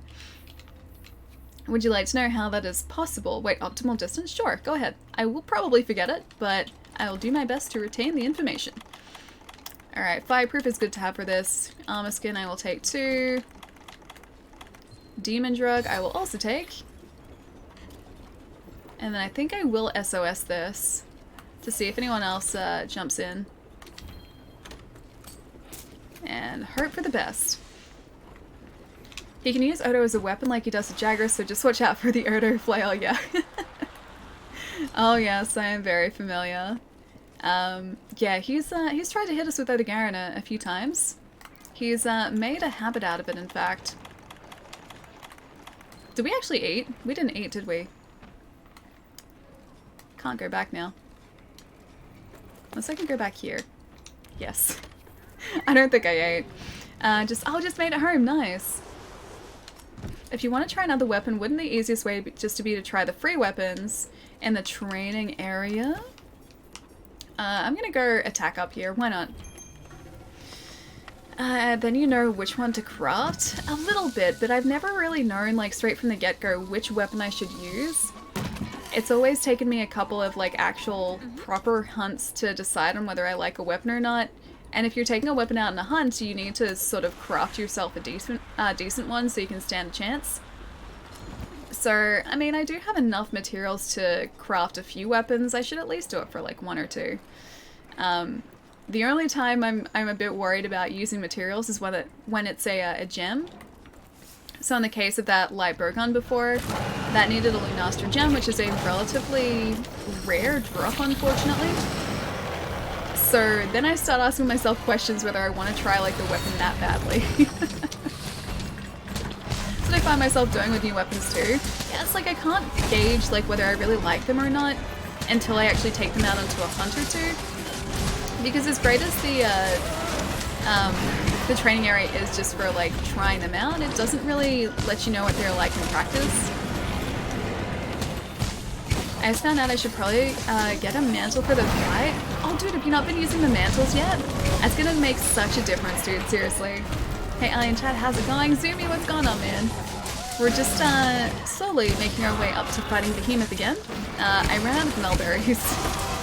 So I've been cultivating those and waiting for those to grow for us. But yeah, just some casual hunts today.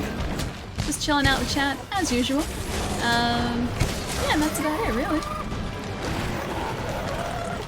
And we have, sweet, we have a full team now as well.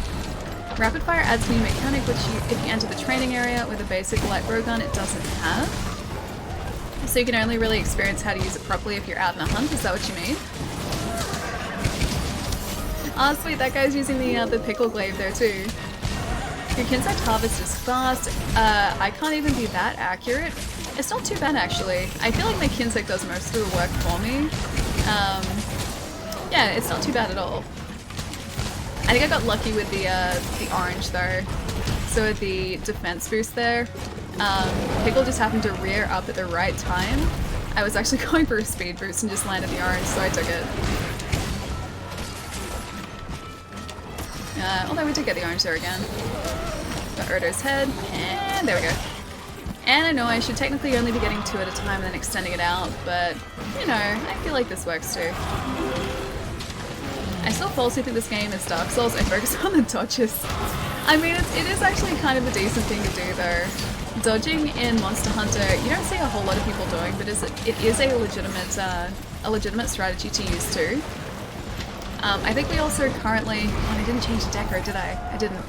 I think I also have a decker currently equipped which increases the evade window, so it makes it much, much easier to evade. So if anything, it is working towards using those Dark Souls strats, yeah. You can only experience it if you have light bow gun that has, oh, rapid fire as well. Dinosaur, thank you so much for the follow as well, man, welcome. Or should I say, Miss Dinosaur?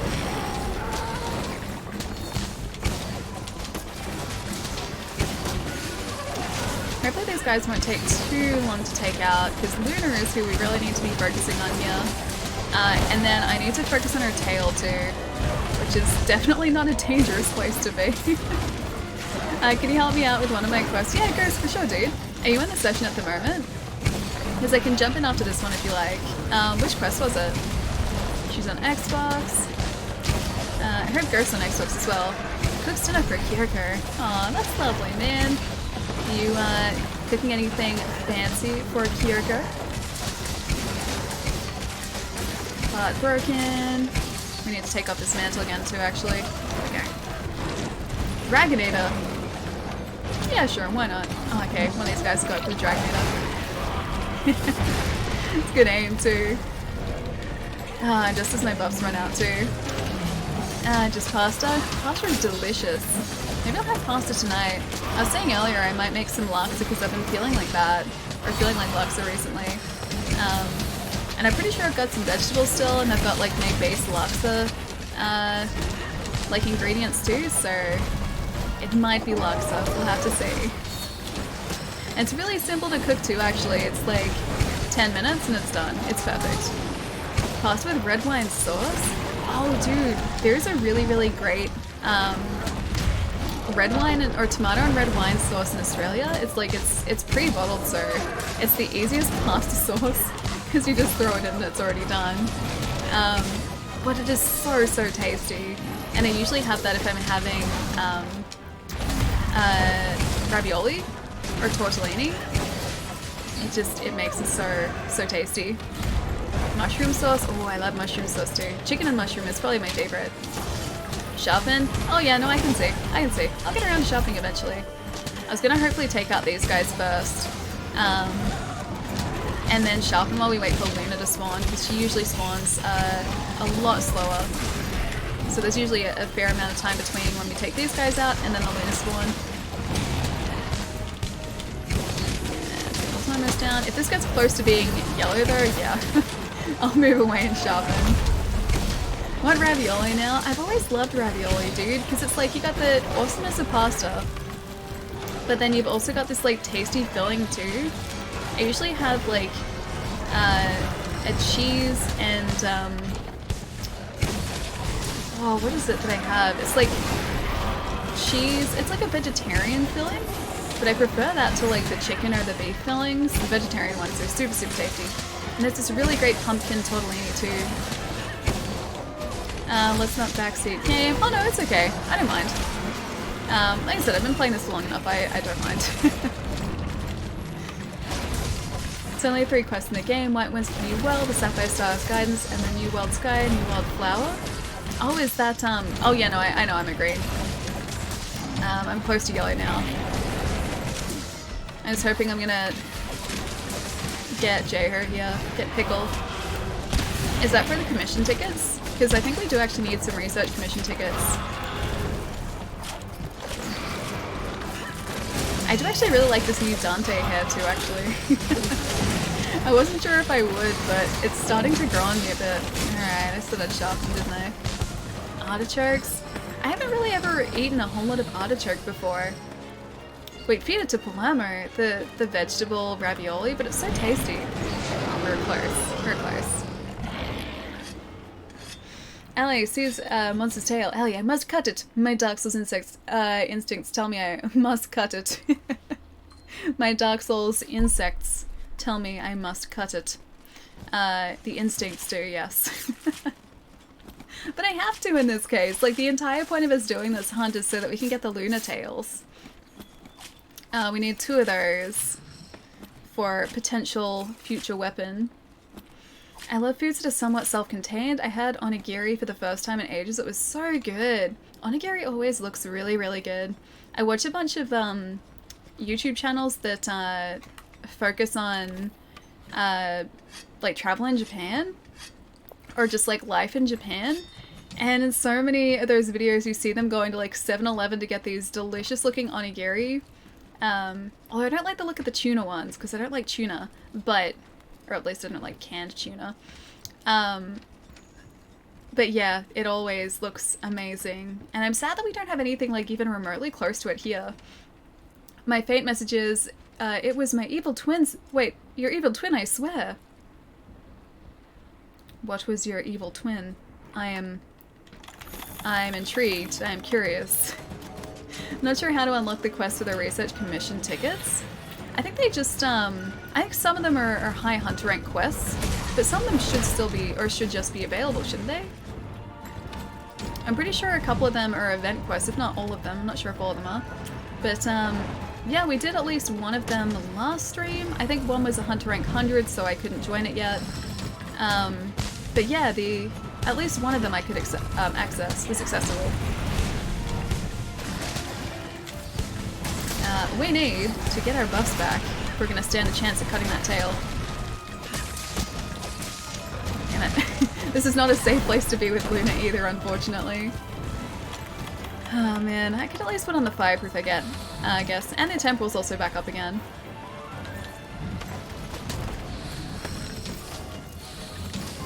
Not gonna be able to reach it up there. Is she gonna jump down? Yep. And I need your orange buff, which I think is your tail, right? It's around here. It's around here somewhere. I think orange is tail. At the very least, I've got 2 of the buffs.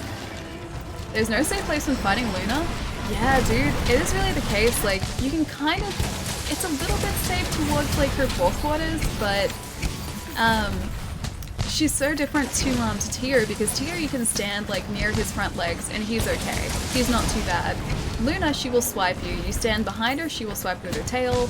You stand next to her, like, flames will get you. Luna is just, yeah, a harsh beast to face, unfortunately. Come on, I need to get back to the tail. Let me get to the tail, buddy. It's really hard to try and get to her tail, too, when I'm mounted. It also doesn't help that Luna has a lot of awful hit zone values. Yeah, she does too. A lot of her is armored, so it's like trying to get the decent damage in where you can. If she is down, her wings, I believe, are a weak spot, but I can't aim for them yet because I need to get that tail. I need to get the tail setter. So I think these guys are probably not going to be worrying about a tail, so I'm going to try and do that while they hopefully distract her a little bit. I seem to be going for everything but her tail right now too, though. How much do you not like tuna? I mean, I like tuna pasta. I like tuna when it's cooked into things, but I don't like canned tuna, and I don't like the smell of canned tuna. It's kind of one of the textural things again. It's like the texture changes when it's cooked, so I'm okay with it. But I couldn't like take tuna in a can for lunch and just like put it on like crackers or something. Yeah, I wouldn't be able to do that because I couldn't stomach the texture. It's really weird, like it's not a taste thing, it is purely textural.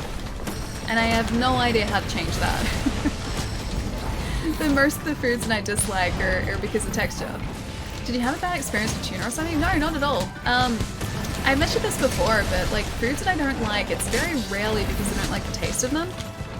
There are only a few things that I really dislike the taste of. For the most part, it's just the texture of foods that I don't like. Also, you have so many IAR emotes too, Zero. They're so cute. Yeah, with foods that I dislike, it's mostly texture, it's not actual taste. And Kill Tech, thank you for the follow as well, man. Hope you're having a good either Sunday night or Monday today. It's probably super late on Sunday now though. So it probably is actually Monday. Even if you guys are in a different time zone. Zero has 2 billion emotes. Zero does have 2 billion emotes, can confirm. I like all of Zero's emotes though. Kinda got her tail there a bit. Come on, tail cut. At least her wings aren't broken yet, so that's usually a pretty decent sign, because when her wings are broken, she's usually not in a great way. You still have a chance here. Damn it.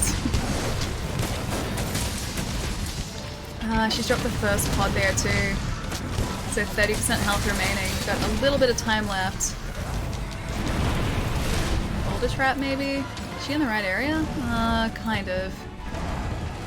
I just need to get to your tail, please. Let me get it. I need to sever it. Oh, it's so hard to just aim for tail. The switch axe is fun as heck. I need to try it again, man. I still haven't gone back to it since my initial terrible attempt. There it is. Orange buff. Did someone just... Oh, I was worried for a second that someone shut up a flash button. Now we're fine though. I'm surprised that she hasn't nerved us yet though, because we've been fighting her for like a good couple minutes already now. Okay, Temporal Mantle should be up too, so we can use that. And try not to be on fire here, that'd be great. That's odd, I have the texture dislike kind of thing too. Tuna's texture is so similar to other foods though. I've never really liked certain fish textures. It's really weird, but I can't have I can't stomach like cured fish because of the texture. So like if I have fish, it has to be well cooked. And that's the same sort of thing with tuna. It's just kind of that like, it's a similar texture to me, but once it's cooked, it's fine. Or like if you fry off canned tuna, that's fine. And I've done that before. Oh, we didn't get her tail. Yeah, that's fine. It's just like, I can't eat it out of can. Can't do that. And like so many of my buddies will have like tuna for lunches and they'll just have it on crackers or on bread or something, and I've never been able to do that. I saw that the switch axe will be severely buffed in Iceborne, so that's getting a buff too. I wonder how many weapons are getting a buff. Nonsense. Swing lance? Switch axe? Or an actual lance is fine, but you need explosions? I'm not a fan of tinned sardines then. Hang on, there was a thing on the ground. Lunaster material. So sad. Her tail's right there. I just need to get her tail. Let me get her tail. And it'd be so great if you could carve a tail after the fact too. Like if she was down, you could just like sit here and carve the tail. Swing lance is a trigger. As far as sardines go, I've had sardines in things, but I've never had them by themselves. So no, I can't say that I put sardines on like my food. Just out of like a can. Hang on. Absalom? Absalom? Thank you for the follow, dude. Welcome. One of the biggest things is if I'm eating food that I've eaten a lot and I'm used to the texture of, and then there's a random different texture, it makes me sick. Prime example is a soft taco and then I bite into a crunchy piece of lettuce or the fat on a steak. Oh, really? I don't have that, thankfully. Yeah, I don't experience that. I think just if it's like too soft a texture, my brain doesn't like it. Like I couldn't eat avocado for ages because of the texture of it. Again, that wasn't really a taste, it was a texture thing. But I introduced it slowly, and now I really like avocado. But it's funny because I still prefer like chunky avocado to like really like mashed avocado. Still prefer like avocado slices to like really finely like mashed guacamole type thing. Yeah, it's really odd. It's really strange. But yeah, that was very much like an introduction to it very slowly over time, and then I got used to it. Batman, what's going on, dude? Thank you so much for the follow as well, dude. You'd be surprised what has anchovy or sardine paste. I mean, like one of my housemates makes this really great tuna pasta, or like tuna pasta sauce, and they put sardines in that. And to me, you don't taste the sardines, you taste the saltiness, and that just adds to the dish. So, like, she usually puts in a couple of sardines, and you can taste like it's missing something without them, so it needs that saltiness. But it's to the point where they don't taste like sardines anymore, they just taste like salt. But a good salt. But yeah, they are added to a bunch. Swing lance is how a true gun lance main plays. Odd textures just weird you out. Mushrooms, avocado, tomato. See, I'm okay with mushrooms. I used to be one of those people who would very happily eat mushrooms just on their own. So, like, I would take mushrooms with me to school, like, chop them up or, like, fry them and take them with me. Yeah, I just used to really like mushrooms. And I still do. I still really like mushrooms. It's a lance user using a gun lance. Don't read that. It's lies. Lies, I say. Wait, which part? When is the last time you sipped? I mean, I can make it right now, if you like. Swing, slam, lance. You guys just making up names now? I feel like you're just making up names. Making up different weapons and weapon strategies. Feels like what's happening here. You can get flinches from the drop slash with bombs, especially using artillery. I'm still not a big fan of mushrooms. I can only eat them with a bunch of other stuff. See, I love mushrooms, man. That texture is fine for me.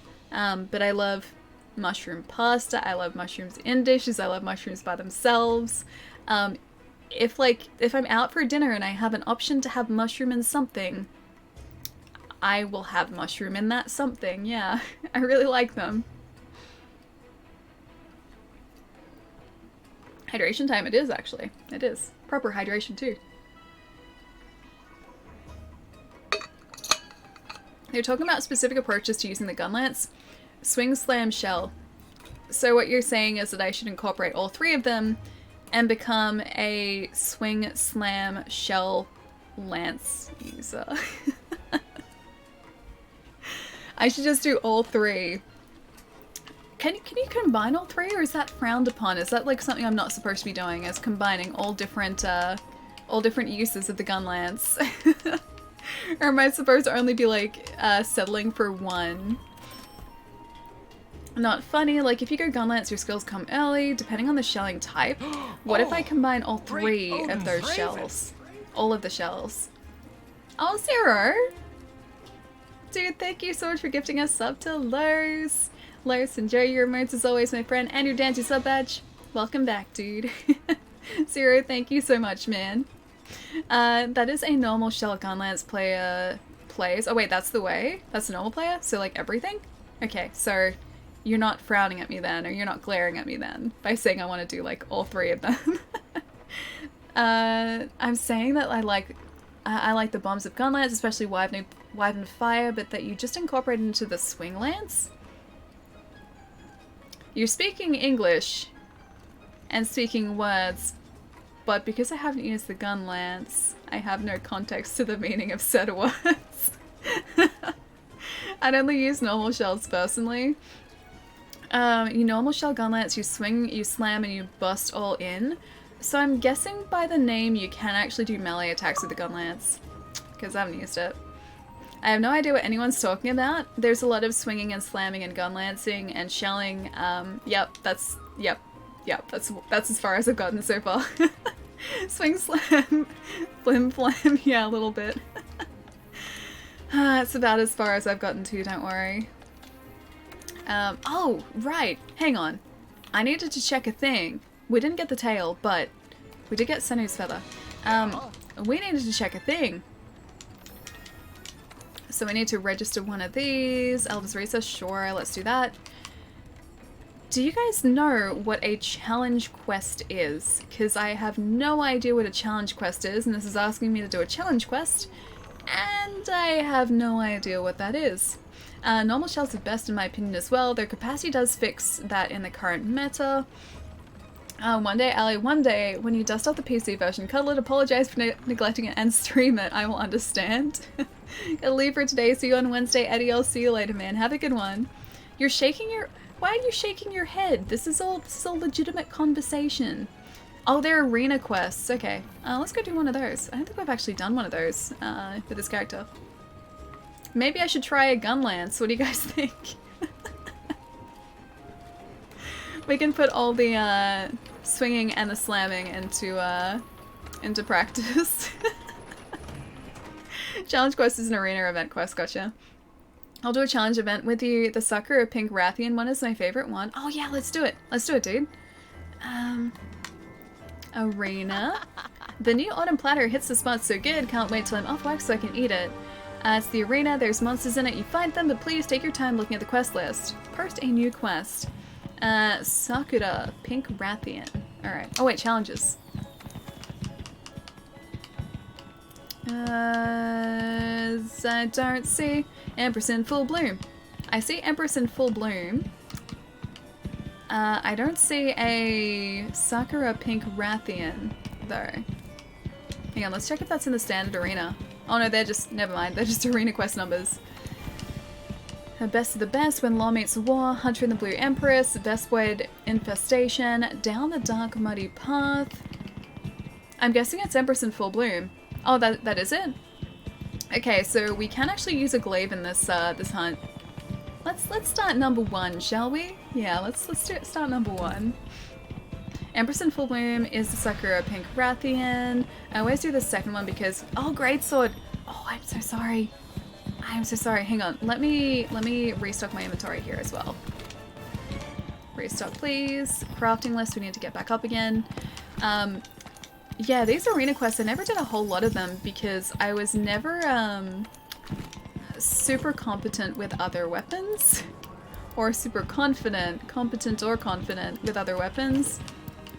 So when we get to quests that require us to use weapons other than either an insect glaive or a longsword, it's gonna end up really, really well for us. Really well. Arena challenges give you pre-made loadouts, yeah they do. Arena gives you the set inventory. Oh wait, hang on, is that including items too? Oh, never mind then. Okay. Well, eat at least. Don't eat, or you could. Eating doesn't matter. Eating doesn't matter. Eating does matter, even if we don't get any buffs from it. Eating totally matters. Yeah, eating definitely matters. And meals, I wouldn't recommend doing hard quests with it at first though. Oh, right, that's why you said Sakura, because Street Fighter. Gotcha. That makes sense. Sure. Yes. She looks so different here. Noms matter, yeah, noms definitely matter. Even if it doesn't give us any bonuses in this quest, eating still matters. It's a moral boost before we jump out. Oh, look at our Kinsect, she's so pretty. Alright, let's do this. What? This is gonna go really poorly. Do I actually have, I should have probably picked up the inventory that was in the item box, shouldn't I? Oh, she looks so badass, and she also has Sakura's voice too. The music is good. I've never done these ones before. Oh, it's actually kind of great. Does that mean there are Ryu challenge quests are part of this too? We're actually wondering the other day if these were specific to PlayStation or Xbox, and I guess this answers my question. Or sorry, specific to PlayStation or whether you could play them on Xbox. Yeah, this answers our question. It sounds so cool. I need to get the skin. Do you know if you get the skin from the challenge quest or whether it's other event quests? Stick with weapon that you're comfortable to hunt with. When you're fed up with them, try to learn a new on Monster Hunter World. Yeah, never gets boring, dude, yeah. I was saying I think I want to try and learn how to use the hunting horn properly. I attempted to use it in the training room the other day. Did terribly, but I'm very determined to become a decent hunting horn player as well. I wish I could get to the point in Monster Hunter where like I was confident using a bunch of different weapons. I only know 2 properly so far, so I've still got a long way to go.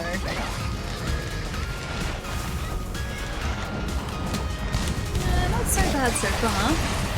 Do we actually have any flash pods? I don't think we do. Hunting horn? Yeah, man. It's gonna take me ages to get used to, but it seems like a really, really fun weapon.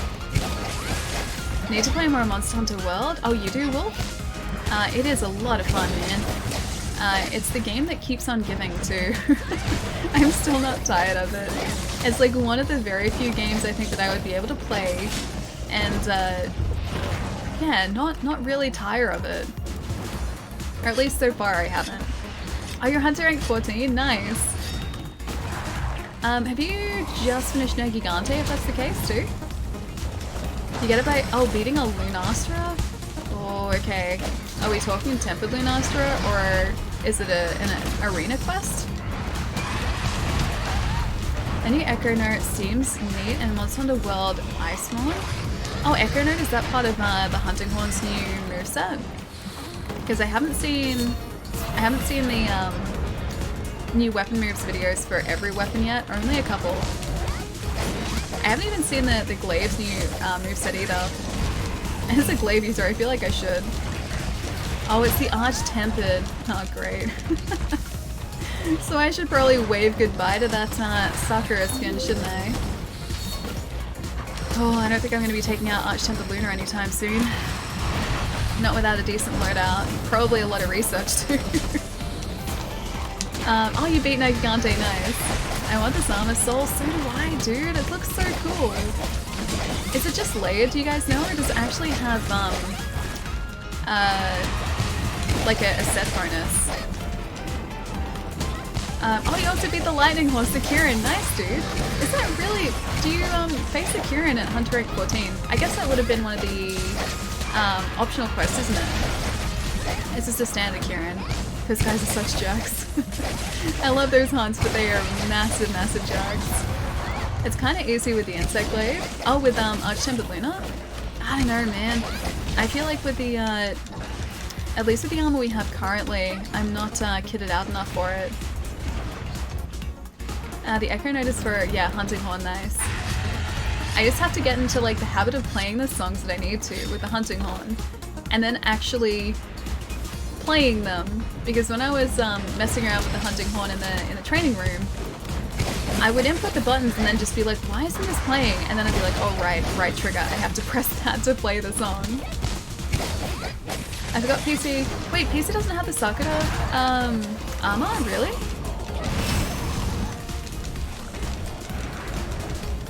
I wonder if it's going to be added down the track, because although, does Street Fighter come to PC?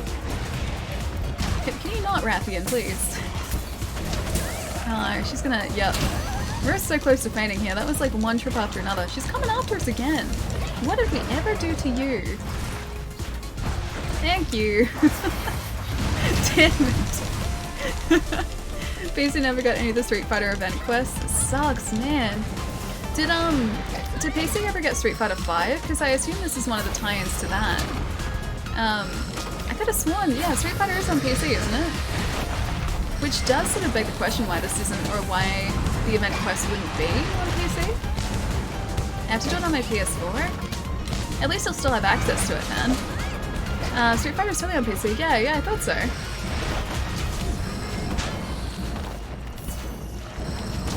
I need to get tail. Can I get your tail, please? Thank you. Oh, that's okay. That's not where I needed to get anyway. There we go. Belly it was. I'm doing it on my PS4. Screw it. I'm doing it on my PS4. The Sakura armor does seem really cool.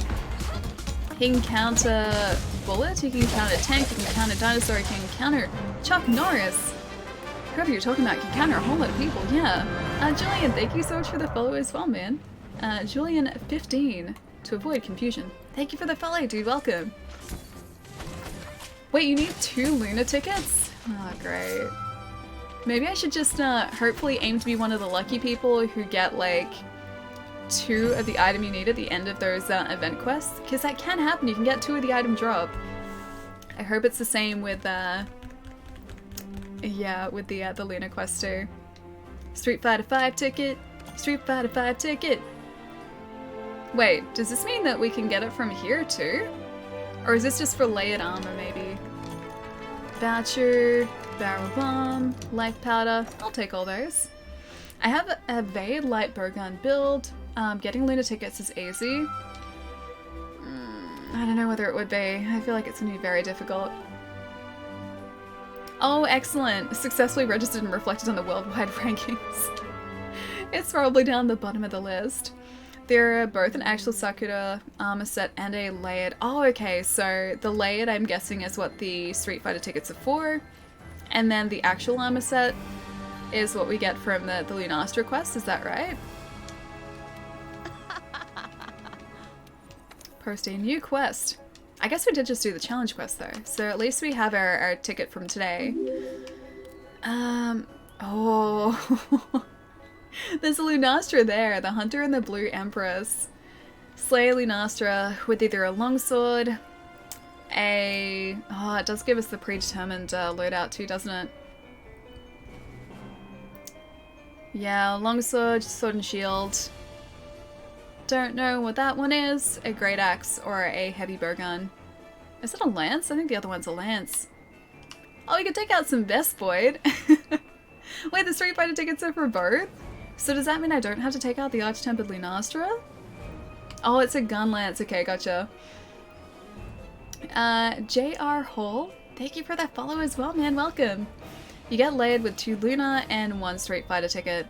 Okay, you still do. I need to take one. Oh, take down the Tornado Dragon yet. Oh, next, Kushala. I love that hunt. Although we haven't taken out that many Kushala with our current character. Not sitting through all the an all finishes video of Blaze Blue. You know, I was considering buying Blaze Blue on the weekend. It got traded in or at my work, and I'm very tempted by it. I think it'd be really fun, although I'm no good at fighting games. She says after having bought Guilty Gear. Yeah, Blaze Blue looks fantastic though. Yes, so I forget the names because I hardly ever play it. Oh yeah, Kushala Daora. That's Tornado Dragon. Tornado Dragon works. You do if you want the layered. Okay, so but to get the proper armor, I only have to take out this Rathian, right? I love GG. Wait, which is... Oh, Guilty Gear. Yeah, Guilty Gear's great, man. I'm terrible at it because I'm terrible at fighters. But Guilty Gear is a beautiful looking game as well. The one that I have is Zerd Revelator? I like calling it Exard Revelator, but Zerd Revelator. I've got that one. And yeah, I almost bought Blaze Blue. Is it Continuum Shift? It's the PS4 one. That Blaze Blue. Almost bought that. Wait, shame. Why the shame? Zerd Revelator, yeah. I need 4 Street Fighter tickets for the Sakura full armor set. Okay, we have 2. Should we try with a different weapon? Julian, you down for this again? We can try number 2 if you like. And I can attempt to try a different weapon. Although I don't have hope for the 3 minutes 30 time there. Shame for buying another game. No, I didn't buy it. I even resisted the Fire Emblem Collector's Edition, dude. I sent that on so it could go to another loving home. Yeah, I haven't bought anything all month, so that's 12 days. 12 days without buying a game, that's good. BlazBlue is such a great 2D anime fighting game. Ultraviolet, don't tell me that. Don't tell me that. I need to avoid buying it. She gave it up. I did give it up. I did give it up. I was saying before, one of my buddies came into work to pick up his pre-order over the weekend, and the guys at work like gave him the one that I had aside for myself. So when I walked into work on Saturday, I saw that it was gone and I was like, oh man, they sold my collectors. Oh well. And then I realized I wasn't that worried about it. And so after that, like I realized that his pre-order was still there, like I still could have technically bought it. But I thought to myself, look, I'd rather probably spend like 150 bucks on something else, so yeah, it's going to a different home, not mine. Alright, what do you guys think? Should we try? Do you guys want to see someone who has never used a bow before use a bow? Yeah, let's do it. I'm sorry, Julian. I'm sorry. Oh, you wanted me to use a great sword. Blaze was my favorite fighting game series. The main character is one of my emotes. Yeah, dude, I have noticed that before. Alright, we have paralysis coating. Draw weapon. Okay, yep, we got that. Charge shot, quick shot. Remove coatings. Okay, I'm just gonna shoot. And it's probably gonna go really terribly. Charge shot. Yep. I'm not even aiming at him. This is what happens when I have never used this weapon before. Okay. Oh, we're going better. We're going better. I did a thing. I did a thing. It wasn't a good thing, but I did it. Okay. 1 damage. Okay. Power shot. Quick shot. That's okay. Dragon Piercer. Hey! I did a thing. Have you played Disgaea? I have not played Disgaea, but I do own Disgaea. Charging sidestep. This is like throwing myself in the deep end here, but I'm hoping this is gonna work out for the best. Red, yep. That's about as great as this is gonna go for us. Okay, use or remove coatings. Paralysis coating. Sure. He's gonna be paralyzed in no time. Or, you know, if we hit a shot, he's gonna be paralyzed in no time. I need to... No, how do I cancel it? I love the Disgaea games, dude. I was almost going to order in a copy of Disgaea 1 Complete over the weekend, but I didn't end up doing it. I was also tempted by that. I think that's actually paralysis. Oh, I did a thing! I did a thing! I don't know how I did it, but I did it. As a Vermain, this is great. I feel like I'm doing such a great job right now. Yeah, this is coming from someone who is a Glaive user. Can you give me a rundown really, really quickly of what I'm supposed to be doing to look like a competent Monster Hunter player here? Okay, I'm gonna do one of these. Okay, yep, I think that missed. I'm doing like 15 damage at a time here. I'm just gonna press all the buttons. Charging sidestep. Okay, that didn't really work either. Okay, what? That works. Oh, I'm doing a thing! Shoot the big dragon, okay.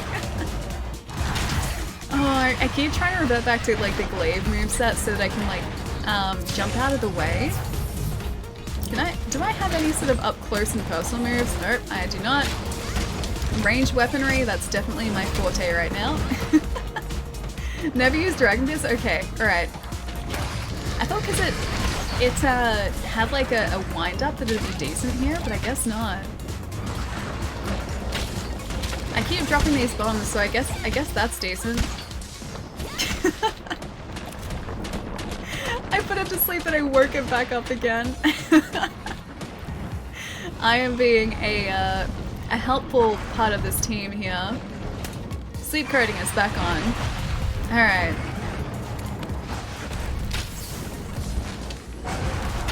Here, go to sleep. Go to sleep so that Julian can do some decent damage to you. Can you go to sleep, please? More stamina, more attacks. Wait, so hang on. I could do more attacks if I use more stamina? I think I'm just wasting my sleep coating here. I feel like I've not felt this way about Monster Hunter since I started playing it. It's very much just a case of like, what am I even doing here? What am I doing with my life? Why did I choose this? Oh man. Seems like you don't have that build. It's way more fun than Elemental Bow. Bows can charge their shots. Just I guess by like holding. I can't charge that way. I'm trying to hold down the button, but it doesn't let me charge. Here, go to sleep, please. Sleep coating. Oh, that's a blast coating now. All right. Can't faint using a max potion. Good thing about the bows, you don't have to sharpen. True, but then I also have to be relatively accurate, and I feel like I'm not particularly accurate here. Okay, I've seen so many people play bow, and they seem to know secrets that I do not know here. They seem to know so many secrets because this, like, the damage I'm doing here is basically nil. And I don't feel like I'm doing much to help out Julian here. Except I'm dropping bombs on our buddy here.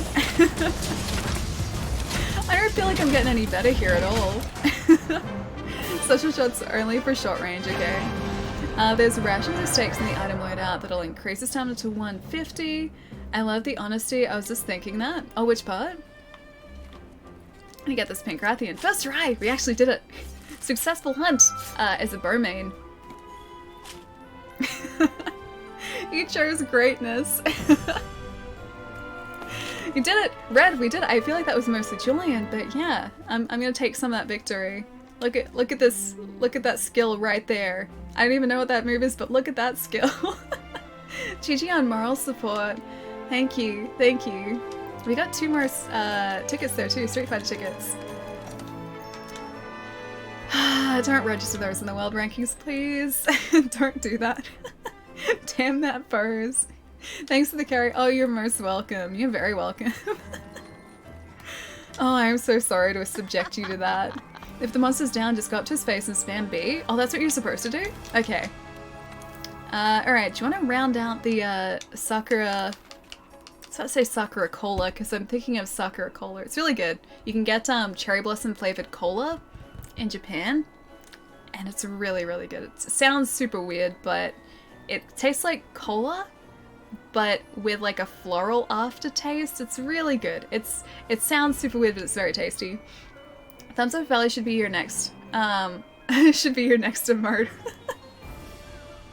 Just like that. Perfect. Time for the Burgon next. Oh, hang on. The Burgon is actually part of this this quest line here, or this hunt here. So let's try this one out. Isn't there Peach Pepsi in Japan as well? It wouldn't surprise me if that was the case. Yeah. You're wrong in that statement. So like I said, it's good for the lols. Wait, which part is good for the laughs? I know the Dragon Pierce ability exists. It's not just not powerful. Normal shot is what I should have been using. It just seems so slow in comparison to everything else though. Oh, it's heavy Burgon, okay. Well, we're gonna try something different here. Don't know what it's gonna be, but it's gonna be something. Okay, sword and shield, that's just boring. We've done that before. Hammer? Hunting horn. Should we try and put the hunting horn to good use here? Gonna trust you guys. Jewel blades, hunting horn, or heavy Burgon? First one I say. Horn? Alright, done. Done. Hunting horn. Okay, horn has it. Blumberg, thank you so much for the follow, dude. Welcome. Buff your allies. Buff your allies? You're gonna try and buff us and also buff Julian. Heavy Burgon is your second main. As someone who is a Burgon main, how does my performance rate? Don't be kind. Don't be kind. Don't lie to me. Bring in the aggressive duding. Dutes aggressively. Now that I actually... Ooh, self-improvement. Okay, attack up. Y. That one. Okay, I think that's it.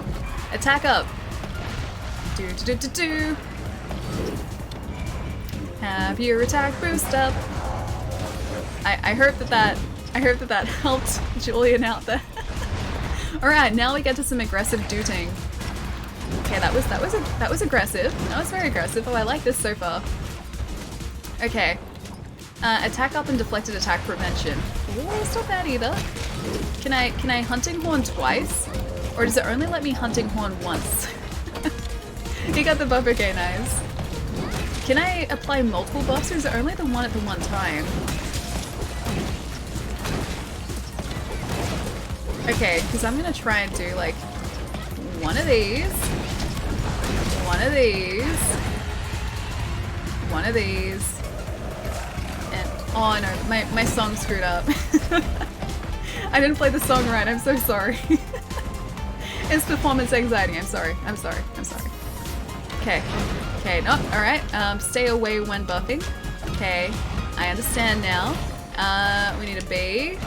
And we need a Y. And we need to play our song. Dude, some more.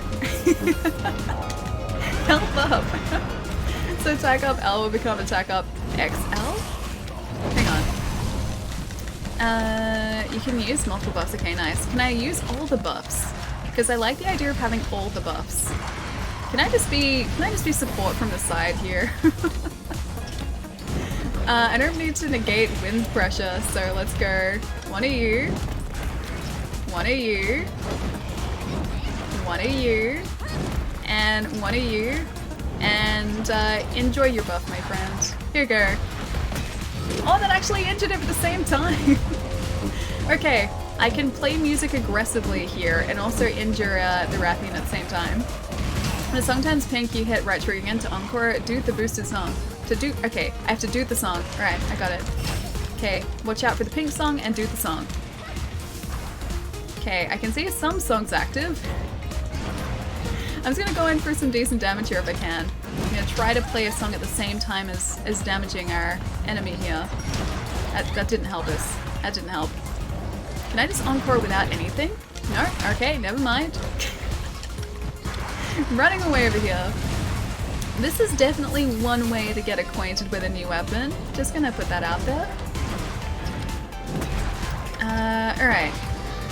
Attack up. So I can attack at the same time, even though I do get knocked over very, very easily. Like that. Such a slow weapon in comparison to what I'm used to. At least I haven't fainted yet, so that's good. Oh wait, hang on. I think that's all good. Is it good? Attack up. Yes. The song is activated. Fast attack use forward B and X2? How do you mean X2? Okay, forward B and then X twice. I think by X2 you mean X twice, right? Sometimes Pink, you could be support, but Monster Hunter doesn't have aggro tables. How do you mean aggro tables? It's okay, I'm learning. I feel super, super terrible at this weapon so far, but I'm learning. Just gonna try and attack here for a second. Oh, get poisoned straight away. It also needs a note from the previous song to lead into the next. So for example, you could use 2 notes for the self-improvement, and you can use the second note as the first note for a defense or attack up. Okay, so you can lead in. Alright. Can you not? I'm trying to antidote myself here. That Rathian's being unreasonably aggressive. It was uncalled for. Ali doesn't play MMOs. I do not play MMOs, this is correct. Alright, I'm gonna try self-improvement. I don't know what this does, but I'm gonna try and self-improve. I don't know whether that's self-improvement, but it caught us on fire. That Rathian is super aggressive. It is Sol, yeah. She was coming after us, man. I don't usually do that. Okay, we need Y, B. That wasn't very nice. Antidote, please. I was in the middle of my song too. I got really annoyed. Oh, you got your ticket. Nice, dude. Strafe, thanks for the follow, man. Welcome. Hope you're having a good start to the week, dude. You've arrived at the right time. I have thrown myself into an arena quest with a weapon I have never used before. And let me tell you, it's going well. It's going great. I feel like I'm supposed to be applying these buffs directly underneath the Rathian for max effect here. I mean, that kind of worked. So in a sense, this also works as a heavy weapon too. Yep, that was totally us. Self-improve doesn't make attack bounce on hard scales. Oh, nice, okay. And a bit of attack up. That's actually really nice. Because, it's so frustrating when you start rebounding off monsters' hides. Monster Hunter is always a good start to the week. I think so too. I think it is as well. Even when I have no idea what I'm doing with a hunting horn, it's a good start to the week. It's like a buffing hammer. Or a buff hammer. Maybe the hammer itself is just buff. Either way, I like it. I'm terrible at it, but I like it. That went well. I love buff hammers. Yeah, so do I. I like Madut horn, Madut hammer. Please don't upload my time. Don't do that, Monster Hunter. Please don't do that to me. Which melee dude is more advanced? Wait, which melee dude is more advanced? Or are you saying melee dudes are more advanced? Alright, let's try one more of those challenge quests. Don't know which one though. Which seems like a good challenge quest to start off with, or to move to here. I think I want to try and see if I'm okay with the longsword again. Because I'm not entirely sure if I remember how to use a longsword properly. But hey, let's try this Nergigante with the longsword. I can almost guarantee you I'm gonna try to vault over this Nergigante with the longsword. I'm almost certain that's gonna happen. Just started the glaive. Oh, having a blast with it. Nice, dude. Yeah, we've been maining the glaive for a while. I used to main the longsword, so this is gonna be interesting to see just how much I remember or have forgotten. And I need to try and like reacquaint myself with the longsword before Iceborne comes out too, because Iceborne has a cool new longsword move, which I do want to take advantage of too. Stand by for departure there too. So yeah, glaive is where I'm comfortable at the moment. Oh, this is the Ryu one! Okay, this is sweet. This is a good choice. Yeah, glaive is where I'm comfortable at the moment. That's what I've been using for like the last like month and a half, 2 months. Nergigante one will give you the Ryu armor. Yeah, dude, I just figured it out. Ah, looks so cool. Look at him. He looks so badass. I wish we could actually like pull up a Hadouken, dude. Or a Shoryuken. One of those two. Alright. Do I remember how to use this? The answer is probably no. Oh, no.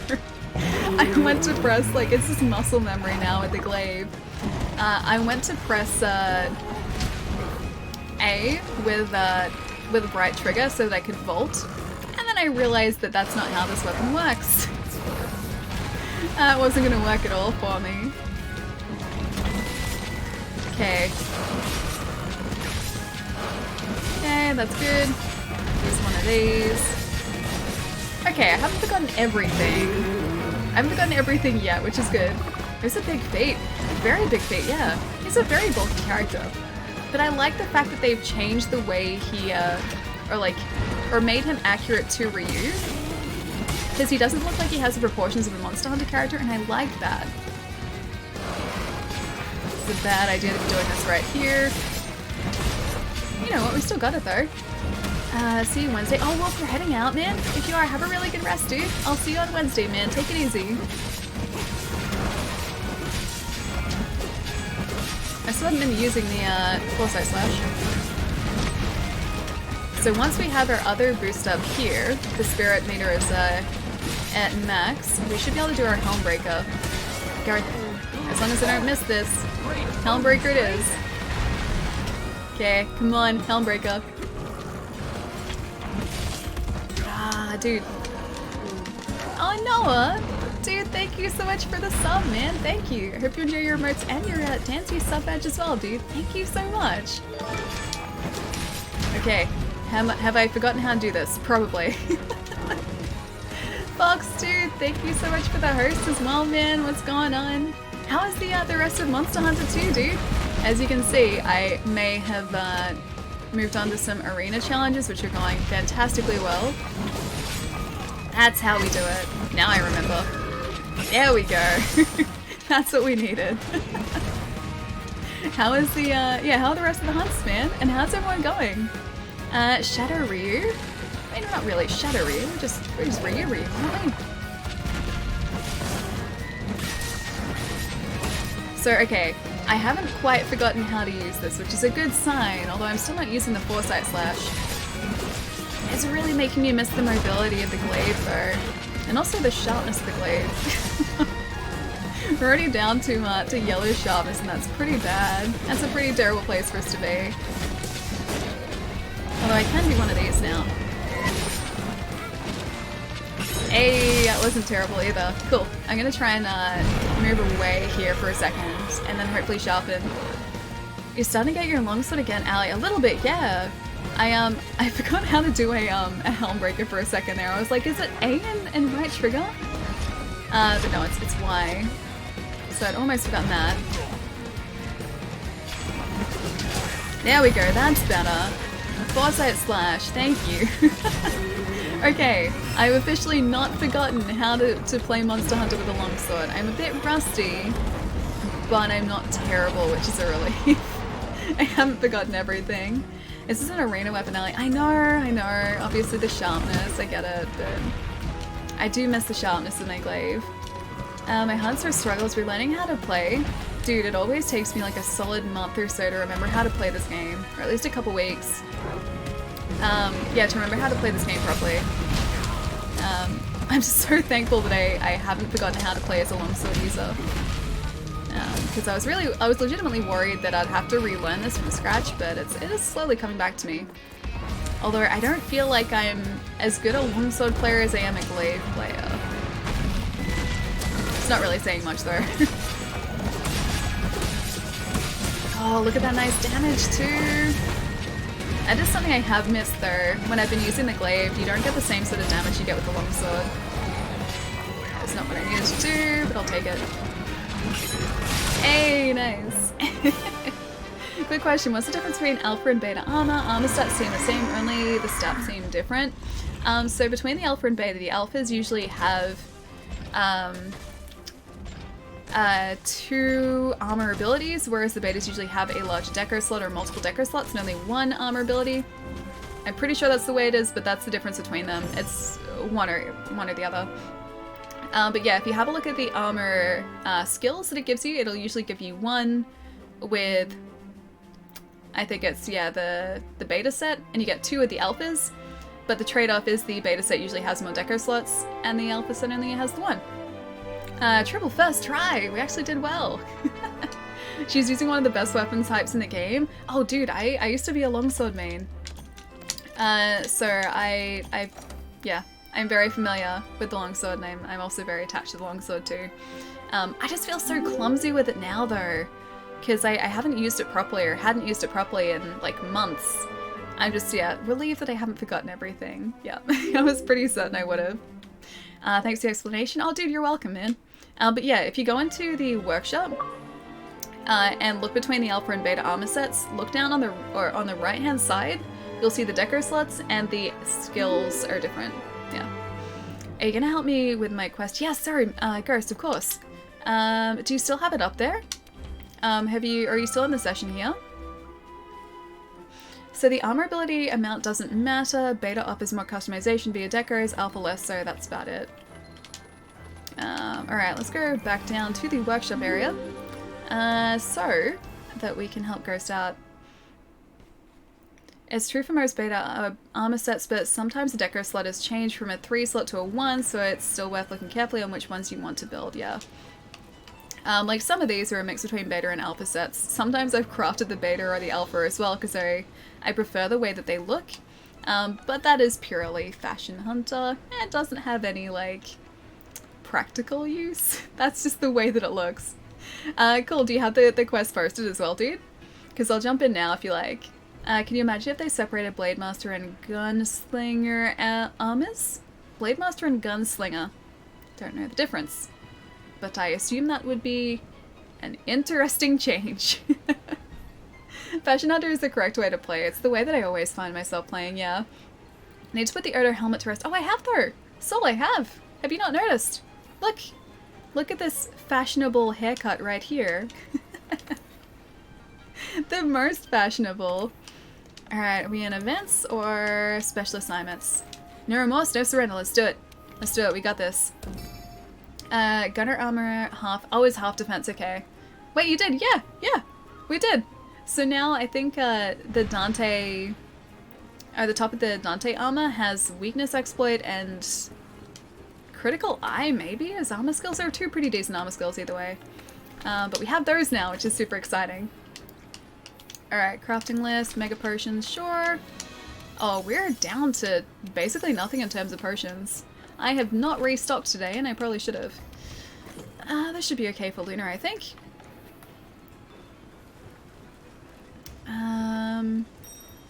Yeah, I think this should be okay.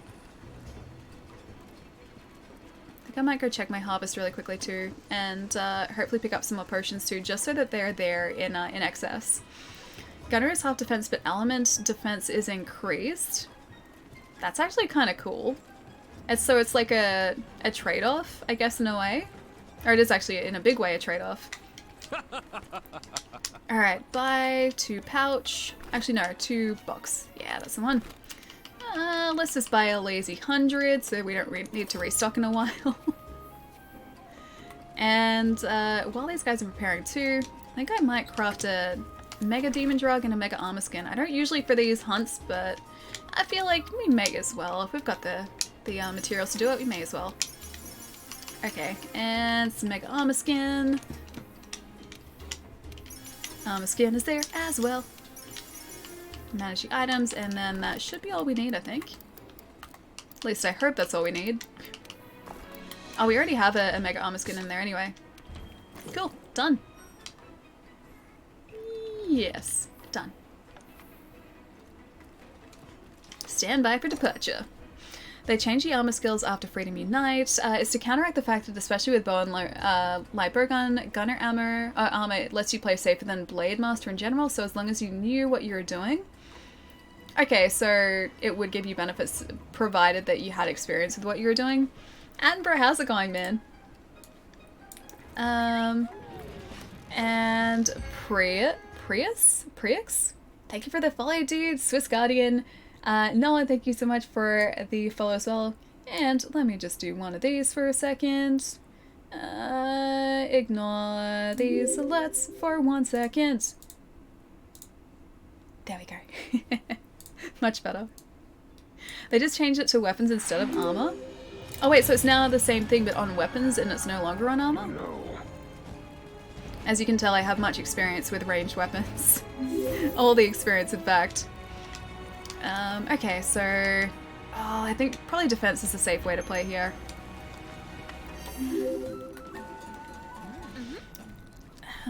You can also wear gunner armor if you have a melee weapon. Oh, hang on, are they the armor skills that you can see? Yeah, are they just armor skills now, not specific types of armor? Because I think I have actually seen gunner abilities on armor. No Astera Jerky? I probably should take some, yeah. So that I can regen the health. We have one more slot, so I can get rid of the herbs too. Do we have some? That is the question. I have 1 Astera Jerky. Oh no, we've got 5. Yeah, we've got some. Okay, cool. And before we head out, let's get our Mega Armor Skin, our Mega Demon Drug, and then hopefully this is going to lead us the right direction. There we go. We should be set now. And we have some cool drinks in here too, I'm pretty sure. I think I added those back in. Yeah, they're still there. Cool. Alright, we are set to go. You're on a phone. Oh, you typered. I always do that on my phone too. Or like, I've noticed too, hang on, we're heading down, aren't we? I've noticed too, whenever I type on my phone, it always shortcuts emotes to different things.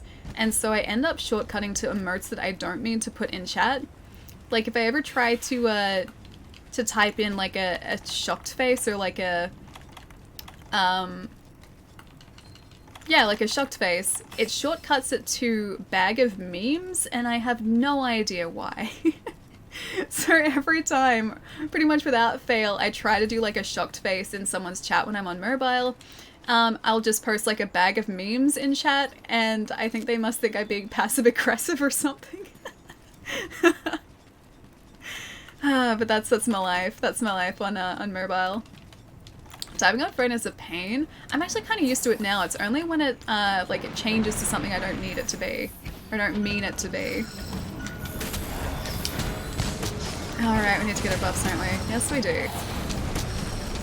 Is it your tail? I think it's your tail. There we go. It is your tail. I don't like these guys together, though. These guys together is usually a bad thing. Alright. I don't want them to bond. Bonding with these guys is very, very bad news for us. So let's hopefully stay away, or keep them away from each other enough so that they don't bond. Don't do it. Don't do it. They will do it. I don't want them to do it. There we go. I really do recommend you learning at least one ranged weapon, yeah. That's the idea. I like the idea of Hunting Horn, but I've said for a long time I've wanted to learn ranged as well. Yeah, mostly because I just have no experience using ranged weapons. I've always sort of gone up close and personal with my attacks, with melee builds, and range would offer something completely different to what I'm used to. For future reference, Shark Attack was the best lance. Is there really a lance called Shark Attack? With a Q, because that's kind of great. That's something actually I haven't tried either. I haven't actually tried the lance at all. I don't know whether many people use the, because there is just a standard lance and then also a gun lance, isn't there? Yeah, I haven't seen many people using the lance in World at least. Okay, Temple Mantle's up, but I think I'll put on... Oh, I need to get her tail! I need to get her tail! I'll put on the Fireproof Mantle in a sec. Alright, the Fireproof is up there. And Mega Potion is back up too. Alright, cool. They're still in the same area though, and I don't like it. It fills me with not good feelings. It doesn't fill me with confidence. Rest in peace, Tigrex tank? But why rest in peace Tigrex tank? Can you not tank Tigrex anymore? Have they changed that, or are they changing that for Iceborne? Tigrex was such a fun hunt in the beta though. I didn't quite take him out, but I was so close to, and I ended up running out of time. But yeah, super fun hunt. What's the time in Australia, Ali? It is 6:13 in the evening. It's not super early, not super late, just kind of hit evening time for us. I gotta start thinking about what I'm gonna eat for dinners too. Probably gonna start getting hungry soon. That Larkset is still on the top of my list though. Yeah, I think that's still at the top of the list. If you look detailed as possible, all your hits have blood splurging out as dark red colored. Really? Hang on. Is that actually blood? I've always thought that like all of the like particles coming off the monsters have just been like dirt. Isn't that dirt? That looks like just like dirt that's sort of being kicked up, isn't it? Or am I looking at different things? Maybe we're both looking at different things. That's gonna make me feel so bad about this if I am actually causing them to bleed. It's as minimal blood as possible, okay. So it's there, but it's just not really emphasized. Also the teddy bear sleep hammer and the cat bow gun, I can't remember if it was light or heavy. I'm guessing these are from previous games, right? Boop. Do your damage, Kinsect. Do your damage. Okay, Tear's down. Maybe I can get Tear's tail. Maybe Tear's tail is going to be a consolation prize for us. Come on, Tear's tail. Come on, Tear's tail. Alright, Tear's moving away now though. At least they're going to be out of the lava area. The old Monster Hunter series is gory. Is it really? I've got a copy of Monster Hunter Tri and also the Wii U Monster Hunter. Is that Monster Hunter 4? 3 or 4? Either way. I've got, yeah, those two. Are they the gory ones? Am I gonna be experiencing much more gore than what I'm used to here with those two? I've never really thought of Monster Hunter as like a gory game though. It's just kind of been hunt the monsters and then they just fall over and they stop moving and that's it. That's just like as gory as it gets. Oh, 3 Ultimate. 4 Ultimate was only on the 3DS. Okay. Then yeah, 3 Ultimate. So I have Tri and yeah, 3 Ultimate. Also, I need to take this off. What am I doing? It is the Fireproof Mantle. There you go, you can recharge now. I wish the hunting horns had a bit more of them design-wise. I remember there used to be... Wait, guitars, really? So it wasn't just the same design, it was like different types of instruments? That would have been really badass, dude. That would have been really cool. Because yeah, now it just looks like a hammer. It just looks like a giant hammer with like, I guess like a bagpipes crossed with a hammer, in a sense. Yeah, it's all like just the one design from what I've seen. Unless maybe that changes for like event-specific sets, or event-specific weapons. But the ones that I've seen, just like the standard hunting horns, do all look just like a hunting horn. I need to get out this blue flame, don't I? Yeah, that'd be the smart thing to do. In your free time, go look up a website called Kirin Co? Is this a corporation run by Kirin? No, don't you bond. Don't you bond. Don't you do it. Don't you do it. Don't you do it. Damn it. They bonded. Come on. Come on. Come on. Come on. Come on. Come on. Come on. Come on. Come on. Okay, need to stop being on fire. Stop being on fire. Okay. Oh, no, we're not good. I'm not on fire anymore, but that was still Tyr. And... Yep, now I'm stunned. No, stop being stunned. Stop it. Yep, just go here. We're still safe. We're not dead. It's okay. Kiranica? Sorry, it has a record. Oh, of old Monsanto weapons. Gotcha. Sorry, I missed the I. Kirin Co. I like the idea of Kirin Co better though. It's a corporation run solely by Kirin. It's just how it works. They have electrical personalities. Take a look over there. Okay, cool. I will, dude. Time to bed, take care. Good night, Ali, Ultrabad. I'll see you later, dude. Take it easy, man. I will see you soon. Their best friends under attack from monstrous hunters. I mean, that's fair, but they also tried to take us out in one fell swoop, and I don't appreciate that. That's just me, but I don't appreciate that. Okay, so Luna is down.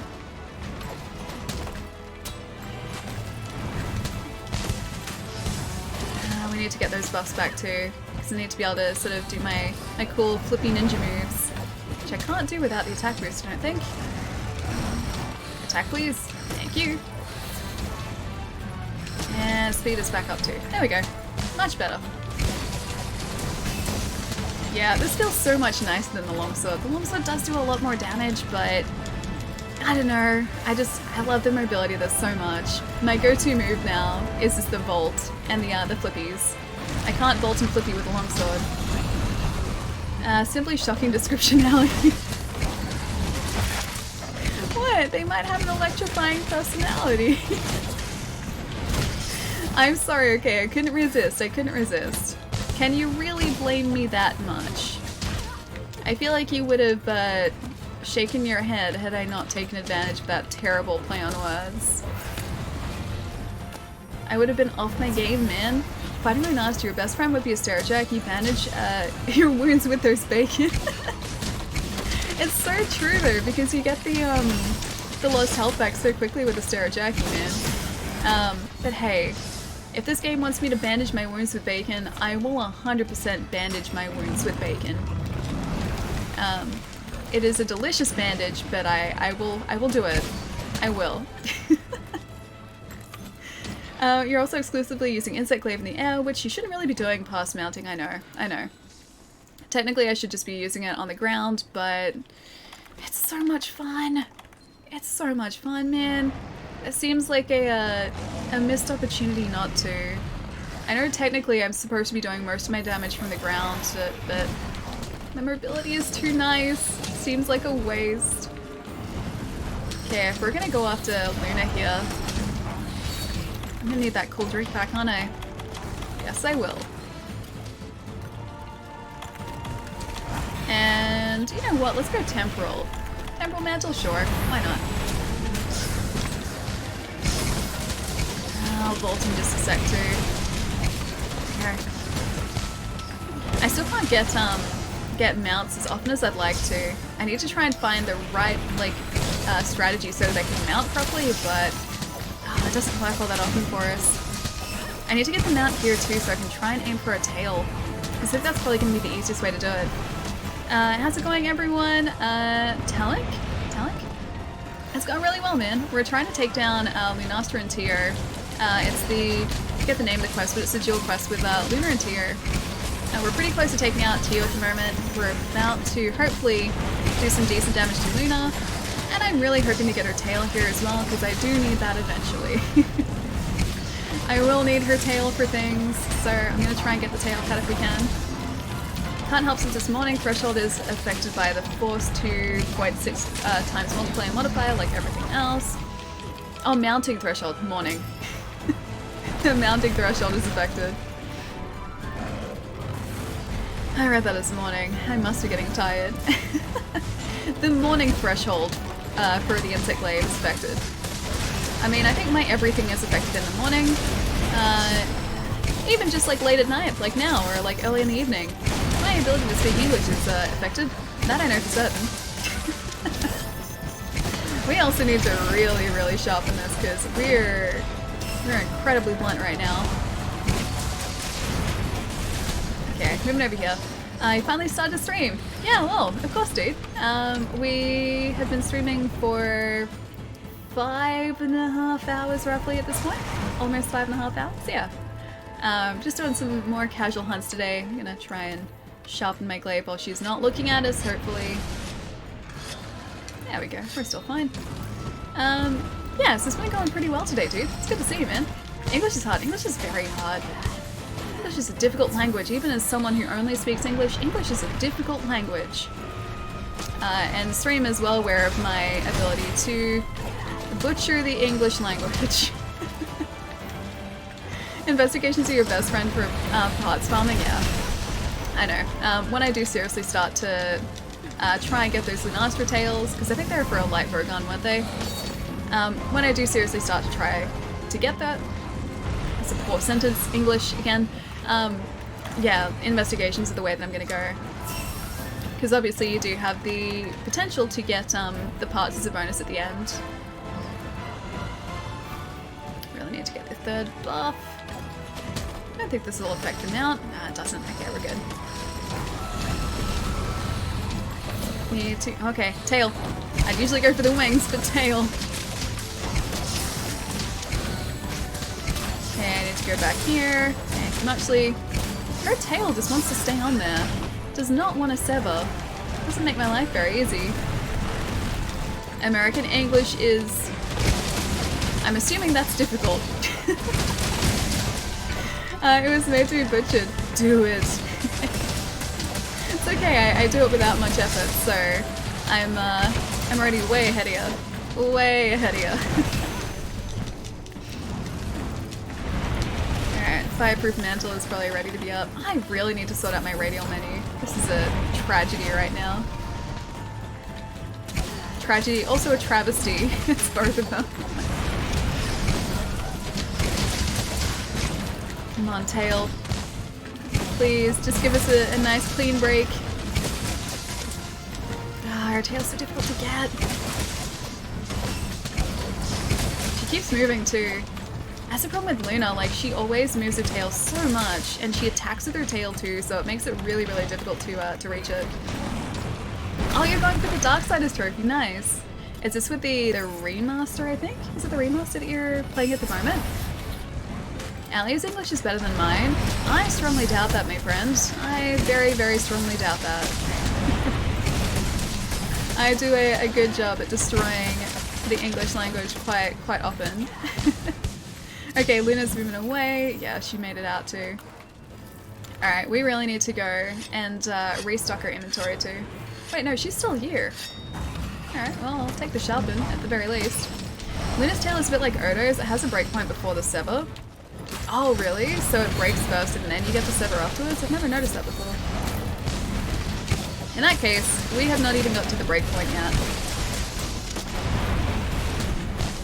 If she could just stop attacking us with the tail for a bit, I'm gonna attempt to just aim for it a little bit here. Is she actually moving? Yeah. Yeah, she's out of here now. Alright. In that case, I'm gonna go restock and then we'll come back. Playing to the remaster. Yes, going for the Dark Rider trophy, which requires you to ride Ruin for 100 miles? Okay, how long do you think that's going to take you? Like, does it give you a counter of how long you've ridden Ruin for? Like, so far? Do you have, like, a running total at the very least, so you have a decent idea of, like, how much longer you have to go? Because if you didn't, that'd be That'd be so difficult to try and figure out just how far you traveled, because it's not like you're given like distance measures in the game at all. At least not that I remember.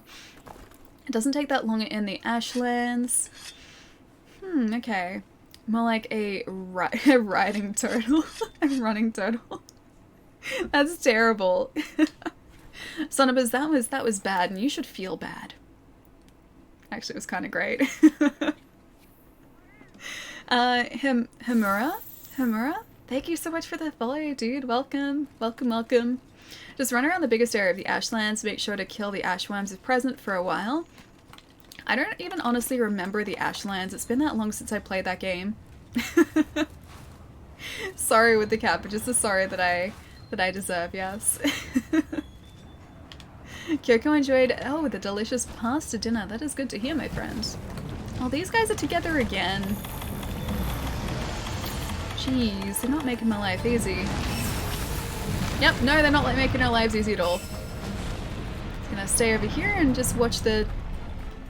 Yep, okay, there we go. We're still okay. Is he gonna... There's usually a second blast, isn't there? Yep, there we go. Thought so. Almost ran straight back into that too. Okay, so we need to get our buffs back. Oh, of course he's following her too. Teostra material. So Tio's almost down. He is looking worse for wear. Very worse for wear here. Yeah, get that. Get your tail. And sure, let's do this. I should probably leave some blast clouds for the other guys too, actually.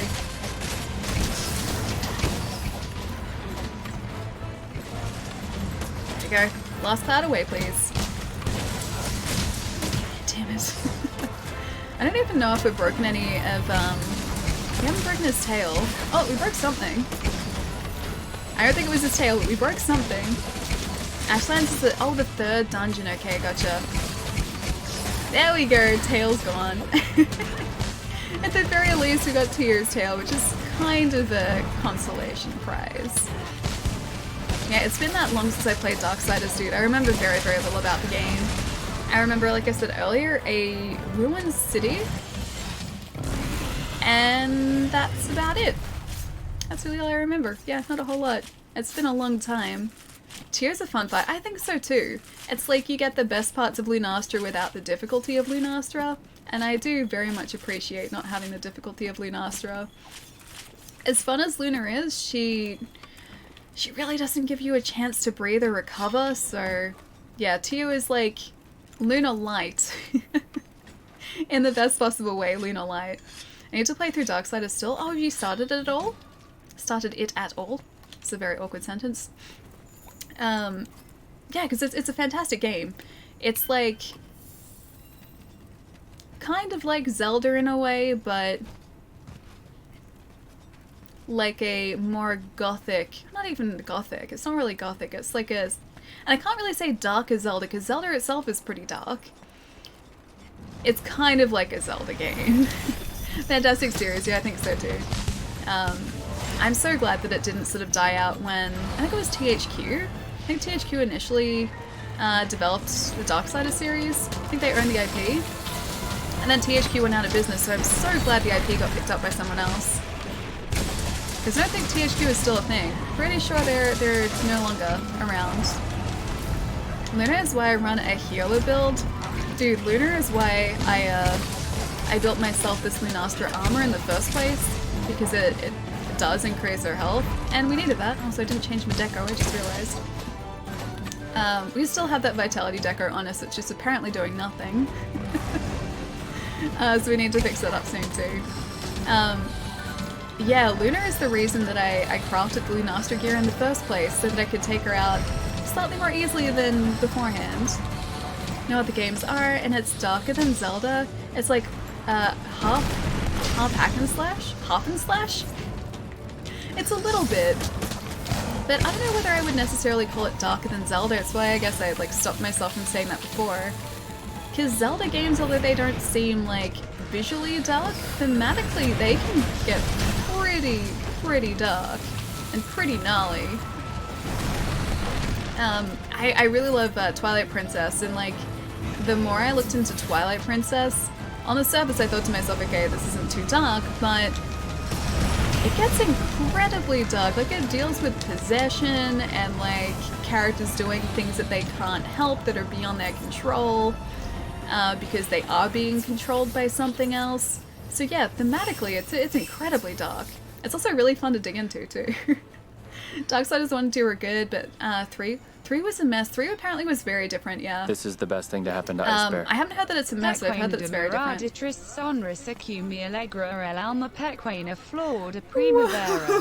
What? Wanted to see how the text-to-speech would do in Spanish. Cheeky smiley face. Wolf, did it do well or did it do terribly? I'm very curious to know this. I'm very interested to know this. Dude, thank you so much for the tip, man. I'm not entirely sure what that said. I assume they were song lyrics. But it was definitely an experience. Thank you so much, dude. Thank you. Surprised you're still awake though. Weren't you super tired before? Zelda only gets dark when you really think about it, like Pokemon. Yeah, a little bit. Oh, we need a cool drink again, don't we? Yes, we do. Just gonna step in the lava. It's okay, we're still fine. Yeah, Pokemon is also kind of dark when you think about it, but Zelda hides all the dark themes behind a very, very colourful and, like, jovial exterior for the most part. But no, that game gets incredibly, incredibly dark. It's a terribly... I thought so. I thought so. Is this an MMO? Luca, no, it's not, dude. So Monster Hunter is... What's the best way to describe it? So it is an action game. You're going to be taking out big monsters. Not the same way that you take out like siege monsters or anything in an MMO. You can work with other people though, so in teams of up to 4 to take out monsters, or you can play solo as well. But you do go on different quests in like limited open world spaces to an extent. So you'll have like different biomes, different areas that you can do hunts in. And the biomes themselves, the areas are open, but they're not huge open worlds or anything. I'm explaining this very poorly. It's not like an MMO though. It is an action game. With a loot grind though. So there is definitely a loot grind associated with it, which a lot of MMOs do have as well. Yeah, no, don't listen to me. I explained that incredibly poorly. If you have been watching for a while, you might get an idea of what you'll be doing in this game. But the hunts that you basically choose hunts to go on. So you choose like a targeted monster to take out. You're given a time limit to do that in, and you have to do your best to try and take out that monster within the time limit. I think the hunt that we're doing at the moment is a 50-minute hunt, so we have to take out the monster within that 50-minute time limit. And you can choose a... Oh, we didn't get the tail again. You can choose a bunch of different weapons to do that with. You can customize your character and the armor that you use. There's a lot of customization in this game, but very, very different to an MMO. Besides Breath of the Wild, I've only watched Zelda stuff, but it seems like it to be so good if it was actually dark. Seems like it'd be so good if it was actually dark. I mean, it is, just not visually. Thematically, yes. Visually, no. Talik, thank you so much for the follow as well, dude. Technically speaking, Monster Hunter Frontier and Online are MMO entries. I don't think we got those over here though, did we? They're the ones that were only released in Japan, and I think there was one that chat was talking about a while ago that only got released in, I think, China, maybe? Though those are both getting shut down, so the value that is debatable at best. I think I'd go with like the mainline Monster Hunter games here, and yeah, they're definitely not MMOs. Where are the bows? I want to see some bows. Oh, Potato, you missed the bow action before. You missed the bows before. Let me tell you, it was certainly something. I decided to do an arena quest a little bit before, and I had never used a bow before, and I was like, you know what, let's just throw myself into the deep end here, we'll use a bow for this. I was the laughing stock of chat. It went well. The bow was incredible. I'm glad that I was endless entertainment for you guys. I'm watching you play this for years, I still don't get it. Oh, okay, okay. Well, you hunt monsters, you take their parts to make weapons and armor, and you hunt other monsters and rinse and repeat. That's pretty much the entire game. Laughing stock is a bit harsh. In a good way. Laughing stock, not in a bad way. Not in like a... Not in a depressing way. Laughing stock in like a good way. So like I was also laughing at my own terrible bow play. If she is, this might be a good time to teach. Is Ellie gonna craft the bow gun? I don't think I can. We needed the Lunastra tails for that, and we haven't got a Lunastra tail yet. We need 2 more. Pretty sure we're down 2 tails. Where's the charge blade though? Dude, I haven't used a charge blade since I started playing this game. I was terrible at a charge blade. I didn't know what I was doing. Because I couldn't get a hang of the sheath and unsheath thing, and while I think I'd be a lot more decent at it now, I still don't think it's gonna go well. Yeah, I still think I would be pretty terrible at it.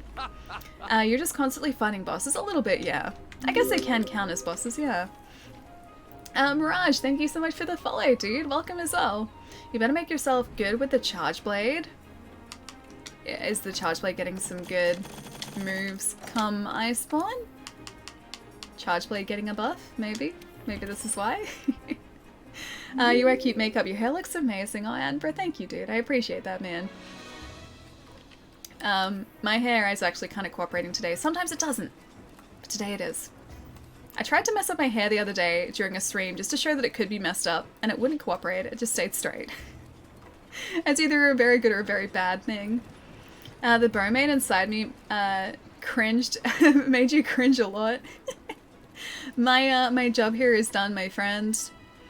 I always aim to at least make a couple people during the stream cringe, and I feel like I achieved that, yeah. Need to finish your mounts? Wait, hang on, which part? Do you mean like when I mount, or like I need to learn how to mount? Also, Ellie's hair does have a mind of its own, yeah, my hair does. Cow, thank you so much for the follow as well, dude. Oh, Chaotic! Not cow, I read that as cow, as in like K-O. Chaotic, thank you so much for the follow, dude. Good day, mate. Hang on. It's bright yellow. Super obnoxious all caps name. Hi, how's it going, man? Don't worry, I won't cringe, but I kind of like that though, because it means that I'm achieving what I've set out to do. I'm achieving my goal. So the cringing is good. If anything, the cringing is yeah, it's a good thing. It's asked, well, not asked for, but it's the desired reaction, put it that way.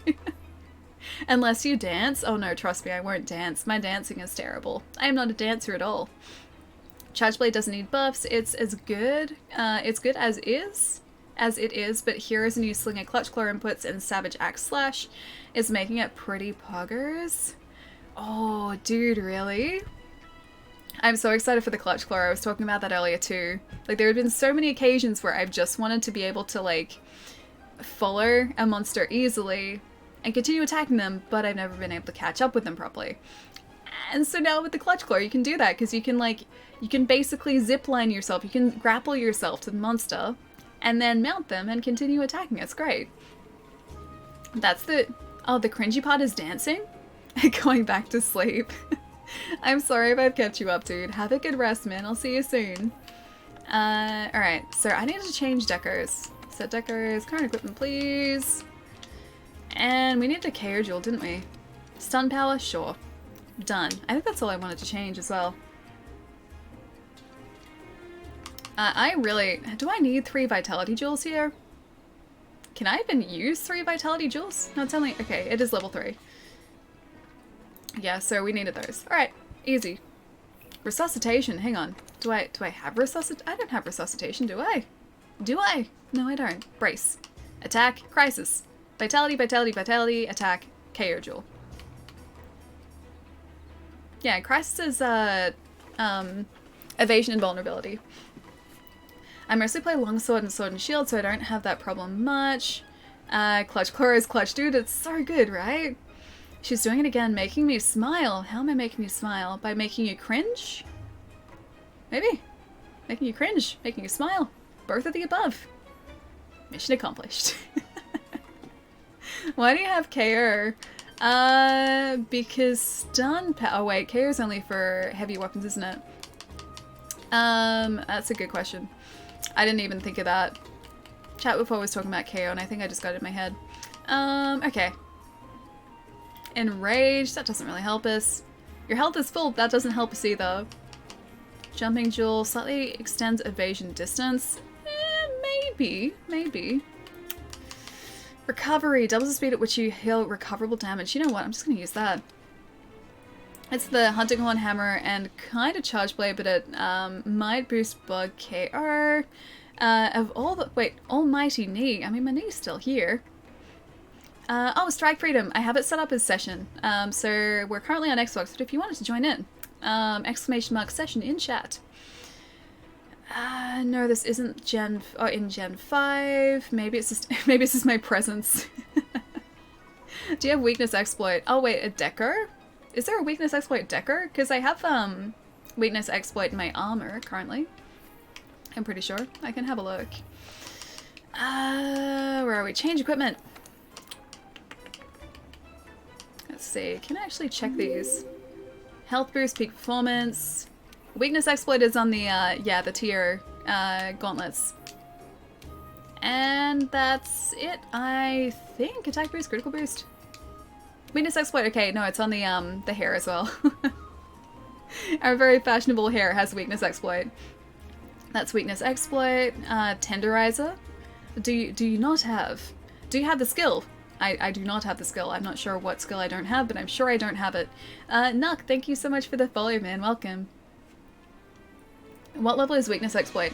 2, I believe. Because they do combine with their powers combined. Oh no, 3. I lied. Wait, that's not how I do that. I lied. Yeah, 3. Do you have it? Maybe. Maybe I have it.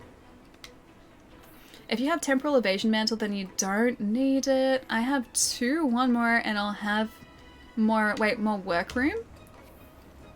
Do you not have Weakness Exploit or Tenderizer? I am so lost. There are lots of things being spoken about. She only has 2. Wait, don't they stack? I always thought they've stacked. Because, our hairpiece has 1 as well. She only has 2, that's kind of true, but it does help get rid of blights. Ghost, if you're still in the chat, dude, are there any other hunts you need a hand with? With builds? Workroom. Oh, Workroom with builds? No, it doesn't. No, it doesn't. It's kind of true. I'm catching up with chat. And also the multiple conversations going on in chat at the moment. Higher elemental resistance that does that. Go change out your deco. Oh, I already did. Don't worry. Don't worry. I did. I don't have the useless 4th Vitality deco in there anymore. It's now, I think, the Resuscitation, which should heal our health a lot faster. Oh, you do? Fit you in your deco for Tenderizer. You think I should use Tenderizer instead? Hang on. Alright. Let's go out of here. I can see what our loadout is at the moment. Ghost, if you want to set up another hunt, I can jump back in as well. Decos, current equipment. Recovery, yeah. Doubles the speed at which you heal recoverable damage. I kind of like that. I do like recovery. Attack we need. Crisis. I do like 2. Prevents knockbacks. Brace Jewel I kind of do like 2. I could get rid of recovery.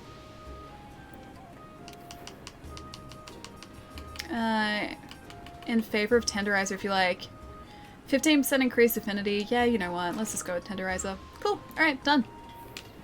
Done and done. Glad to see you're still going. ZX, how's it going, man? How's your week going so far, dude? Moobot tries its best. Moobot does try. Hang on. Moobot, that is not a link. I can't even see what Moobot got rid of. Cloud, I'm so sorry, dude. Yeah, I can't see what Moobot got rid of. It's not showing me that anymore. Usually it'd show me. In Deco, can you right trigger twice? Yes. Oh, you want to do that one again? Okay, cool. Alright, give me 1 second and I'll jump in. Deco's current equipment. Ta-da! Wait, hang on. There are so many things going on here, the stats. Okay, 1, 2. Is that where you needed it? I don't know if that's where you needed it, but it's there now. Should not do more damage. Sweetnut Alley has weakness exploit level 3. 4th vitality just chilling, and then wrongly kicked out. I don't think it's gonna... It only goes up to level 3, doesn't it? Yeah. Sorry for skill list, hang on. Skills! There we go. Attack boost 4, health boost 3, weakness exploit 3, critical eye, peak performance, defense boost, critical boost, power prolonger, resuscitate, flinch free, razor sharp, spare shot. Hang on. Oh, you can't see like a bunch that I'm covering. I don't know. Can I go this way and you'll see him? Oh, kind of. Almost. There you go. You can kind of still see him. Yeah, there you go. Just. 4th vitality has feels too. What does the Empress armor? What does the Empress armor have skills wise? I think it's a health boost maybe, or increases the recoverable damage or something. Hang on, let me see. Sorry guys, I'll be there in just a sec. Health boost, yeah. Level 3. Does that mean that we don't need the vitality jet or jewels? Does that not like boost it any further? Health boost 3 is what we have. Yeah, maybe the deco is not needed in that case. We can only go up to level 3. Bubberus. Right trigger over. Change equipment. Ta-da! So, okay, in that case, because it's red, does that mean we have more than what it's going to allow us to use? Isn't 3 overkill? Because, yeah, the fact that it's red, that's making me think that it's not going to increase it anymore. The health boost is from the decos. The health boost, yeah, is from the decos. Okay, I think I'm just going to run with this. We'll figure this out later. You might be using or going over. I probably am. If it's red, I would say that that's what it means, but I'll figure that out later. This build is going okay so far, even though it's a very mushy build. It's alright. Alright, let's jump into this. So, Southwest Camp. Oh, hang on, this is different. This is the Infernal Monarchy. Sorry, I didn't realize you had another Tio Luna. When it's red, that means it's at max level, gotcha. So there's no point having the decos attached, gotcha. Alright, I'll fix that up after. Luna Chest has peak performance from its built-in skills. I'm gonna copy your build and retweak your build. Oh, trust me, there's not much of a build there to begin with. I've just thrown some armor together and just pretty much gone, yeah, that'll do. That'll do. I'll work with that. Yeah, that's as far as I've gotten so far. And it's gotten me this far, so I'll just have to sort of rejig it a bit when Iceborne comes out. Alright, crafting list. I think we'll be okay for this though. Hang on. Manage items. Or we could do with some more max potions and megas. Alright, let's do this before we head out. That's a catalyst. That's not what I need. Okay, 2 of those, 2 of those, 2 of those. And mega potions. And hopefully we should be okay here. Oh, great Odin's Raven! Sense. Accidentally forgot to unsub 4 months in a row, Alatense. Sense, dude, thank you so much for the 4 months, man. Did you actually forget to unsub, dude? Cause please remember next time. I don't wanna be taking your subs away, man. Thank you so much for the 4 months either way there, man. Thank you. What is Ellie's armor set again? We have the Lunastra, so the Empress chest piece, the Devil May Cry hair, the Tyr gauntlets, and the Draken coil and greaves as well. It's gone good. Started streaming a playthrough of Far Cry 4, nice. For a friend who hasn't played it yet, it was fun. Yeah, 4 is really good. 4 is Pagan Min, right? I think that's 4. Yeah, I liked 4.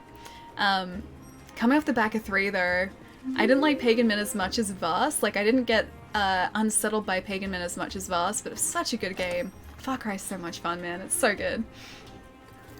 I knew I liked that hair. Yeah, it's good hair. It's good hair. All my time of window shopping now, I know what skills each armor piece has. There's no way to top Vast. That's the thing, like, they went from, like, possibly the best antagonist series has to like Pagan Min, who isn't a bad antagonist by any means, just he's not unsettling in the same way. Yeah, he's definitely not unsettling in the same way as Voss was. But no, 4 is so much fun. I just like Far Cry in general. It's like they release at just the right interval so that I don't feel like... Actually, let's go defense up here. I always feel like I'm ready to play a new Far Cry game when a new, like, mainline Far Cry comes out. It's the perfect timing. Bonfrey? Thank you for the follow, dude. And Cubby or Cubby? Cubby.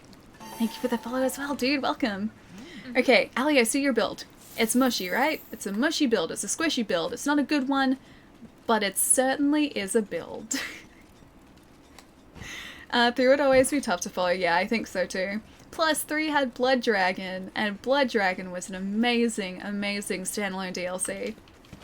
They did fantastic things with that DLC. And I still love it now, like years after the fact. Plus, it has a Dino Riders reference in it, and you can't really go wrong with the Dino Riders reference. You need to remove one of the one weakness exploit and 1 health deco. Okay, I can do that. So it'll be a better build after that? Or actually, like, a build? I hope so. Yeah, trusty here, I hope so. Alright, so we need to go... I don't know why I didn't spawn at the other... Or I didn't send us to the other side of the area. Because technically, we could have just started near where the Diablos is, or the Diablos nest is, and gone from there, because I think that's where Tio and Luna usually hang out. Wait, told you? All about the not needing the decos? It's like trying to top Mads Mikkelsen in Bond with Christopher Waltz, or Christoph Waltz? Christopher? It's Christopher Waltz, isn't it? They're both amazing, but it can't be done. Yeah, I don't know. They're both fantastic actors, but I think you're right. I think Mads Mikkelsen can do, like if you've seen Mads Mikkelsen in Hannibal, he does, like, scary and disturbing so incredibly well while still remaining believable. And Christopher Waltz, I think it's Christopher, either way, he's such a fantastic actor, but at the same time, yeah, I think you're right. I think Mads Mikkelsen, in terms of being able to, yeah, just play a very disturbing character, is probably, yeah, higher than, say, Christopher Waltz's. Oh, it's Christoph? Okay, sorry, my bad. I always thought Christopher.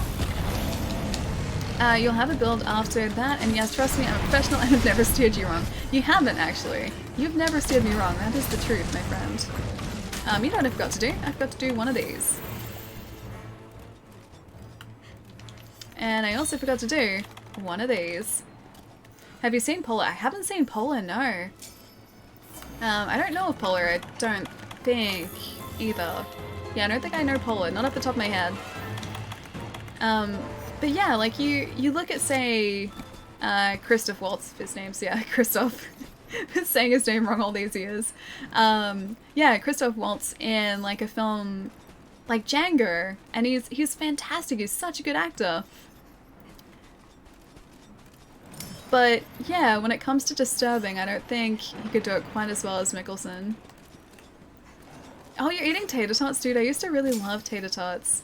We, oh, they're below us. They're in the Diablos area. We call them potato gems over here, but yeah, tater tots are super delicious. I haven't had them in years, though. He was so good in Django, yeah, right? No, he's a fantastic actor. And, like, in Alita as well, it's probably the film I've seen him in most recently. Absolutely fantastic in Alita as well. But no, fantastic actor across the board, dude. Oh, man, they're together again. Never mind what I said about Crisis Jewel. Wait, you can keep it? Okay, so I should keep the Crisis Jewel then? Because I think I like the Crisis Jewel. I put that there because I remember liking the Crisis Jewel. I'm glad that I can keep it, at least for a little bit. We need to get our max version going here too, don't we? Yes, we do. Okay, I will take one of those. Please don't do that. Please don't hit us in the face. I need that. I need my face. You did it again. You did it a third time. Stop it, Luna. I need that, buddy. I need it. I don't like ketchup, but I do eat ketchup chips. I think they taste very different. Ketchup and ketchup chips, or like ketchup flavored things, probably have very distinctly different tastes, so I think that's understandable, yeah.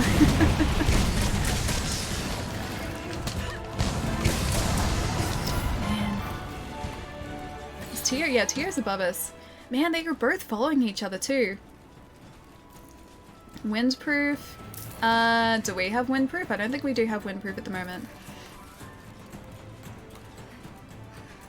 Polo's basically a Netflix movie with Mickelson. Oh, the shoot 'em up John Wick. Dude, is this the one how he's in a cabin? Because I've seen that. Yeah. Where he's in a cabin and he's like, he used to be an assassin and he makes friends with like a young girl, or like a girl who lives next door. Is that Pola? Because if that's Polar, I've seen it, yeah. There's a cabin? Yeah, okay. I think I've actually seen that, yeah. Didn't know it by the name, but I've seen the film, yeah. I watched that when it was first out. Oh, great. Please don't bond. Please don't bond with me right next to you. Stop bonding. Stop it. Stop it. Less Bond, please. Less James Bond. Vanessa Hudgens is the girl, that's right, yes. Mads Mikkelsen versus Keanu Reeves. I think Keanu Reeves is still gonna win. Mikkelsen is a complete badass. But I don't know, it's something about Keanu Reeves, man. I feel like he would win in a fight. I feel like he would win between them. Yeah, I really feel like he would win between them. It's actually kind of funny you mentioned Keanu Reeves too, because I was watching some of The Matrix last night. I was just sort of flipping through films on Netflix, and I was watching some of the fight sequences from The Matrix Reloaded. So like the Smiths fight sequence and the Chateau fight sequence too. I watched both of those, and I was sitting there thinking to myself, you know, like back in what, the late 90s, early 2000s, when he was shooting the Matrix films, it would have been like back then, it was probably a mix of him and a stunt guy doing all this fighting and all of these choreographed scenes. Whereas nowadays, if he were to be in a film like The Matrix, I'm almost certain that he would do most of that fight choreography himself. Because like in John Wick, that's pretty much all him, I'm almost certain. Windproof and Farcaster avoid Luna. Keanu Reeves, he has the power of anime. How so? Which power of anime specifically? Gonna get your tail. Part's broken. Gonna get it. Gonna get the tail. Gonna chop the tail. Gonna chop it. I would choose Keanu Reeves over Mads Mikkelsen. They're both fantastic actors. I think for me, like, it would depend. Like, if you're... Are you still talking about, like, who would win in a fight between, like, Mads Mikkelsen and Keanu Reeves? Or, like, casting choice-wise. Because I think, like, film-wise, it would depend on the role, because they're both fantastic actors. Cowboy Bebop? You think he has the power of Cowboy Bebop? Rad, thank you so much for the follow as well, dude. Welcome. Just gonna very calmly and quietly carve up the tear. We're so close to the tail, too. We broke it. That was a broken tail. Cowboy Bebop, I think so. Keanu's stunt double in The Matrix is the director. Wait, is the director of John Wick, really? I wonder if that's how, like, he initially thought of, like, Keanu Reeves as a casting choice for John Wick. I'm so glad those films exist, because they're so badass. Oh, I didn't tell you guys too. So I started watching this other series on Netflix. This is not the way I wanted to go. This series on Netflix last night. I think it's only just been added in Australia at least. It's a series called The Wu Assassin. And it's starring the guy who was in The Raid. So the main actor who was in The Raid, I forget his name.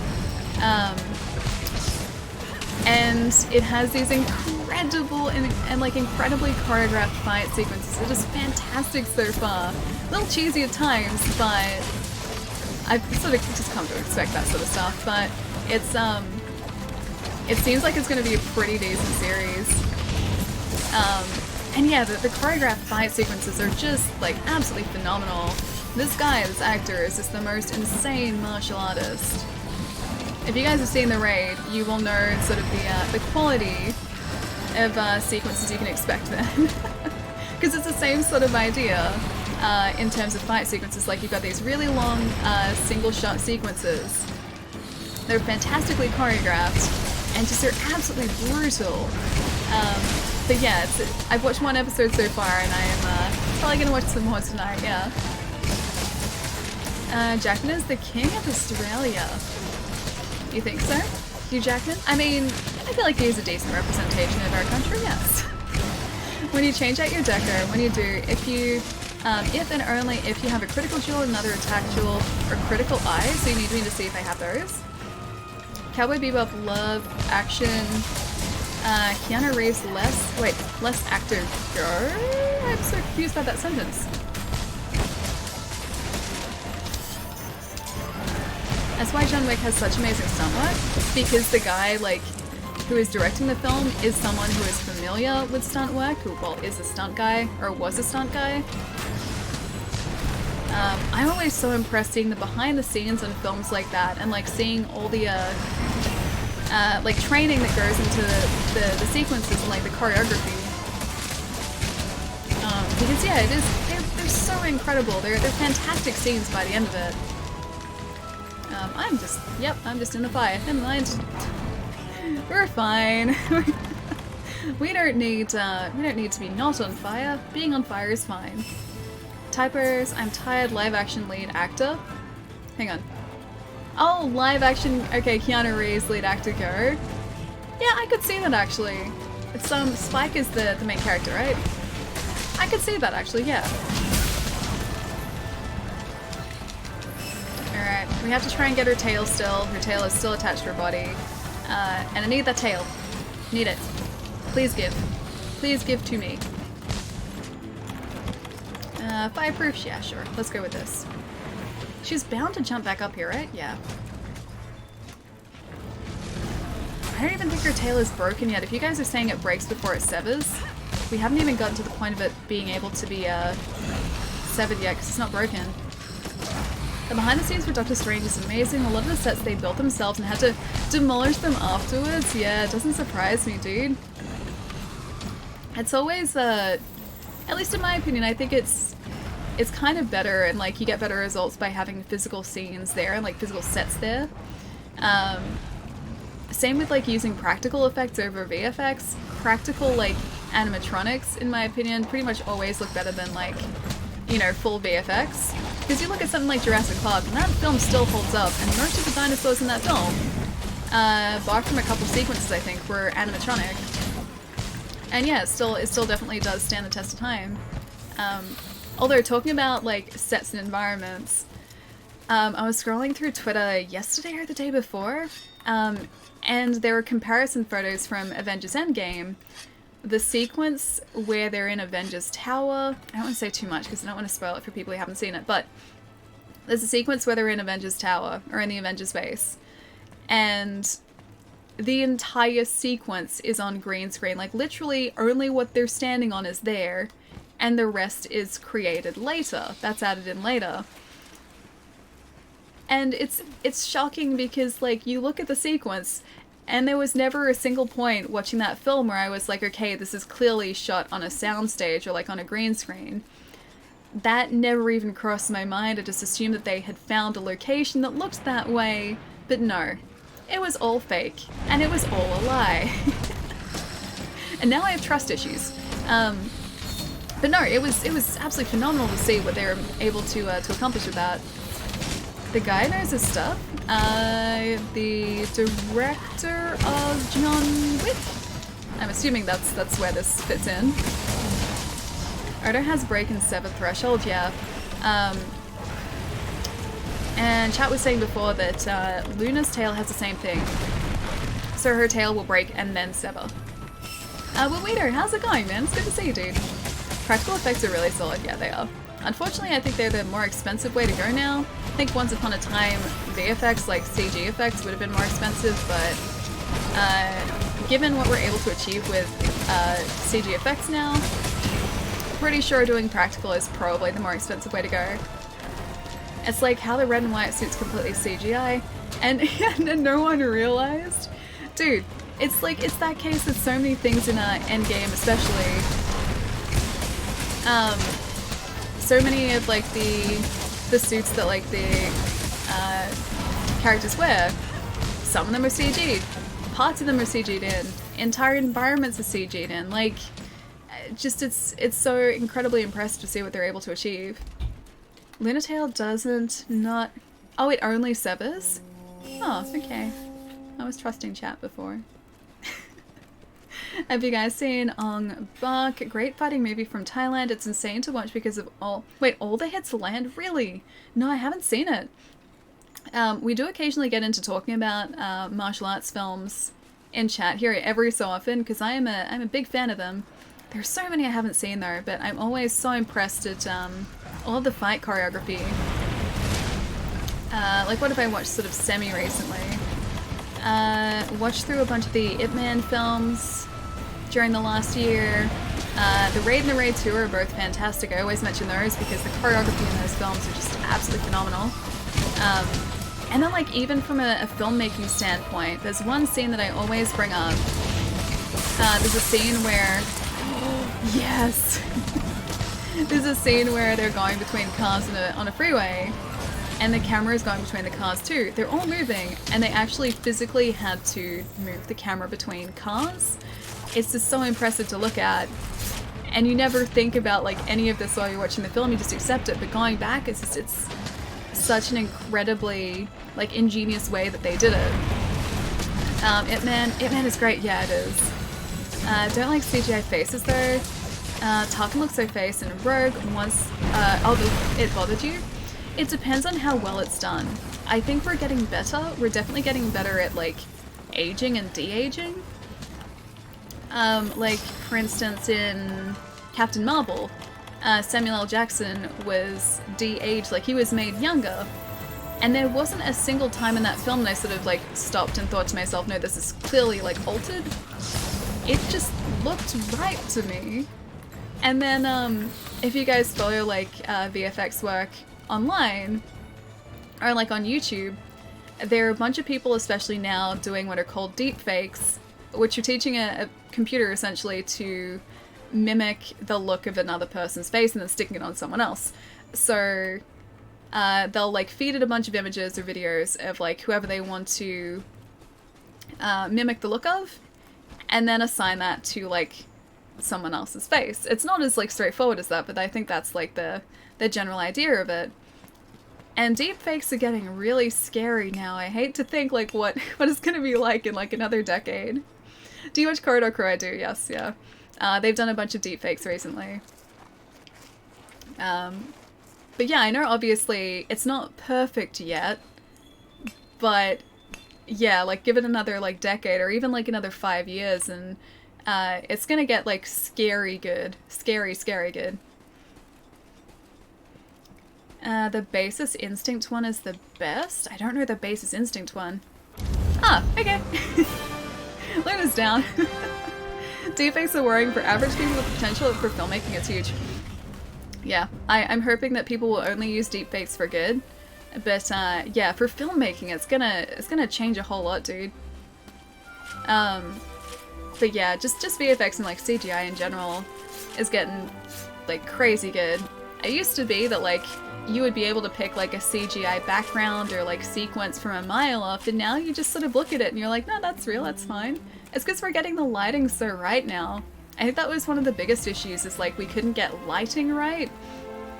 And now that we're able to sort of simulate lighting, everything reacts the way it should in a scene, and it's like you buy it, you believe it, it's believable.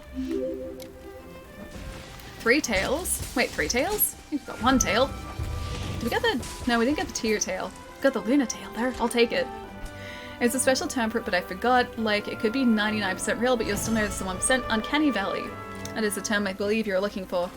But yes, Uncanny Valley is also a thing. So that's probably what you're experiencing with was about to say Stargate, Star Wars. That's what you're experiencing with Stargate, I'm sorry. Also watched that yesterday. Watched the first episode of SG-1 again, after many years. Yeah, Uncanny Valley. So there is a point where just before something is photoreal, where it just doesn't look right, like it looks wrong. And yeah, that's, to me, it wasn't quite Uncanny Valley, but you could sort of still tell that it was CG. But with some VFX, and especially like when we've done digital people, it's been incredibly Uncanny Valley. Like Scorpion King from The Mummy Returns. Incredibly Uncanny Valley, dude. Incredibly. Yeah, but it's like, we're okay with looking at things that are not human-like, that we can tell obviously are animated. That's just sort of, it's a psychological thing, like, we're comfortable with it. But the closer we get, so this is like belief, right? The closer we get to, like, it being realistic, there is a point where our belief drops just before it becomes photoreal, and just doesn't look right. Uncanny Valley, yeah, that's what it's called. Scorpion King, yeah. The Scorpion King CG was the worst, dude. Or is it CG? Oh, it could be both. Dude, Fish! Thank you for the follow, dude, welcome. The luck with Lunar Tail is so terrible. We got one, didn't we? We got the one, so I think we only need one more. That's the biggest thing that changed in video games over the years, lighting effects, yeah. It's not even, well, I mean, we've gotten better at, like, models, obviously, but it's not even, you know, that the models are so much better than what they used to be. It's that we've gotten realistic lighting and shadows, whereas it used to be that, you know, you look at the shadows on the ground here, you can see that weird, like, pixely dithering down here, but don't even know what that is. But yeah, it used to be that, like, these shadows would be, like, my finger disappeared. Like, these shadows over here would have been, like, horrible and pixely and gross, but now they just kind of look like shadows, yeah. You watch the Undisputed movies on Netflix? I haven't seen the Undisputed movies, no. I wonder if a CGI news anchor is going to report deepfake news clips. Oh, is there a CG news anchor? CJ from GTA San Andreas made a cameo in the Scorpion King. Scorpion King wasn't on Uncanny Valley, that was PS2. PS2 graphics. It was still Uncanny Valley. It's like there was something just like very wrong about it. Very, very wrong about it. I love Iker Uwai's movies, The Raid and the Night. Yeah, that's the main actor, isn't it? I think that's his name. I think it might be. It rings a bell. Either way. I know it from somewhere, I think. Pretty sure I know it from somewhere. Either way. The Raid in the Night Comes for Us. I haven't seen The Night Comes for Us. I've only seen The Raid, and I've seen, yeah, Wu Assassin. And so far, it's pretty good. The fight sequences, like I said, are pretty great. Also, Brass Caribou, thank you for the follow, dude. Nelly, and Mr. Gent, thank you so much for the follows, guys. Welcome. That's the Raid guy, yeah, I thought so. Cool. I was right. My memory didn't fail me for once. Aldo, welcome back, dude. That movie is the most violent and bloody ever. I just feel like it's... The Raid is pretty violent and bloody. The Raid 2 is the same. Like, these are films that don't hold back. When you watch, like, martial arts films like these, they really do not hold back.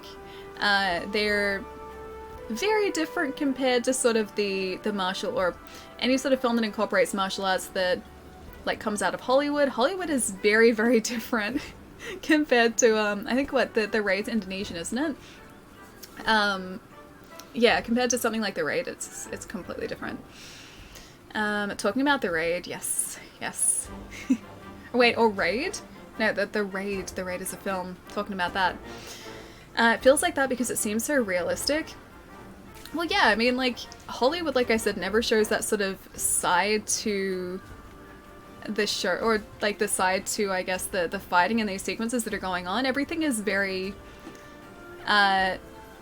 very neat and tidy in comparison, whereas, like, again, using The Raid as, like, an example, everything is incredibly gritty, probably very realistic in terms of what, like, the actual fallout would be.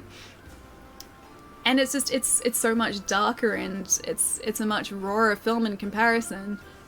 Also has some of the most, like, intense sequences. Man. Do check The Night Comes Out Comes For Us, or watch the trailer on YouTube. I'll see if it's on Netflix, because I've been looking for some new films to watch. Except the Dark Knight movie, some of that was real. That was pretty intense too. This is like super, super graphic though, so if you're like squeamish in the slightest, it is a fantastic martial arts film, but not for the faint of heart, yeah. Can I post a link at the deepfake of Basic Instinct? Oh, Gumbo, post it. Not sure if you're part of the Discord, but feel free to post in the Discord, because I'm always worried that looking at videos during a stream is going to mess with my internet. My internet can be very, very temperamental, so it could knock out the stream. But if you post in the Discord, I'll be able to check it out afterwards. Also, Sorano? Sora!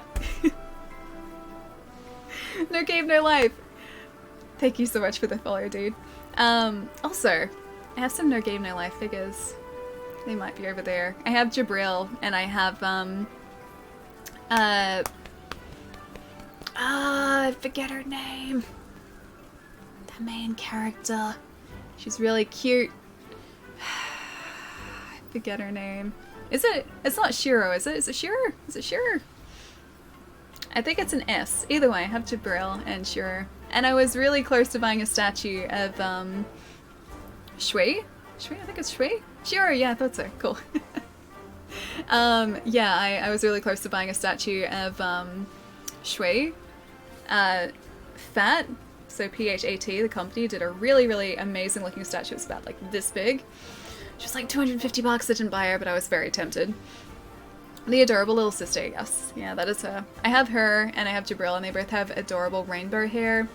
They're like these little chibi figures in Nendoroids. You have the net! I do actually have the internet now, it's great. What movie are you guys talking about? The Raid. So, fantastic, but very, very gritty and very raw martial arts film. Bros Caribou, dude! Thank you so much for the sub, man, thank you!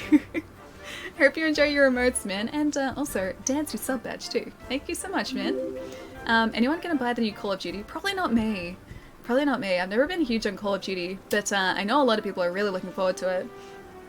How's your dog doing and your mum? Oh, they're both doing really well. I was talking to my mum a couple days ago on the phone, and I could hear Miles in the background. Whenever, like, my mum is, like, not giving him attention, or actually this goes with anyone.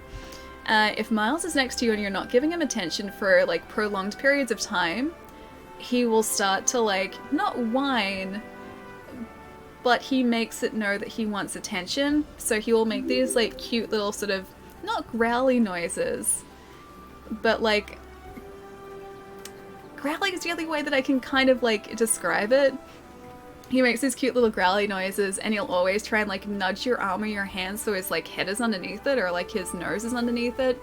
He was making those noises, and I could hear him. Shiro was with a JoJo reference face. Wait, there's a JoJo reference face Shiro? Haven't seen this. Do you collect a lot of Nendoroids? A couple. They're over there. Or at least I have the boxes over there. I've got a couple that I haven't unboxed, but they're yeah, a bunch that I have out. I don't have space for them all though, that's the thing. How many do I have over there actually? Got 1, 2, 3, 4, 5, wait, hang on. 1, 2, 3, 4, 5, 6, 7, 8, 9, 10, 11, 12, 13, 14? Yeah, 14 over there and a couple up there. Yeah, I got a couple. I haven't bought many lately. I've been sort of moving across to Figmas lately, but yeah, I have a bunch of Nendos. He tries to speak to you, he does a little bit, yeah. He makes it known that he wants attention and it's very cute. Is it Carlian? Carlian? Thank you so much for the follow, dude. And Power, thank you for the follow as well. To put the videos on Discord, they change Sharon Stone into Steve. Oh, you put the video on Discord, they changed Sharon Stone into Steve Buscemi. It's hilarious. Have you seen, there was one that was on Twitter yesterday, I think, as well. I forget the guy's name, but he was talking about, like, speaking to Tom Cruise, and, like, when he was doing this impression of Tom Cruise, they deepfaked his face into, like, Tom Cruise's face, and then Seth Rogen's face. It was actually kind of great. Things take up space very, very quickly. Yeah, they do. They really do. I have, like, how many do I have out? I've got, like, a couple of Fire Emblem ones. I've got 3 Fire Emblem ones sitting out on a shelf. I've got Shiro, forget her name, from Re:Zero. Starts with E, I think. One of the main characters from Re:Zero. I've got her out in my lounge room too. I've got from Sword Art, the cool one with green hair. I forget her name again. It's late, don't judge me. I've got her out there, and then I've got Breath of the Wild Link out there too. Ellie always does this. I know that moment in time. Oh, this moment in time. I was so annoyed when game industry people were like, why is Cyberpunk 2077 in the day? So I guess I didn't see Dread. What's bad for it being like during the day? I'm sure there are things that happen during the night. I'm sure there's some sort of like day-night cycle. I collect Nendoroids too. Just recently got the Monster Hunter ones. They're so cool, man. I saw the new Rathalos one that was out. I saw that on Thursday last week, and then I also saw one of the stores in the city had the Xeno'jiiva with the glaive. That one, which she's just come out as well. They had that one too. I've been so tempted, man. I've got one of the older Monster Hunter Nendos over there. It looks like she's almost wearing like Puke. Or, sorry, not Puke. She has like a Kuliaku feather in her hair, but I don't think it's Kuliaku armor. She's blonde, and she's cool, and she has a sword. I have that one. Or it might be... No, it's a bow. Sorry, it's not a sword, it's a bow. I have that one over there, and then they're re-releasing one of the decontinued Nendoroids, the old Monster Hunter ones with a Palico. I'm gonna get that when it comes back out, because it's really cute. I think it's the Kirin one, actually. Did you play Three Houses? I haven't yet. I have it right here. Yeah, still sitting here. Nice and safe, but I still haven't put it into my Switch yet. I still have to finish off Ultimate Alliance 3 first, or else if I start that without finishing off Ultimate Alliance, I am bound to forget that Ultimate Alliance exists, and I don't want to do that.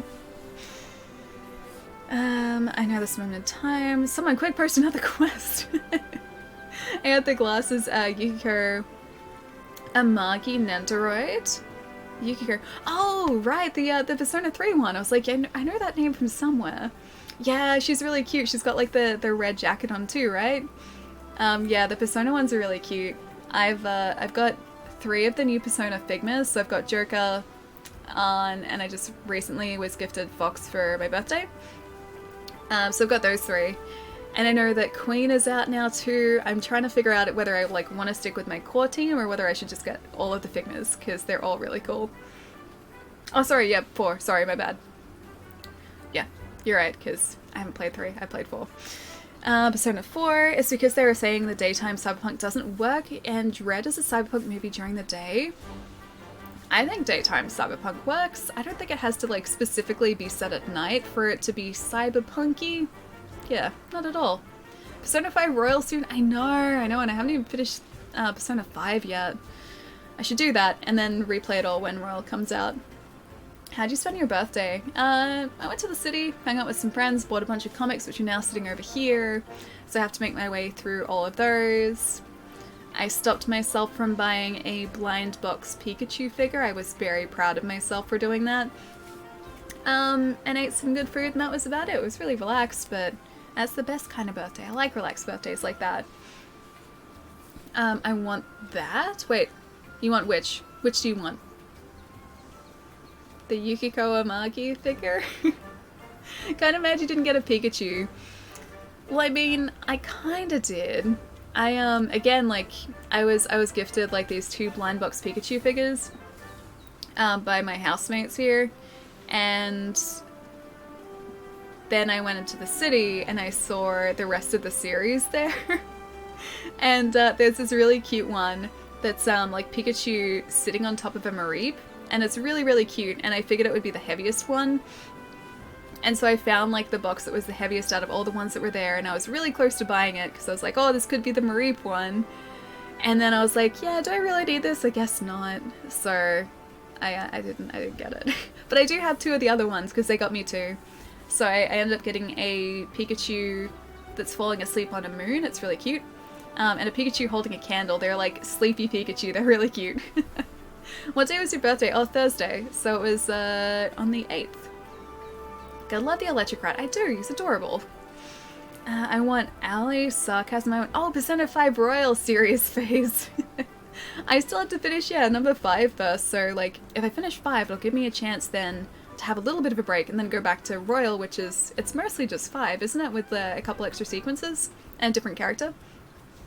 Have you seen the creepy Twitter that posted stuff like it was an alternate universe where the sun disappeared? I have not seen that. That sounds kind of horrifying. Biz? I'm not sure what that says. I see an L, an O, a Z, an E, and a 7. Lose 7. I don't have 7 that I can lose. I'm sorry. Alright, I'll catch you later. Hope you're doing swell. I am, dude. Bye, chat box. I'll catch you later, man. Have a lovely night, dude. And thank you so much again for the host earlier, man. And also the hunts. That was super fun. They said they're changing the story. I thought the story was going to be the same. It was just like some extra sequences and a different protagonist, or like an option for a different protagonist. I could be very wrong though. Don't hold me to this at all. Alright guys, let's... Oh, no! Alright, let's go see who else we can raid, because I think my housemates are like, no, we're playing Rocket League now. I think they just turned on the Xbox, that's why we got kicked off. Happy birthday a few days late, glad to hear it was nice. Dude, it was fantastic, man. It was a really, really relaxing day. It's good to see you as well, Steve. Hope you've been well, man. Happy early birthday. It is now 350 something days away. Wait, no, 60 still something days away. Thank you, Fox. I'll store that one away for later. They said they're changing the story, adding a whole new season and character and mechanic. Oh, you know what's gonna be bad? I need to save this still. I'm gonna have to kick them back off again. I feel bad for that. Should I feel bad for that? Okay, who can we go say hi to? I wonder if Mia is still on. And I've just been playing Zelda for a while. If Mia is still streaming, we'll go say hi to her. 360 days early. Perfect. Good maths, Ellie. Oh, thank you. Thank you. As saves you? Oh, it saves after every quest. Okay, you're fine. Whew. Okay, worried for a second there. Doesn't automatically save? I always just save because I never notice autosaves. Mia's still on. Okay, cool. Let's go say hi to Mia. Raid series up. Series up. Bliss. I'm just gonna hope she's not about to finish the stream. I'm just gonna look really quickly. Okay, no, she's still playing. Okay, we're good. We're good. Alright, let's go say hi to Mia. She's super lovely, a very good friend of mine. And she's currently checking out Breath of the Wild for the first time. So, an amazing game. An amazing streamer. A wonderful person. And it's gonna be fun. Alright, I'm gonna set this countdown going here too. Pretty sure I got that right. I did! Good! I'm a professional. I've never steered you wrong. You're fine, okay. Thank you for the stream, Soul. You're welcome, dude. Gotta be ready for the early birthday wish. You're, I think, the earliest. I think you're very early here. But this is great. This is good. I like this. Semblitz, I'll see you later. Zero, Evie, Sonifers, Soul. Take it easy, guys. Have a fantastic couple days. Akir, thank you for the follow as well, man. We'll be playing some more Monster Hunter on Wednesday this week. We still need to get that Lunastra tail. Julian, I will see you later as well. Love you, Ellie. Say it back. Say it back. Alright guys, I am out of here to get some food, some more Monster Hunter on Wednesdays. Take it easy tomorrow. Look after yourselves. Have fun. Play some games. Have good times. And I will see you guys later. Bye guys.